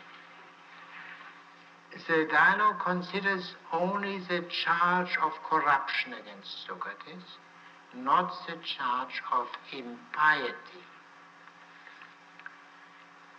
But the charge of impiety is present, of course, and it is alluded to in a subtle way by the use of oaths in this dialogue. It seems that Socrates' oaths are more frequent in this dialogue than in the others. I do not have a statistic, but I speak of impression. And surely one thing is clear. The only dialogue in which his favorite oath by the dog is explained to any degree is the Gorgias. It is absolutely necessary in studying the Gorgias to consider the Republic, as we have said time and again. And I remind you of that simple schema regarding the personnel. We have Gorgias, Polus, and Callicles. In the Republic we have also an old man at the beginning, Cephalus, Polemachus. No, I'm sorry. That is true, but it is an unnecessary complication here. Father and son. Cephalus Polemachus, Thrasymachus, and the two brothers, Glaucon and Adamantus. I take the Republic up as a whole. It is also possible to and necessary to consider the relation of the Gorgias to the first book of the Republic, but this is now no longer possible or necessary in this course. Callicles corresponds to Glaucon and Adamantus. There is a certain kinship between Callicles and Glaucon. Glaucon is a much better man than Callicles, that's clear, but he has something very important in common. Manliness. Adamantus, who is the man of moderation, there is no parallel to that, no equivalent to that in the Gorgias. I indicate to you the kinship between Glaucon and Callicles in the following terms. When Socrates, conversing with the Daimonides, has described this simple city, this nice South Sea island, called so nastily by Glaucon the city of pigs, Glaucon is perfectly satisfied because he is a moderate, temperate man. But Glaucon is disgusted. And the explicit reason which he gives is no meat. You know, he's like a young hound who needs meat. And of course, this does a great injustice to Glaucon. He has a deeper reason because there is no true virtue in this simple society, because there is no opportunity for the development of virtue, because everything is so simple. But this ambiguity that he does not know and cannot know, is it the desire for meat or is it the desire for excellence which prompts him, finds its equivalent, of course, in Callicles, who doesn't know, is he guided by the desire for the tyrant and his self-indulgence, or for the much more noble things, the disgust that a man like Socrates, for example, should be at the mercy of all kinds of low and evil people. So the Gorgias is then written simply from the point of view of manliness, therefore rejection of self-defense and disregard of the fundamental needs, whereas in the Republic there is a balance of manliness and moderation, indicated by the cooperation of Glaucon and Adamantus. And yet there is so much greater emphasis on moderation in the Gorgias than in the Republic. Moderation is presented as the virtue, whereas this is not done in the Republic. In order to understand that, and I'm sorry this, what I say now is a bit complicated, but I can't make it more simple.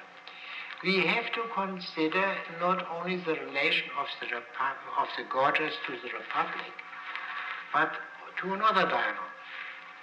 Now, to do this in a simple and orderly manner, the relation between the Republic and the Gorgias is established by the fact that they both deal with justice.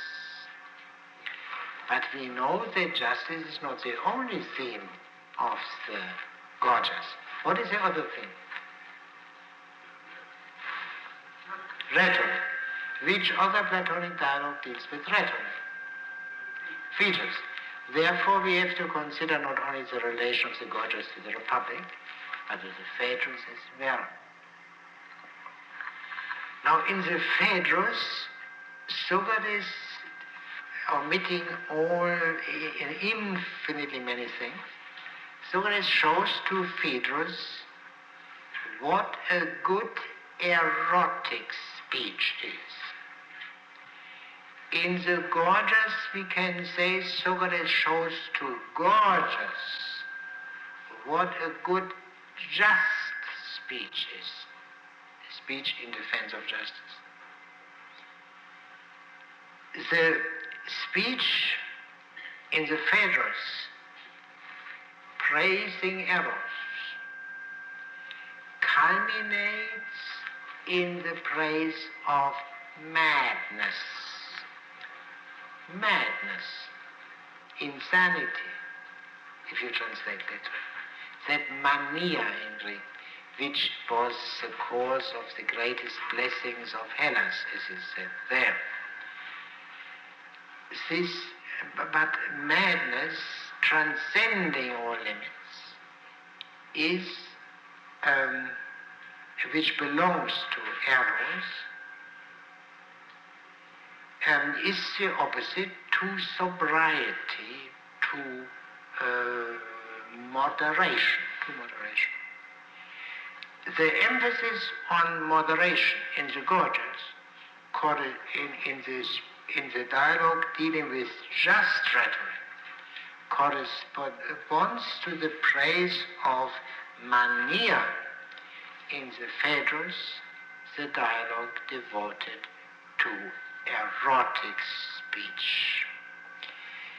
Now, to link these two considerations together, the Republic and the Gorgias belong together quite obviously. They, in different ways, the Republic more explicitly than the Gorgias, downgrade Eros. Phaedrus, belonging together with a banquet, upgraded. If we do not, the minimum we would have to understand in order to grasp Plato's thought on man would be to understand these four dialogues and how they are related to each other.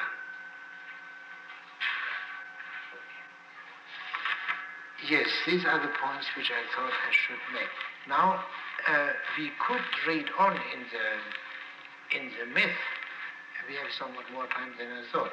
But first let us see whether there are no questions and objections. Could you clarify what you meant by the dialectics of self-defense? How is that connected with Gorgias's two motivations? One the motivation to punish the tyrant, and the other was his enthusiasm for tyrannical self-development.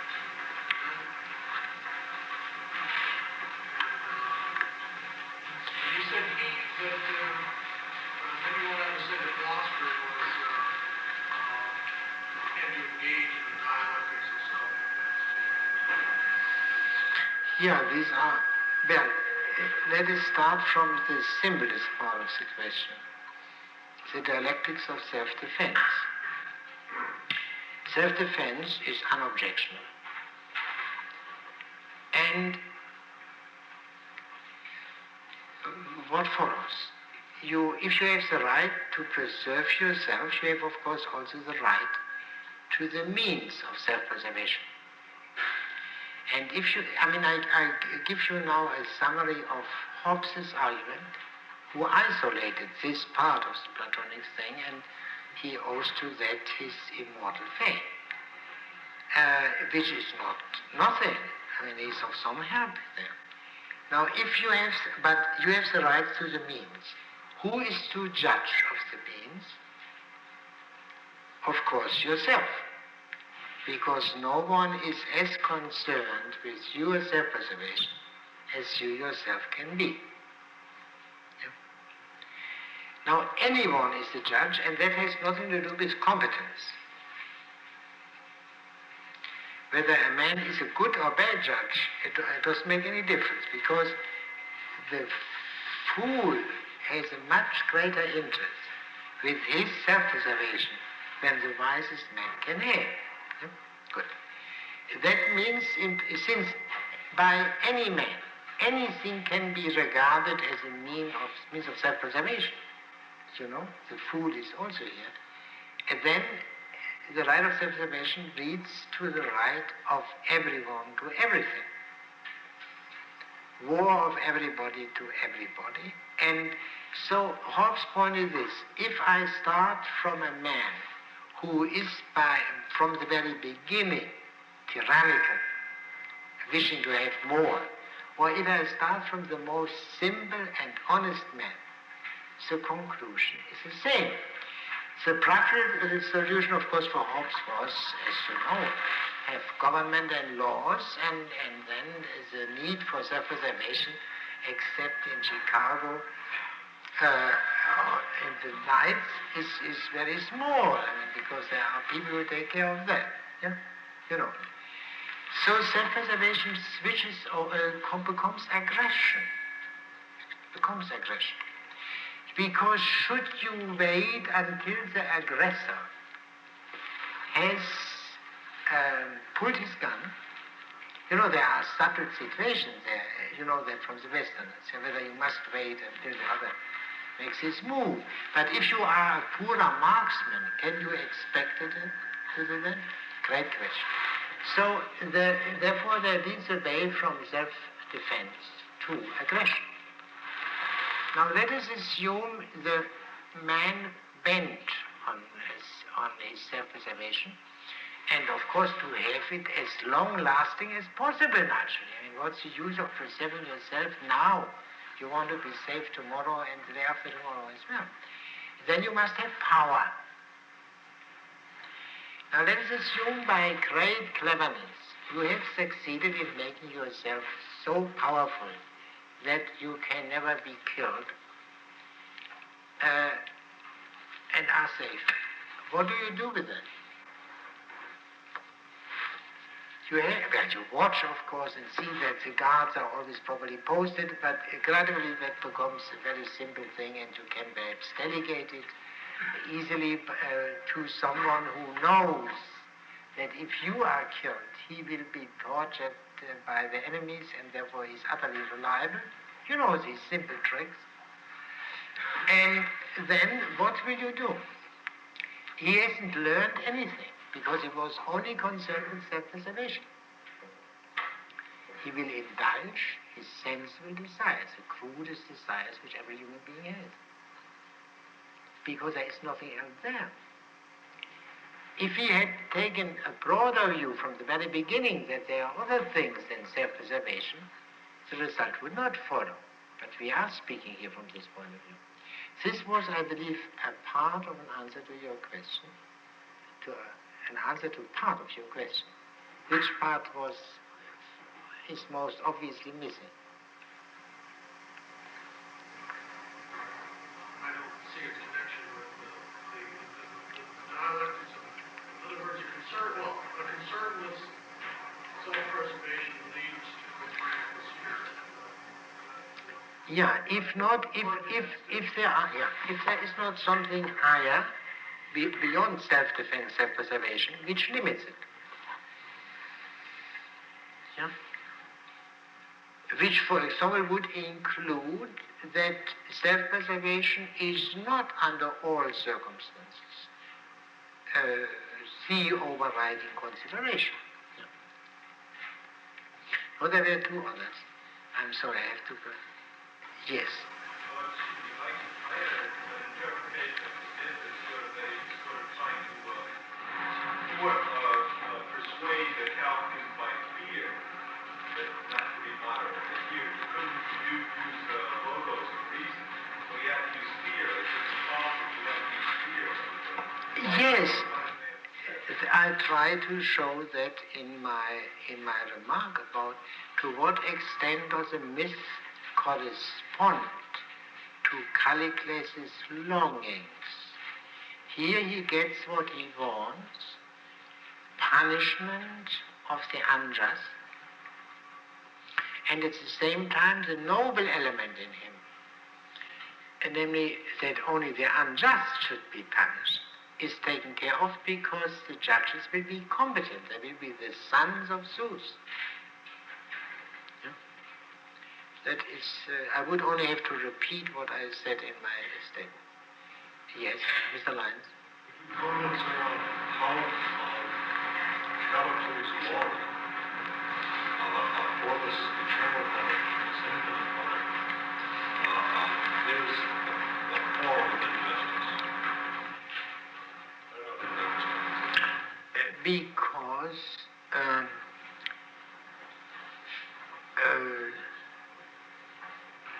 well, in the first place, the element of revenge. So he wants hit back, and now they get it forever and ever and ever and ever. That satisfies them. But perhaps also, for this reason, should there be a punishment which does not in any way redound to the benefit of the punished individual? Must not all rational punishments serve ultimately the purpose to rehabilitate, to improve the man who is punished? And if the punishment is always everlasting, there is no such possibility, because it is understood that he will act only as a paradigm for others and will never be improved. Yes? One of the confusing things is this happens after death, though. Yeah. Some are retrievable and retrievable, and they benefit after death. The other series examples. Yes, well, but as I say, this becomes intelligible if we look at Callicles. and at the needs of his soul.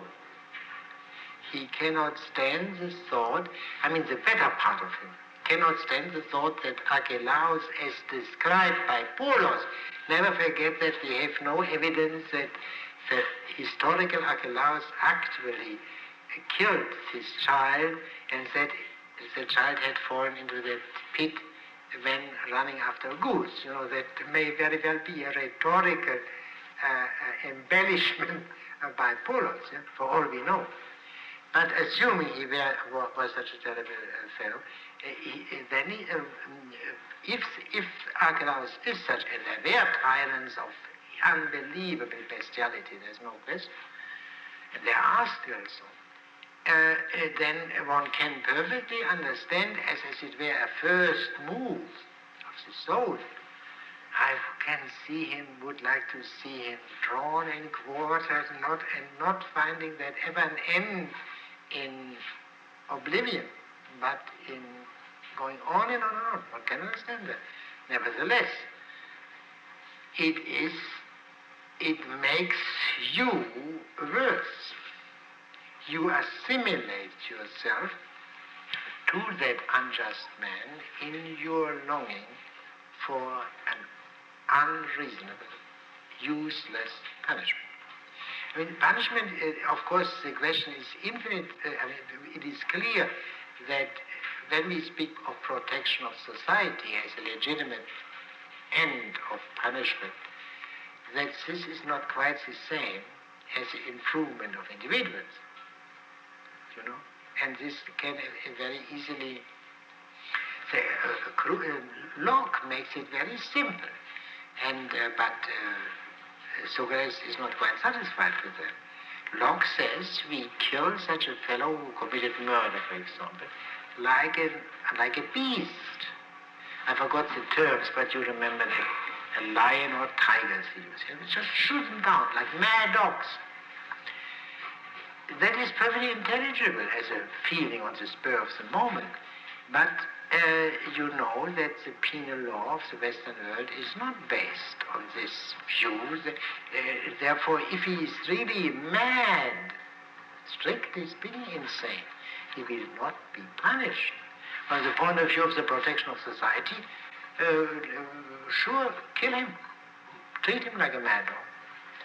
But we would think that this creates very great moral problems if we would do that, And in other words, we demand guilt in addition to mere dangerousness. So to be a danger to society and to be guilty are two different considerations. And I have the feeling that a great confusion, not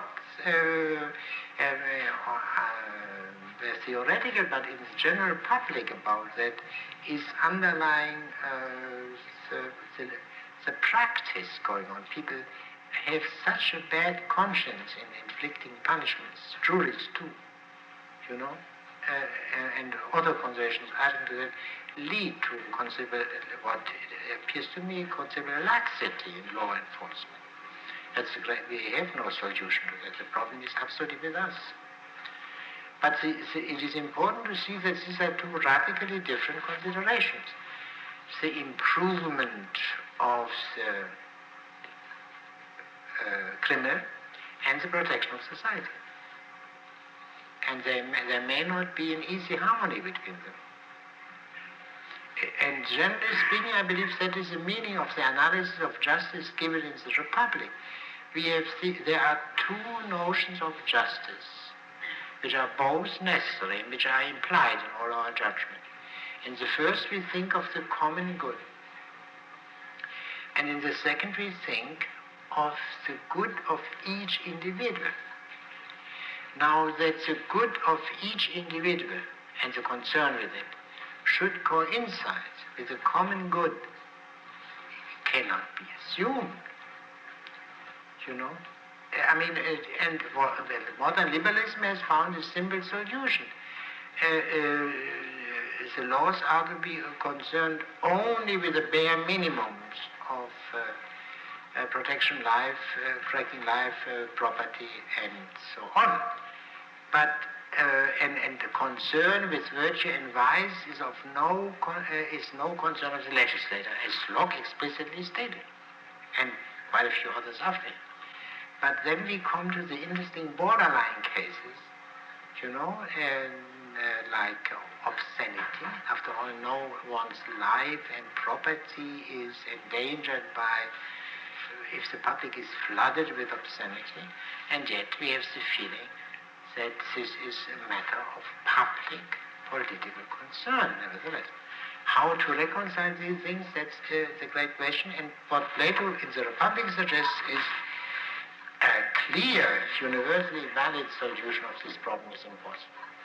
That is the ultimate reason why an unqualifiedly just solution is not possible, because of the divergence of these two considerations.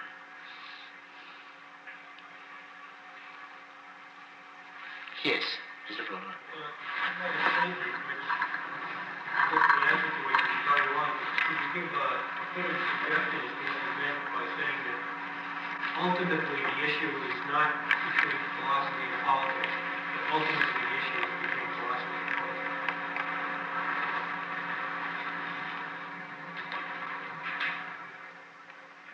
Well, if all practical wisdom ultimately rests, be it only for its defense, Mr. Seltzer's question, on theoretical wisdom, on a non-practical wisdom, then the question is, for Plato, what is the highest form of this ultimate wisdom? Philosophy or poetry?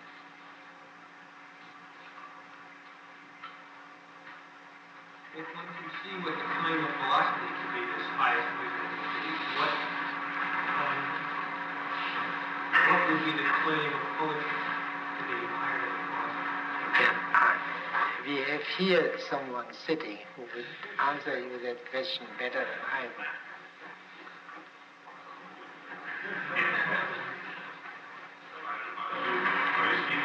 Yes.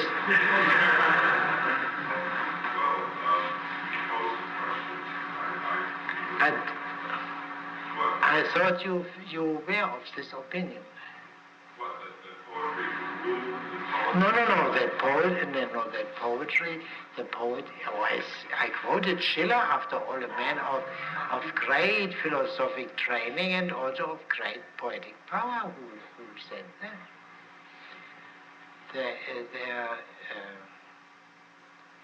Who knows, do not most people, more people, turn for clarity about their life problems, their deeper problems, to poets rather than to philosophers? No?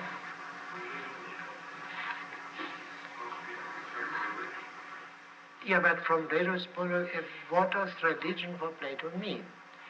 The word religion is a Latin word, doesn't exist in Plato's language. The words which he would use is eusebia, which we translate by piety. But what is piety for Plato? Piety can mean simply doing the things demanded by the nomos. That is, from Plato's point of view, not particularly important. The true piety for Plato means knowledge of the divine. Not worship, but knowledge. And therefore it coincides with philosophy. And from this point of view, he would say the poets gives the bad knowledge, thereby humanizing the gods in this, giving them these human characteristics, as Homer knows, are bad educators. Yes. What, in your opinion, is the strongest statement of the claims of poetry in opposition to the claim of philosophy? That is a very good question. And it is this. I will try to, I need 2 minutes or so to collect myself, but I will think loud. Now, the formula for poetry and this kind of thing in olden times, as you know, was imitation, the imitative arts. And this is rejected today by practically everyone as an unusually Philistine and low-class view of poetry. And the word which is used against that is creative, or the creators. Yeah? Therefore, those who say the highest is not imitation, reproduction, representing what already is, but creation, are the defenders of poetry. Now this has, do you see that? Now this can be done, was done as a matter of fact, on the grandest scale as far as I can see by Nietzsche.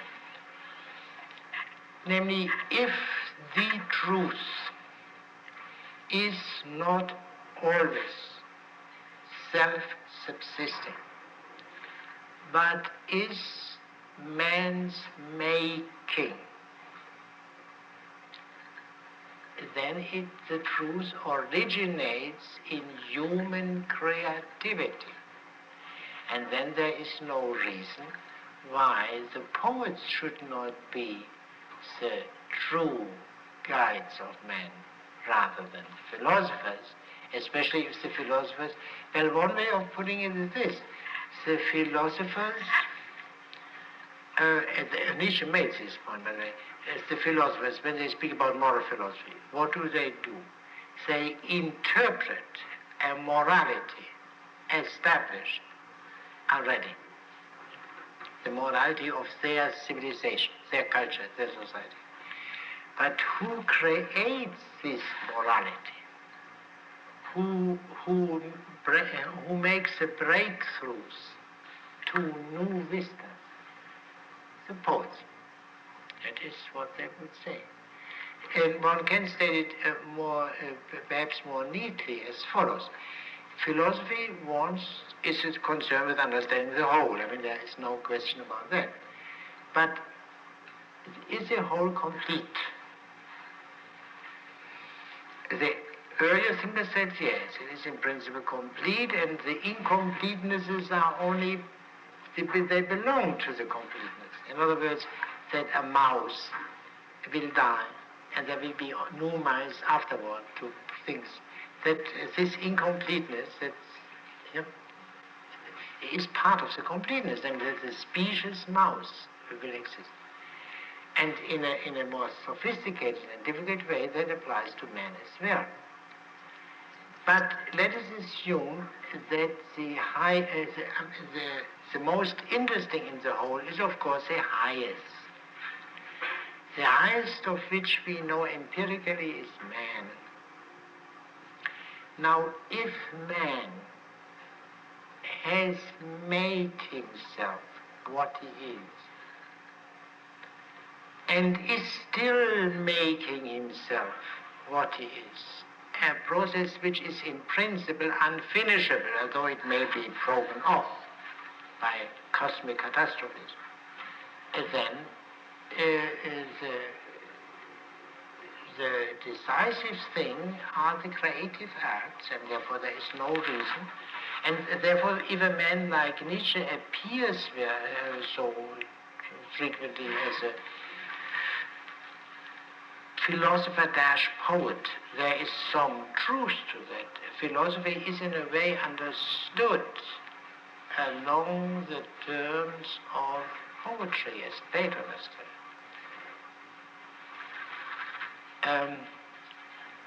This is, I think, truly the alternative, which in this form has developed only in the 19th century, and I think today, of course, the situation is in one way very simple. If you want to find out about human affairs, the interesting affairs, Yeah, I mean not those which can be found out by more or less mechanical methods. If you want to understand the meaning of urbanization, anomie, alienation, you know these words. You surely, a first-rate novel brings it home much more clearly, I think, than a big book about the big cities, don't you think so? Or at least, as we say, the social scientist who will give you this book about municipalities must have something in himself of the poet or novelist, as I say, which is another way of saying that the poets see better. Now, but this is, of course, a special case because our social science, from which we distinguish poetry or novelist, is, in an unnecessarily narrow, is unnecessarily narrow and confined. And but this is special. But the criticism goes much deeper and concerns truly the question of imitation, reproduction, contemplation versus creativity. That is, that I think is issue. And how the poets of old would have defended themselves against Plato's or Socrates' onslaught is an entirely different question, because they would never have taken this line. And therefore, since the clearest discussion of this issue occurs not accidentally in a comical poet, in Aristophanes, I invest quite some time in trying to understand Aristophanes' criticism of Socrates. I believe that will supply me with a better basis of judgment. But today I think it is very,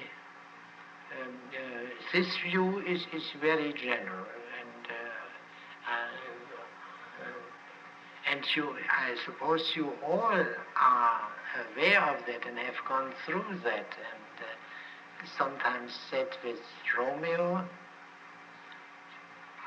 damn philosophy, you remember the quotation? Philosophy can't give you a Juliet? Surely not. And it cannot give you even satisfactions corresponding to Juliet. Yes. We began the course with a lecture by you justifying our return to the originator of philosophy, which are the criticisms of behavioralism and Stoicism. I assume that after reading the Gorgias, we should have a better idea as to whether these criticisms are justified or answerable. In other words, the possibility of philosophy in the first place could be established, say, by reading the Gorgias in our minds. I'm helpless before this question. I wonder if you could... Yeah, well, that is perfectly all right. That you are helpless, but this because bewilderment is an important part of the learning process. I would put it this way, I do not know whether this will satisfy you. I think that the impossibility of behavioralism as an answer to what we as social scientists are to be concerned with is a fairly simple thing, which doesn't mean that I can convince many people of that. That's another matter. Many things which are impossible are very actual, and in a way prove their possibility in one sense of the word by their actuality. But the question is only this, and here I must simply appeal to you, and I don't know how good a teacher in this respect I can be. All kinds of questions came up. They were always linked directly or indirectly to the question of rhetoric, but they were not limited to that. Now, are these questions which came up relevant questions. Are they seen by social science as now established? That would be my answer. And I would say they are not seen by them. And there are quite a few serious and sensible men working in that field, I do not doubt, but the horizon is too narrow. They are bound to exclude the most important things from their consideration. But is anything relevant to the criticisms of Straussism? In one simple way, yes. Insofar as I think we can recognize in these Platonic questions which are of immediate concern to us. And the fact that this happened so many centuries ago in the polis, and in this particular polis, there in Greece, it does not detract from the topicality of the fundamental issue. The issue of philosophy and the polis is still there, although philosophy has become transformed into what is now called science, and philosophy being only a kind of appendix to that. And the polis has been transformed into modern states and even imperial states, very large states like the United States, for example. The issue is still there, and I think we come across it in many places, wherever we might turn. Think of the question of the competence of the electorate, the competence of juries, the adequacy of education and the established education system. They are all there. And the Platonic statements are, as far as the core of the issue is concerned, is still valid. To that extent, I believe it is a refutation of historicism. Yes, Mr. Butler. To go back to the question that earlier in the course you talked about the issue of creation, and you said that you would make the argument to a poet or an artist of our generation who speaks about creation, that in effect he is really only representing. Yeah, that I couldn't do for some. I know nothing about abstract art, and I could not say whether it makes here sense in any way to speak of imitation. I simply would be absolutely beyond my competence. That is one of the few points where Khrushchev and Eisenhower are in entire agreement. Yes, as you probably know. Yeah. Isn't the issue of great importance to find out whether or not there can be such a thing as creative art? Because even though Nietzsche may be a good spokesman for the idea can't be put into practice, then we don't really have to consider it. Yeah, that Homer created Achilles, Odysseus, and so on. I think you can say that. Even if there were stories about these men before, as they probably were, but what he made of them in these two poems is, as far as a reasonable suggestion, is Homer's work. I mean, to that extent, the word is... but what does this making mean? What does this making mean? Or what does the making of Madame Bovary by Flaubert mean? Is this not... surely there would be no novel Madame Bovary without Flaubert. There's no question. But on the other hand, he wrote the book, he composed it, he had this one. We know even a bit about certain stimuli which he received from what he said, that we can all know. But that doesn't go to the root of the matter. What is this whole thing about? Wouldn't you have to say, for very long that you put forth, that you're trying to represent or to give effect to either emotions or thoughts that they have? I'm sure in the case of the Madame Bovary, which I happen to know, I could even answer that question, what he imitates, what he presents. That is not what he presents, and in this sense imitates, and in a very powerful way. This is not the way to go about it. I mean, I think it would show probably more simply and concretely if we would take an interpretation of a modern work of art made by one of the modern critics, and the way in which it would have to be done on the ancient basis. I know really nothing about it. I'm not in an English department or something of this kind, but I have been told once, in a review by an English Anglicist scholar, Thompson, that there is a thing called new criticism, new criticism, which has something, which is a modern position. And this is, of course, I believe, I can show in the cases which I have studied, that it would be of no help for getting the substance of the thing. That would be the way to do it.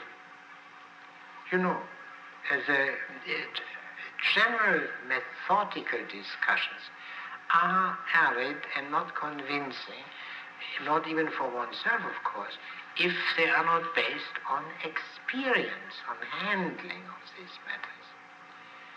And I have the feeling that a change is going on, even in these well-established fields of criticism, in the understanding of Shakespeare, for example, and some other things, that people gradually seem to see that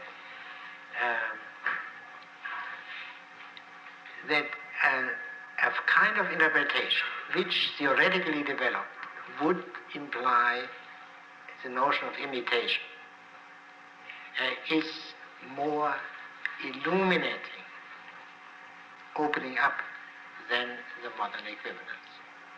There was in the 19th century such a thing called art for art's sake, as you all know. And I think there is no one, although he didn't coin the term, no one who would come to mind more than Flaubert, because of the fanatical devotion to craftsmanship, and more than craftsmanship. And yet nothing would be easier than to show that Flaubert is not art for art's sake, but that is a human being concerned with man's humanity and sees it hopelessly endangered, and that he shows. And that, art for art would not permit this kind of reflections about man. Yeah? I do not know what it means, but it cannot mean that. Is it falsifying to make this critique simply from the view itself, rather than by looking at people who might be poor representatives of creative art? Couldn't the idea itself simply be examined and found to be wanting?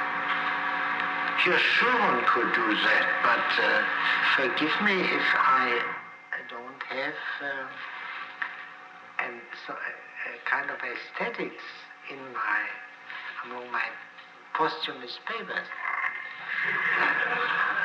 I try to understand the basic problems of political philosophy to the extent to which I can achieve that, and that's something very limited, I know that, but I believe also necessary and apparently more congenial to me and to my preparations than that other. But by all means, So one and all, so man or body of man should by all means engage in that. I'm all for that. I thought that in the earlier class period you were giving a shorter statement of what that would be. Yeah, well, you see, I cannot prevent myself from thinking about these matters when they come up, and without being in all cases, especially in that case, of following them up properly. I think that the interpretation of a work of art, of say a novel or a poem, for that matter of a painting, is not fundamentally different from that of the interpretation of such a book as the Republic. Regarding paintings, I didn't know that at all until I read a marvelous analysis of a painting by Picasso by Mr. von Blankenhagen, who was formerly at this university, and where I saw that it is possible to interpret a painting as exactly as a literary text. And I suppose it will be rare also among interpreters of paintings. But Blankenhagen is a rare man anyway. But still.